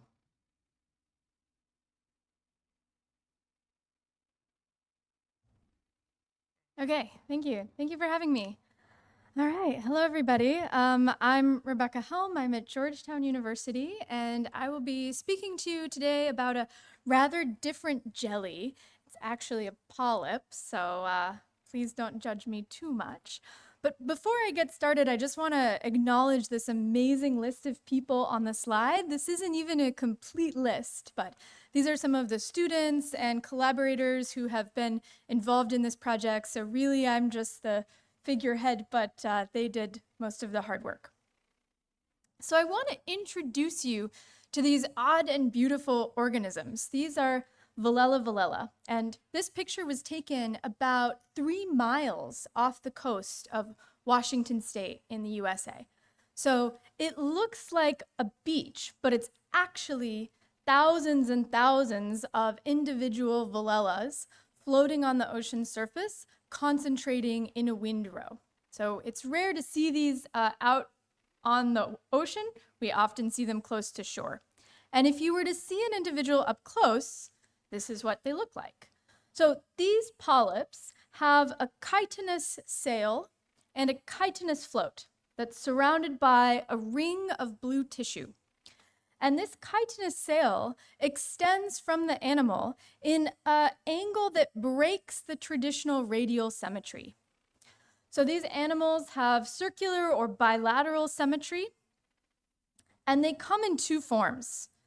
They come either in a left-handed form, where the sail will traverse from about, let's say, 11 o'clock to 5 o'clock, if you were looking at a clock face, and a right-handed form, that would be 1 to 7. And this mystery of the sail and the bilateral nature of the sail has bothered biologists for at least 200 years. So why do things come in two forms? And this isn't just a question of jellies that float on the ocean's surface. This is a question that very much impacts you and me. So we also break our bilateral symmetry, both in terms of your hand preferences, but also in terms of the organization of your organs. So the breaking of symmetry is an important aspect of organismal biology that extends to many different groups of animals. And understanding why certain species break symmetry then becomes a really important general question in biology. So the null hypothesis for an animal like this would be that we see the left and right-handed varieties in a somewhat random and global distribution, right? So you sort of pick up an animal and it can either be left or right-handed.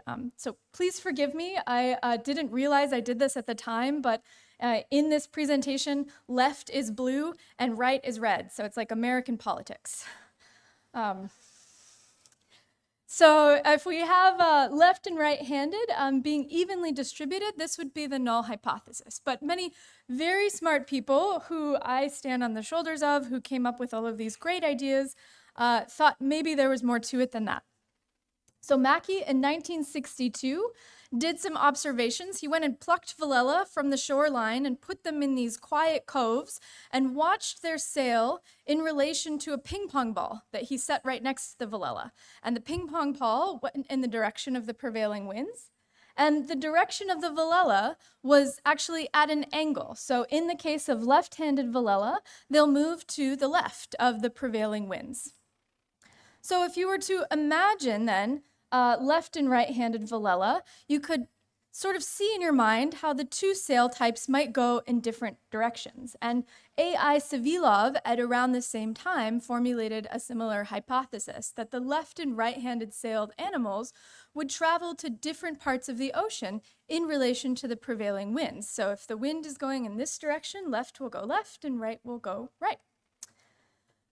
So if we look at the major wind patterns, and this is of course a really simplified cartoon, but that's okay, we can work with it. If we look at the major wind patterns and we imagine where the left-handed animals would go, they would move in this direction in the northern hemisphere. So they would move primarily up to the pole. In contrast, if they're closer to the equator, on the other side of these gyres, they would move down towards the equatorial region. But no, we're not just talking about the northern hemisphere. So let's look at just the northern hemisphere and what we might expect to see. So in the northern hemisphere, we might expect to see a distribution of left-handed animals that looks like this on the rings around the gyre. But what about in the southern hemisphere? Well, we have the same winds, but they're going in the opposite direction. So instead, the left-handed animals will be blown into the center of the gyres in the southern hemisphere. Right? So you can see them now. They're being blown up with the prevailing winds, except for now the winds that are going from west to east are closest to Antarctica, so they're going to be blown into the gyre. And the animals that are close to the equator are going to be blown down. So we can imagine a hypothesis that now looks like this. Central blue left-handed animals in the southern gyres, and on the borders in the northern hemisphere.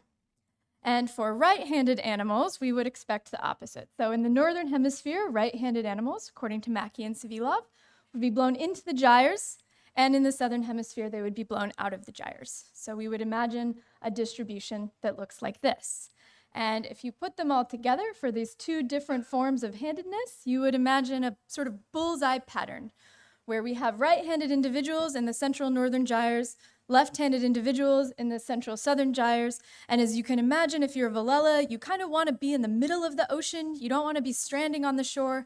So there may be some benefit to being left-handed in the southern hemisphere and right-handed in the northern hemisphere. So in order to tackle this question, we had to think really big. We wanted to get observations from all over the world. And so we built a project on iNaturalist called the Global Ocean Surface Ecosystem Alliance. It's open to everybody, so I invite you to join. We started it 2 years ago. We have 11,000 observations, or a little over 11,000 observations now. So it's been a wonderful success. We're very happy with all the data we have so far. An important aspect of this project I won't be speaking to you about today is that we've trained our volunteers to report absence data. So we hope that over time, we will be able to incorporate these absence data. We also have volunteers, we send out little rulers, and they'll take pictures of the animals in this kind of orientation so that we can then score whether they're left or right-handed depending on location. In addition, we're expanding our program to target people who are going to sea. So we've given now 7 Newston nets to yachters, people with families, scientific organizations, and they're taking data for us. And one of those data collection efforts I'm going to show to you is from Sea Education Association. So this is an educational institution.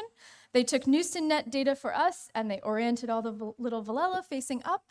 And then we can use this to gather left-right-handed symmetry in gyres in addition to on the coast. So in total, I'm going to be sharing with you over 1,000 observations from iNaturalist today.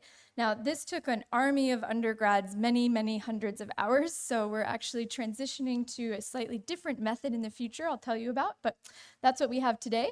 I'll also be sharing 55 observations from the Sea Education Association, and these were all mapped in the software package R. So just a reminder again of our sort of alternate hypothesis. If the null is everybody is everywhere, then this is our alternate hypothesis.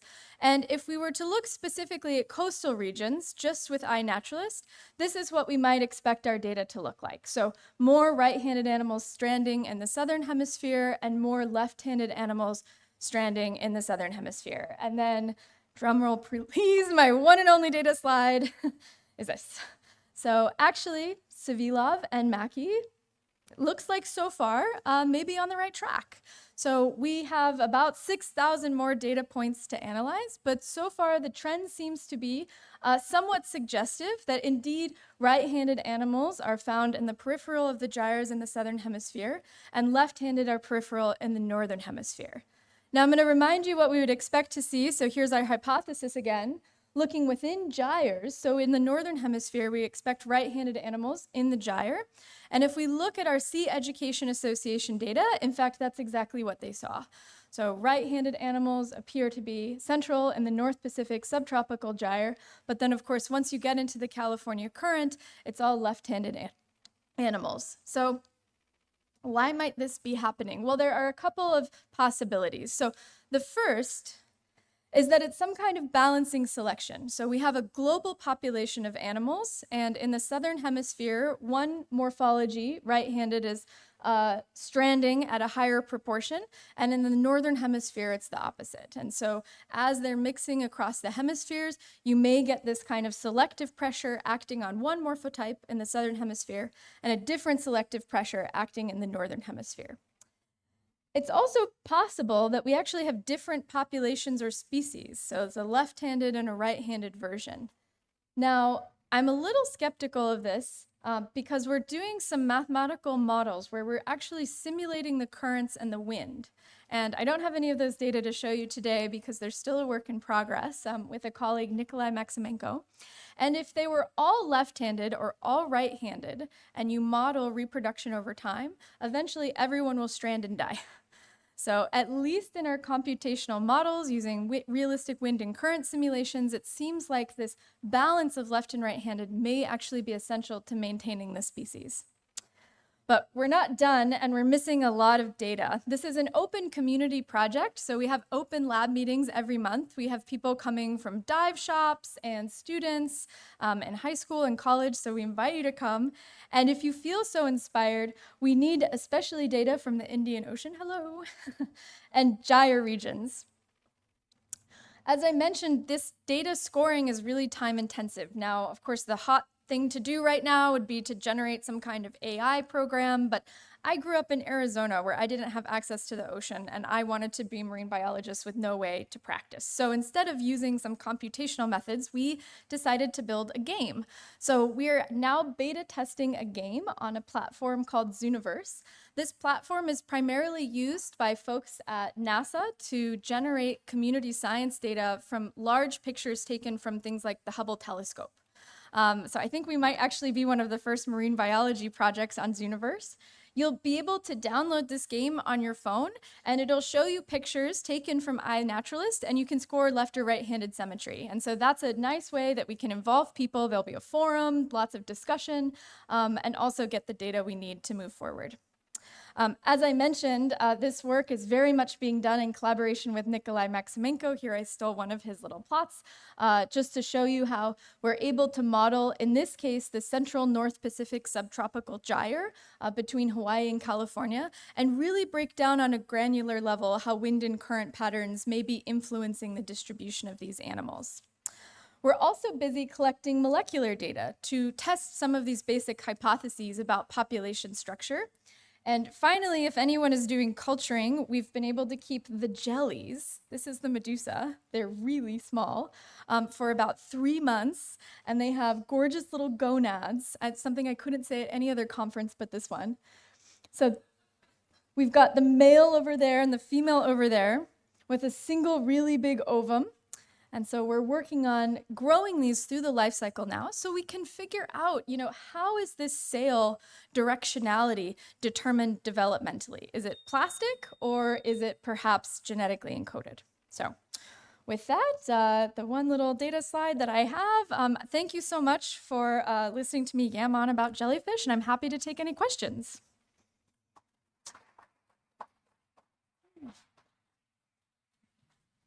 Thank you, Rebecca, for the nice talk. Questions?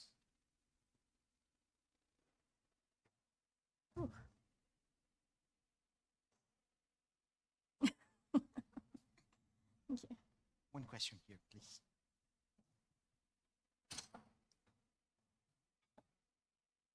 Thank you for nice talk. I think only that the same we can apply to the Physalia.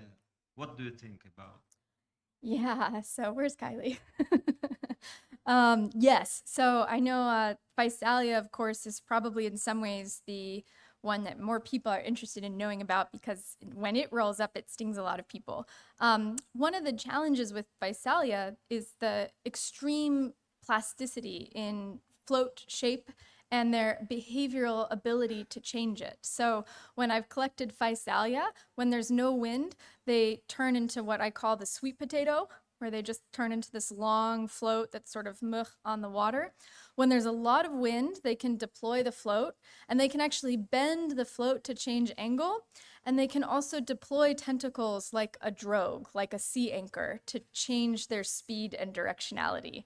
So I have no doubt that there are similar mechanisms going on with Physalia, but yeah, Velella has a chitinous sail, it's not really moving, so I think it's just a little bit of a simpler system to start with, yeah. Dougal. One more question here, Tony.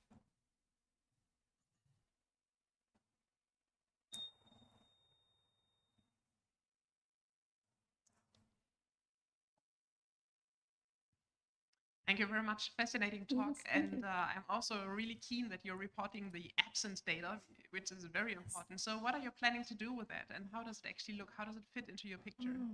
Yeah, so we have a couple of different things that we're trying to do with the absence data. Right now, we're actually trying to just do a very basic test of if our absence data is comparable to the presence data of non-Villella species in iNaturalist, right? So this question of can you use the background observations to sort of normalize for something like a jelly? It probably wouldn't work with grasses or something kind of obscure, but for jellyfish, you know, when people see them, they report them. So our first test is just if using the iNaturalist data can be used as absence data. So we'll first be ground truthing that. And then, yeah, we're actually going to expand out to see if we can model some areas where we know they are, and then test areas where we should look next, areas where they might not be, and then go and ground truth those. Yeah. Do you find any geographic differences in the height of the sail as well? Like if they're in the wrong ocean for being stuck in the gyre, do they make their sails smaller so they don't get swept too far out? No, that's a great question. I've taken some height data on the sails. There seems to be a relationship between the height of the sail and the diameter of the animal at the longest axis. And there is some variation from individual to individual, but I don't have enough data yet to know, you know, if that's correlated with something or not. So I wouldn't be shocked if there was a relationship there, but we need more data. Thank you for a good talk. I'm very curious what's known about how long it takes for the colony to develop, whether we know where that is primarily happening. Yeah, so the question, where's the, you know, how long does it take the colony to grow? It's actually a really hard question. So it's, Bieri tried to address this in the 60s using a traditional method used in fisheries, where you look at the recruitment size and how the size of organisms changes over the season, and then you can estimate growth rate. And so he estimated that polyps may reach the terminal size after about 6 months. So there may be as many as 2 polyp generations per year. Now, the issue with that study is that it was based on stranded animals. And because these animals are blown around by the wind, you would expect big animals to be sorted differently than little animals. So it's unclear how you would tease apart those variables. So I'd say that's a good general idea, but yeah, we don't actually know. Okay, one last question here. Seen the captive condition Valhalla, I think it's Zooxanthellae. That golden brown spot is Zooxanthellae or what? Mm-hmm. Is it right?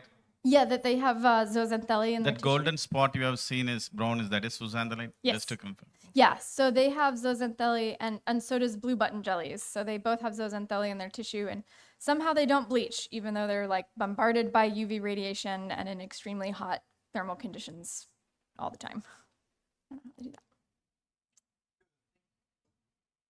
Thank you, Rebecca. Thank you. Okay, we are approaching the end of the session. So let's welcome Giacomo. He will talk about Pelagia.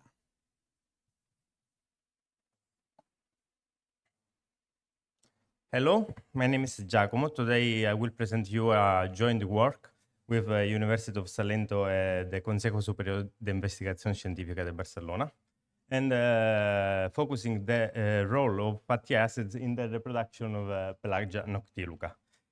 Fatty acids are very important components for aquatic organisms. They are involved in several pathways, like the thermoregulation, energy storage. They are essential for cell membrane integrity, all the immunofunction, and so on.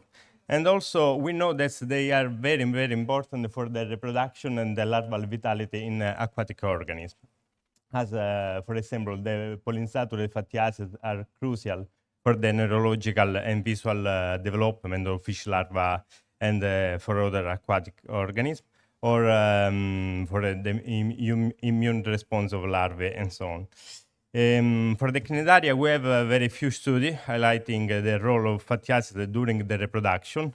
In this slide, you can see just 2 different studies where the author found that these 2 bendic cnidaria increase the concentration of fatty acid in the gonadal tissue during the spawning, and then after the spawning start to increase the concentration also in the somatic tissue for a growth purpose. The principal objective of this work is to understand if there is some connection between the quality and the quantity of fatty acids in the Pelagia noctiluca and its reproductive cycle. This is a follow work of other two previous work really published. The left one is on the reproduction of Pelagia noctiluca, where we highlighted the two different seasons where this jellyfish can reproduce. And the other one is the work on the diet of Pelagia. We took the sample in the Strait of Messina, in the southern part of Italy, and after the characterization of the sex, we performed the biochemical analysis both on the gonadal tissue and somatic tissue. You can see in this slide, in the central graph, you can see the fecundity index. When this index decreases, Pelagia is spawning, so the number of eggs inside the gonads decrease. So you can see that Pelagia starts to spawning between April, May, June, and July for the first big window of its reproduction, and then can spawn other time after September. With the green square, I highlighted to you the first windows of spawning, and you can see that also the polyunsaturated fatty acid, monounsaturated fatty acid, and saturated fatty acids in the female gonads will increase significantly during these spawning periods. For the male gonads, we did not find any significant trend. If we look the proportion of mature eggs in the blue bar in the graph bar, you can see that Pelagia can spawn all year around, but the greater number of eggs are in May and June, and then also in July decrease. And if we look at the temporal trend of the fatty acid, you can see that in May and June, the amount of fatty acid are not in the peak, but the peak Pelagia can reach the peak on July.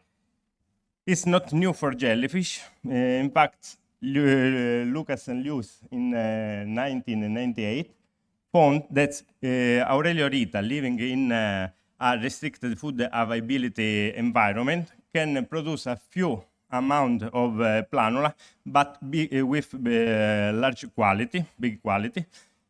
And Aurelia Lita, living in high food availability environment, can produce many small larvae planula. So also in the Strait of Messina, the better environmental conditions are in May and June after the phytoplankton bloom. So in this case, Pelagia prefer to produce a large amount of eggs and ephora that can live in the environment because the environment is energetically good.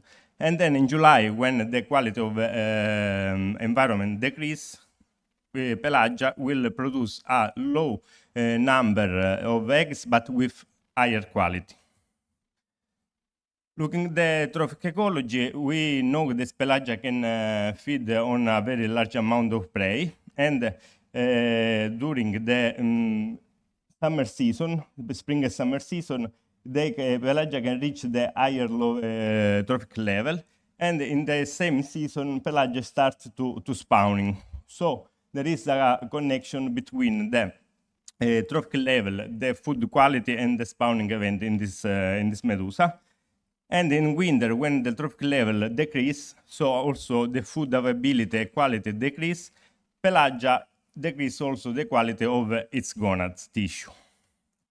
If we look at the index between the proportion between the polyunsaturated fatty acid and saturated fatty acid, the green line is the temporal trend of this index in the gonads, and the blue line is the temporal trend of this index on the somatic tissue.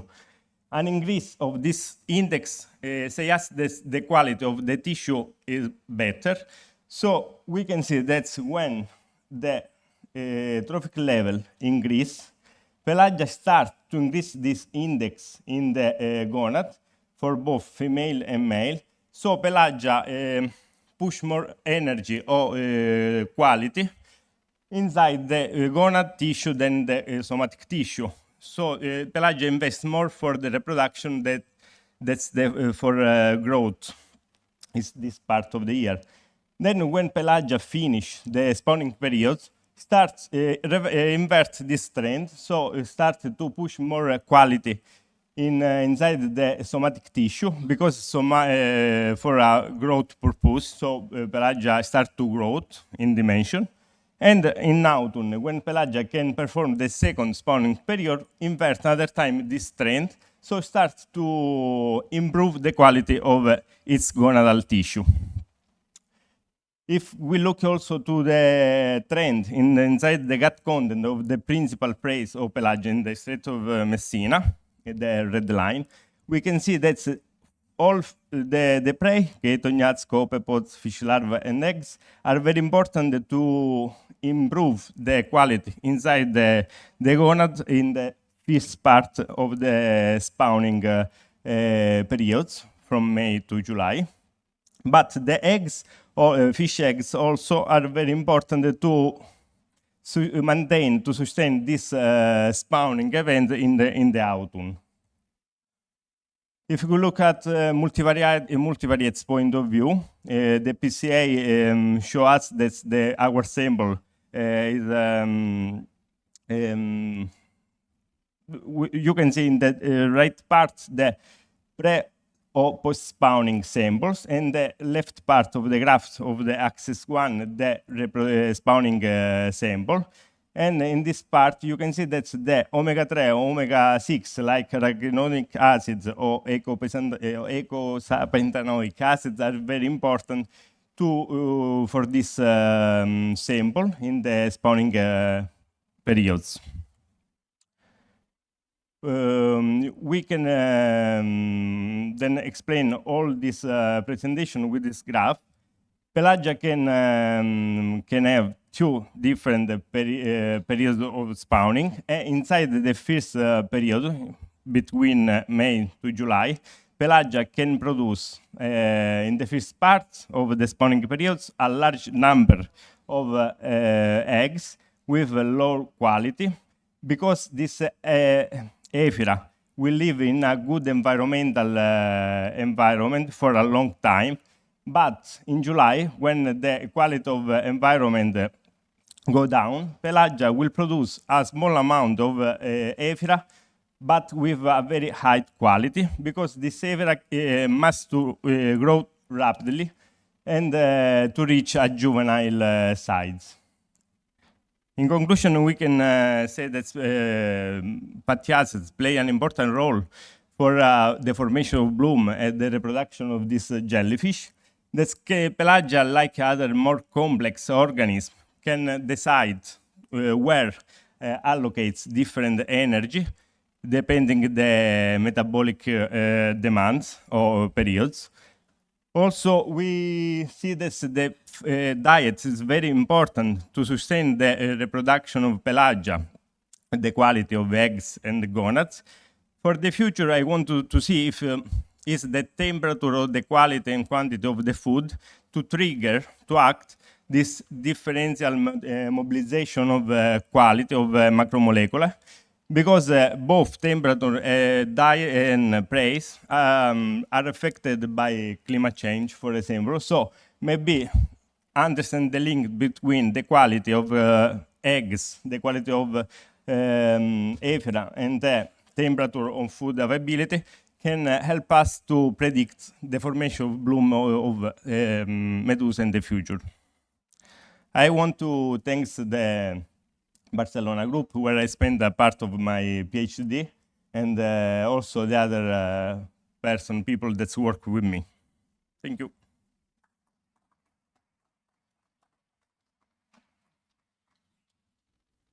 Thank you, Giacomo. We have questions. Jonathan, please. Hi, thanks for the presentation. Really cool. I cannot now- see. Yeah, sorry. Yes, because this. Do you think this has? I'm thinking about implications of this for culturing jelly. Sorry, because we have a little bit of trouble. You know, we can culture the jellies for a while in the lab, but sometimes we have trouble getting them to mature. So you think that potentially these fatty acids, for example, because we do sort of Artemian enrichment, for example, right, to make them a little bit more nutritious for the jelly. So you think that these fatty acids, for example, could be used to enrich prey items in a culture setting, so that we can, yeah, I don't know if that's something that Yes, that you'd yes, look yes. I think so, because the food is a very important part of the reproduction cycle of pelagia. Maybe both the temperature and the food type, but in the nature, okay, pelagia will feed on also microplankton, because in the other paper on the trophic ecology of pelagia, we saw this is very important, the microplankton food for pelagia. Of course, in lab it's very difficult to have a large variety of prey for this jellyfish. So in Barcelona, we close the reproduction cycle of pelagia for 3 generations, maybe. Yes. Trying different food. Maybe there is some paper already published of Ainara. And then there you can say a little bit more. But yes, the food is very, very, very important. I can pass you the paper of Ainara if you know. Okay, thank you, Giacomo, for the excellent talk. Oh, there's one more question. Sorry.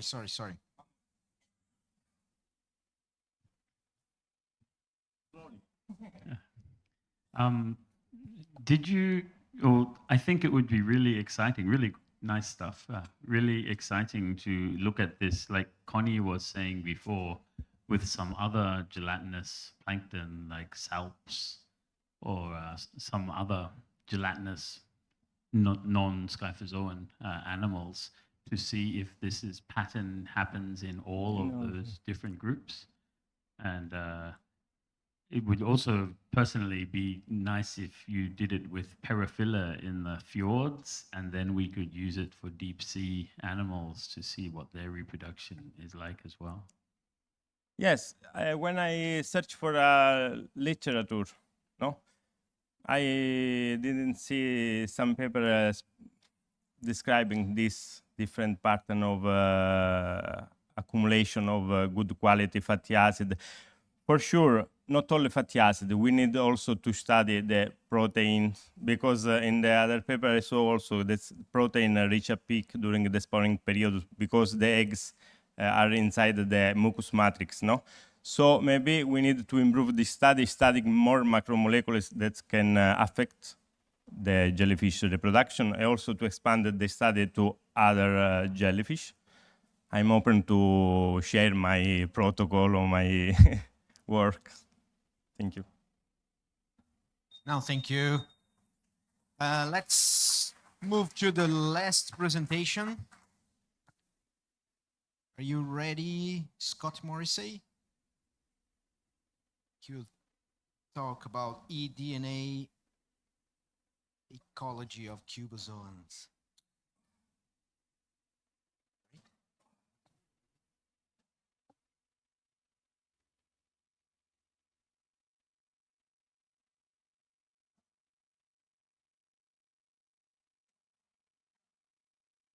Sweet.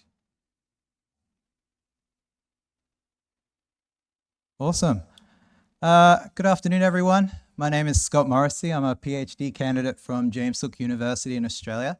I'm working with Dean Jerry and Michael Kingsford on this work. So today I'm going to be talking about how I'm utilizing eDNA as a tool to better detect and study the ecology of deadly box jellyfish. Now, Chironex fleckeri, the Australian box jellyfish, is one of, if not the most venomous animals on the planet. It's responsible for hundreds of fatalities across its range. Its presence causes extensive beach closures, affecting tourism industries within Australia, and managing and mitigating the threat which it poses to human health and commercial enterprise is a wicked problem. However, despite this, considerable knowledge gaps on the ecology of the species and cubozoans in general exist. Now, one of these knowledge gaps is understanding on their population structures. Now, Kingsford, Schlafer, and myself wrote a review on this not too long ago and found that there's increasing evidence that some cubozoan species potentially have surprisingly small population stocks to the scale of bays and estuaries. However, from this review, we highlighted that we need to look into this further and actually look at where the jellyfish are physically dispersing to and incorporate aspects into this understanding such as cubozoan polyp locations. And speaking of polyp locations, this is another aspect surrounding cubozoans that we have limited knowledge on.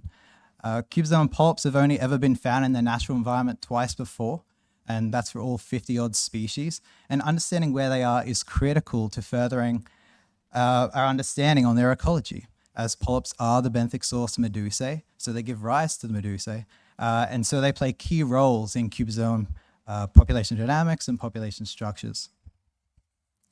Now, these knowledge gaps exist due to the challenges associated with actually detecting cubozoans in their natural environment.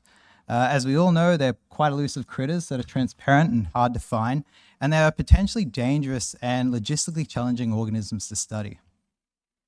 Additionally, the current tools for detecting and studying cubozoans have several limitations, which restrict the range of questions we can ask and investigate surrounding cubozoan ecology, specifically those knowledge gaps I just highlighted. Furthermore, these tools primarily focus on detecting the medusa stage of cubozoans, with no effective means for detecting or studying the polyp stage in its natural habitat. And so to advance our knowledge and research capabilities, we need a new tool which can overcome the challenges of detecting cubozoans and address the limitations of the current detection tools. And luckily, environmental DNA, or eDNA for short, provides a potential solution to this. This technique allows you to detect animals in their natural environment by searching for their DNA signal rather than the animal itself. And so by simply taking a water sample, we can tell whether the jellyfish is present or not through just looking for its genetic signature in that water sample, instead of having to physically find and locate the jellyfish.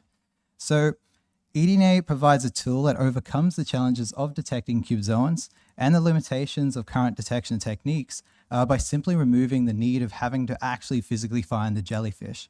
And this is going to make studying their ecology, specifically those knowledge gaps I highlighted at the start of the talk, a whole lot easier. And so with eDNA, I wanted to see, can we use it to detect both medusa and polyp life history stages of Chironex fleckeri? Can I then compare the distributions of both life history stages based on eDNA to examine potential population stock boundaries of the species? And finally, again based on eDNA, can I determine the habitat which the species polyp stage is residing in? Now, to achieve this, I went to Port Musgrave, which is a semi-enclosed shallow bay located up the very top end of Queensland in Australia. And this area is known to harbour a considerable abundance of the species medusa stage during the jellyfish season. So it's a pretty great place to test out this tool. And additionally, this port is hypothesized to contain a population stock of Chironex. Now, this hypothesis is based upon biophysical models created by Jody Schlafer, which incorporated medusae swimming behavior and the movement of water to look at the distribution and movements of Chironex medusae throughout this area. Each of these dots you see on this map here represents a theoretical jellyfish, with the color referring to their abundance. And these models that Jody showed high retention of Chironex medusae within the port, with less than 2.5% of them being found to leave the area. And so this subsequently led to the area being hypothesized to represent a population stock of the species. To test this hypothesis, I undertook this sampling design here, where I sampled eDNA at spatial scales within the port along this gradient here, covering both beach and mangrove habitat, and I sampled at spatial scales outside the port, covering the beaches both north and south of the port's mouth, where these sites here and here were located 10 kilometers away from the port's mouth, so I could really see if Chironex medusae were moving out into these areas. And to ground truth any detections that I found, I undertook both SANET drags and or visual transects at each of the sites within the port to actually confirm that the jellyfish were there. So to ground truth the detections of the species that are found with eDNA. Now, looking at eDNA detections and quantities within the port during the jellyfish season, so I'm detecting Medusae here, you can firstly see that we can use eDNA to detect the Medusa stage of the species. And secondly, you can see that I found a high frequency of detection, with generally high eDNA quantities being found further within the port. If we look at Medusa, which were physically captured or observed through the same netting and visual transects I undertook, so Medusae which were physically present, you can see that the jellyfish is quite spatially dispersed at sites close to the port's mouth, with 1 or 2 individuals being found. But down at this area called Red Beach, I found a hotspot of Chironex medusae. And if we look back at Jodie's model, you can see that the abundances that she found in her model correspond quite nicely with where I caught the highest number of physical medusae and found the highest quantities of eDNA. So both physical presence of the jellyfish and eDNA quantities agree with Jodie's model, agree with Jodie's model that medusae are being largely retained within the port. Now, zooming out and looking at eDNA detections on the broader scale, you can again see that I found considerable detection within the port. I actually also found detection up both major river systems which flow into the port, so it's likely that the species is present throughout this entire area. But as I'm sure you've also noticed, I did find detection of the jellyfish outside of the port. However, this detection was of a lower frequency. These detections here certainly indicate medusae presence. I've got a backup laser pointer. These certainly indicate medusa presence, but just from this sampling, we can't tell where the medusae have come from. So to actually work out whether this port does contain a population stock of the species, we need to understand where the source locations of these medusae are. So where are their polyps? And conveniently, Chironex medusae are seasonal, and so they're only present in Australian waters during summer months, hence the Australian box jellyfish season. As a result, it provides an opportunity to try and locate polyps with eDNA, as any detection of the jellyfish during winter months when medusae are absent must be from polyps. So I went back to Port Musgrave in the middle of winter, undertook the same sampling design I showed you, and I undertook a very extensive amount of SANET drags to make sure that medusae weren't there, which they weren't. And as you can see, I was successful in detecting the polyp stage of Chironex using eDNA, which is really quite exciting. The last person who actually found cubozoan polyps spent 8 years physically searching for them, whereas with eDNA, we can quite efficiently work out where they're hiding just by taking a water sample. Now, here on the broad spatial scale, you can see that I found no detection of polyps outside of the port. So where I found detection of those medusae up here, that's not a source location of the jellyfish. The source location of the jellyfish for the area is within Port Musgrave.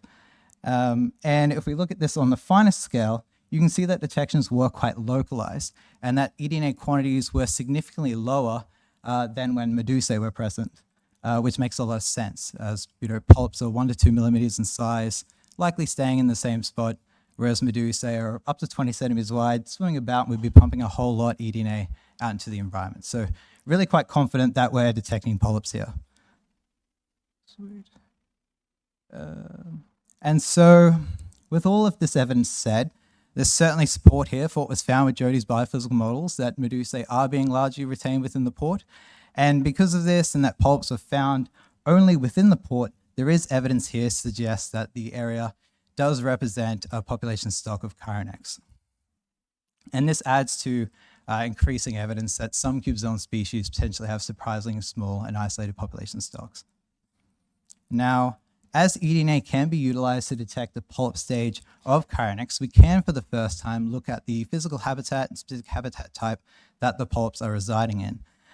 Traditionally, it was thought that cubozoan polyps resided within estuaries and estuarine conditions, but recent analyses on the elemental chemistry of cubozoan satellites and what we know on cubozoan physical tolerances has showed that suitable habitat for polyps may extend beyond estuaries to marine environments. And from where I detected polyps within Port Musgrave, you can see that I did detect them in both marine conditions and estuarine conditions, hence showing that they can and do occur in these two contrasting physical environments. Now, looking at specific habitats, what was interesting was that I didn't detect any polyps at sites characterized as mangrove habitat, which is really quite interesting. So perhaps mangroves aren't suitable habitat for Caranex polyps. Where I did detect polyps was at these sandy beach habitats, which was unexpected. But when I looked closer at these sites, I found that they contained expansive areas of carbonate reefs, often associated with oysters. And based on what we know about scyphozoan polyp preferences and due to the structural complexity of these carbonate oyster reefs, they likely make for suitable habitat where Caranex polyps can reside in crevices with appropriate water flow, bringing in food, removing waste, while also providing shelter from predators and sedimentation. Sweet. So in conclusion, I found that eDNA can be utilized as an effective detection technique for Caranex fleckeri, and that it can be used to detect the elusive benthic polyp stage of Caranex with relative ease. And with this, we can look at the distributions of both polyp and medusa stages to infer population stock boundaries.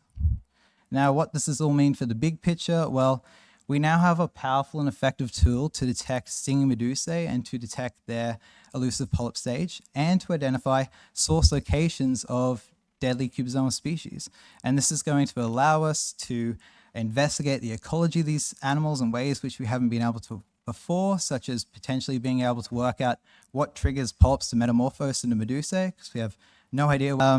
And this is going to really help us, eDNA is going to really help us start filling in critical knowledge gaps surrounding cubozoan ecology. And the more that we know about their ecology, the easier it will be to tackle the wicked problem of dealing with the threat which they pose to both human health and commercial enterprise. So cheers.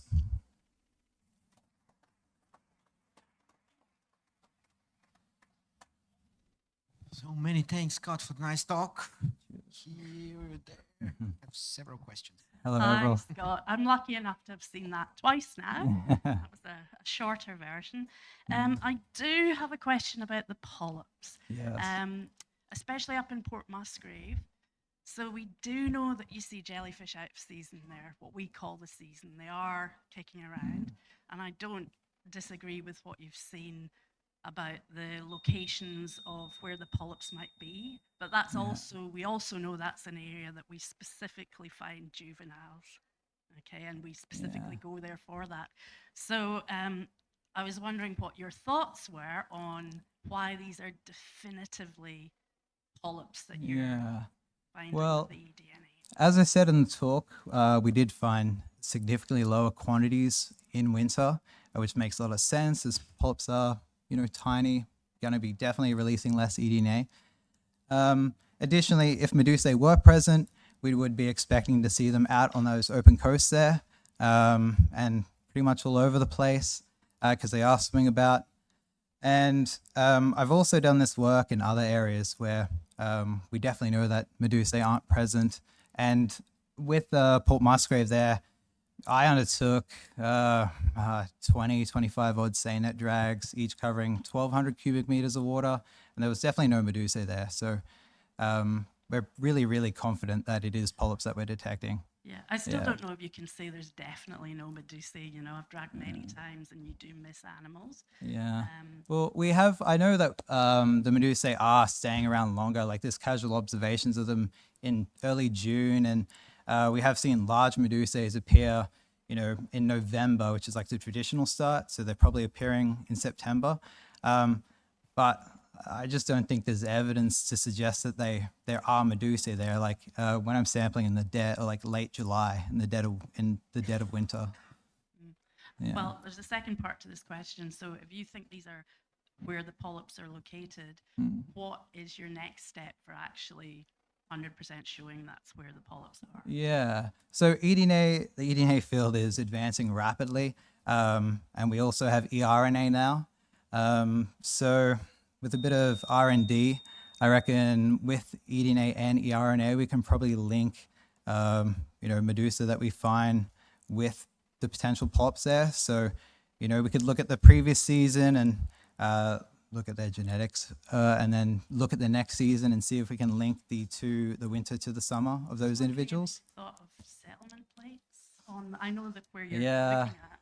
Settlement plates, it might work. We've tried it before, and it's just hard to, you know, you got to put them in the right spot and hope that something actually settles on them. Yeah. Yeah.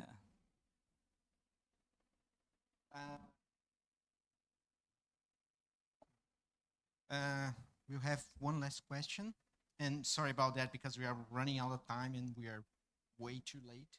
But I guess I was just wondering if you did look for the polyps, because you can find polyps on, not necessarily Chironex, but you can find polyps on things like clam shells and mussel shells. Yeah, it would be nice, but in Port Musgrave, the Wenlock River, which flows into the port, has the second highest population of saltwater crocs. I like my life, and I definitely couldn't convince Kingsford or Dean to jump into the water to grab some oyster reef samples for me. But in other locations where I've sampled, it is on the cards. I just got to find some other people who are crazy enough to comb through little rocks and look for these tiny little critters. Kingsford's getting soft in his old age, so. Yeah, he is. Awesome. Thanks, Kylie. good. Thank you, Scott. I ask for a huge applause for Scott and for all the presenters of this morning and this early afternoon. And then we have the final announcements before we can go on. So it's time to thank the chair, co-chair, and rapporteur for conducting the session nicely. And as said, we are running short of time.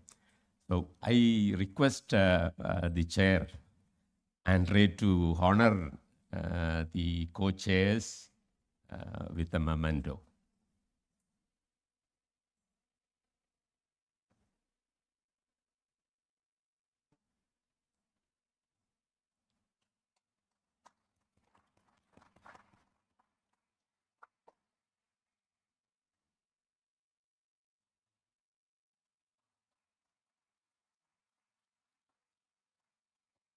So there is more announcement from the organizing secretary, Biju. And I also request there are 4 more presentations to be loaded in the afternoon session. So I request all the 4 of them to upload it, give the presentation for loading. Thank you.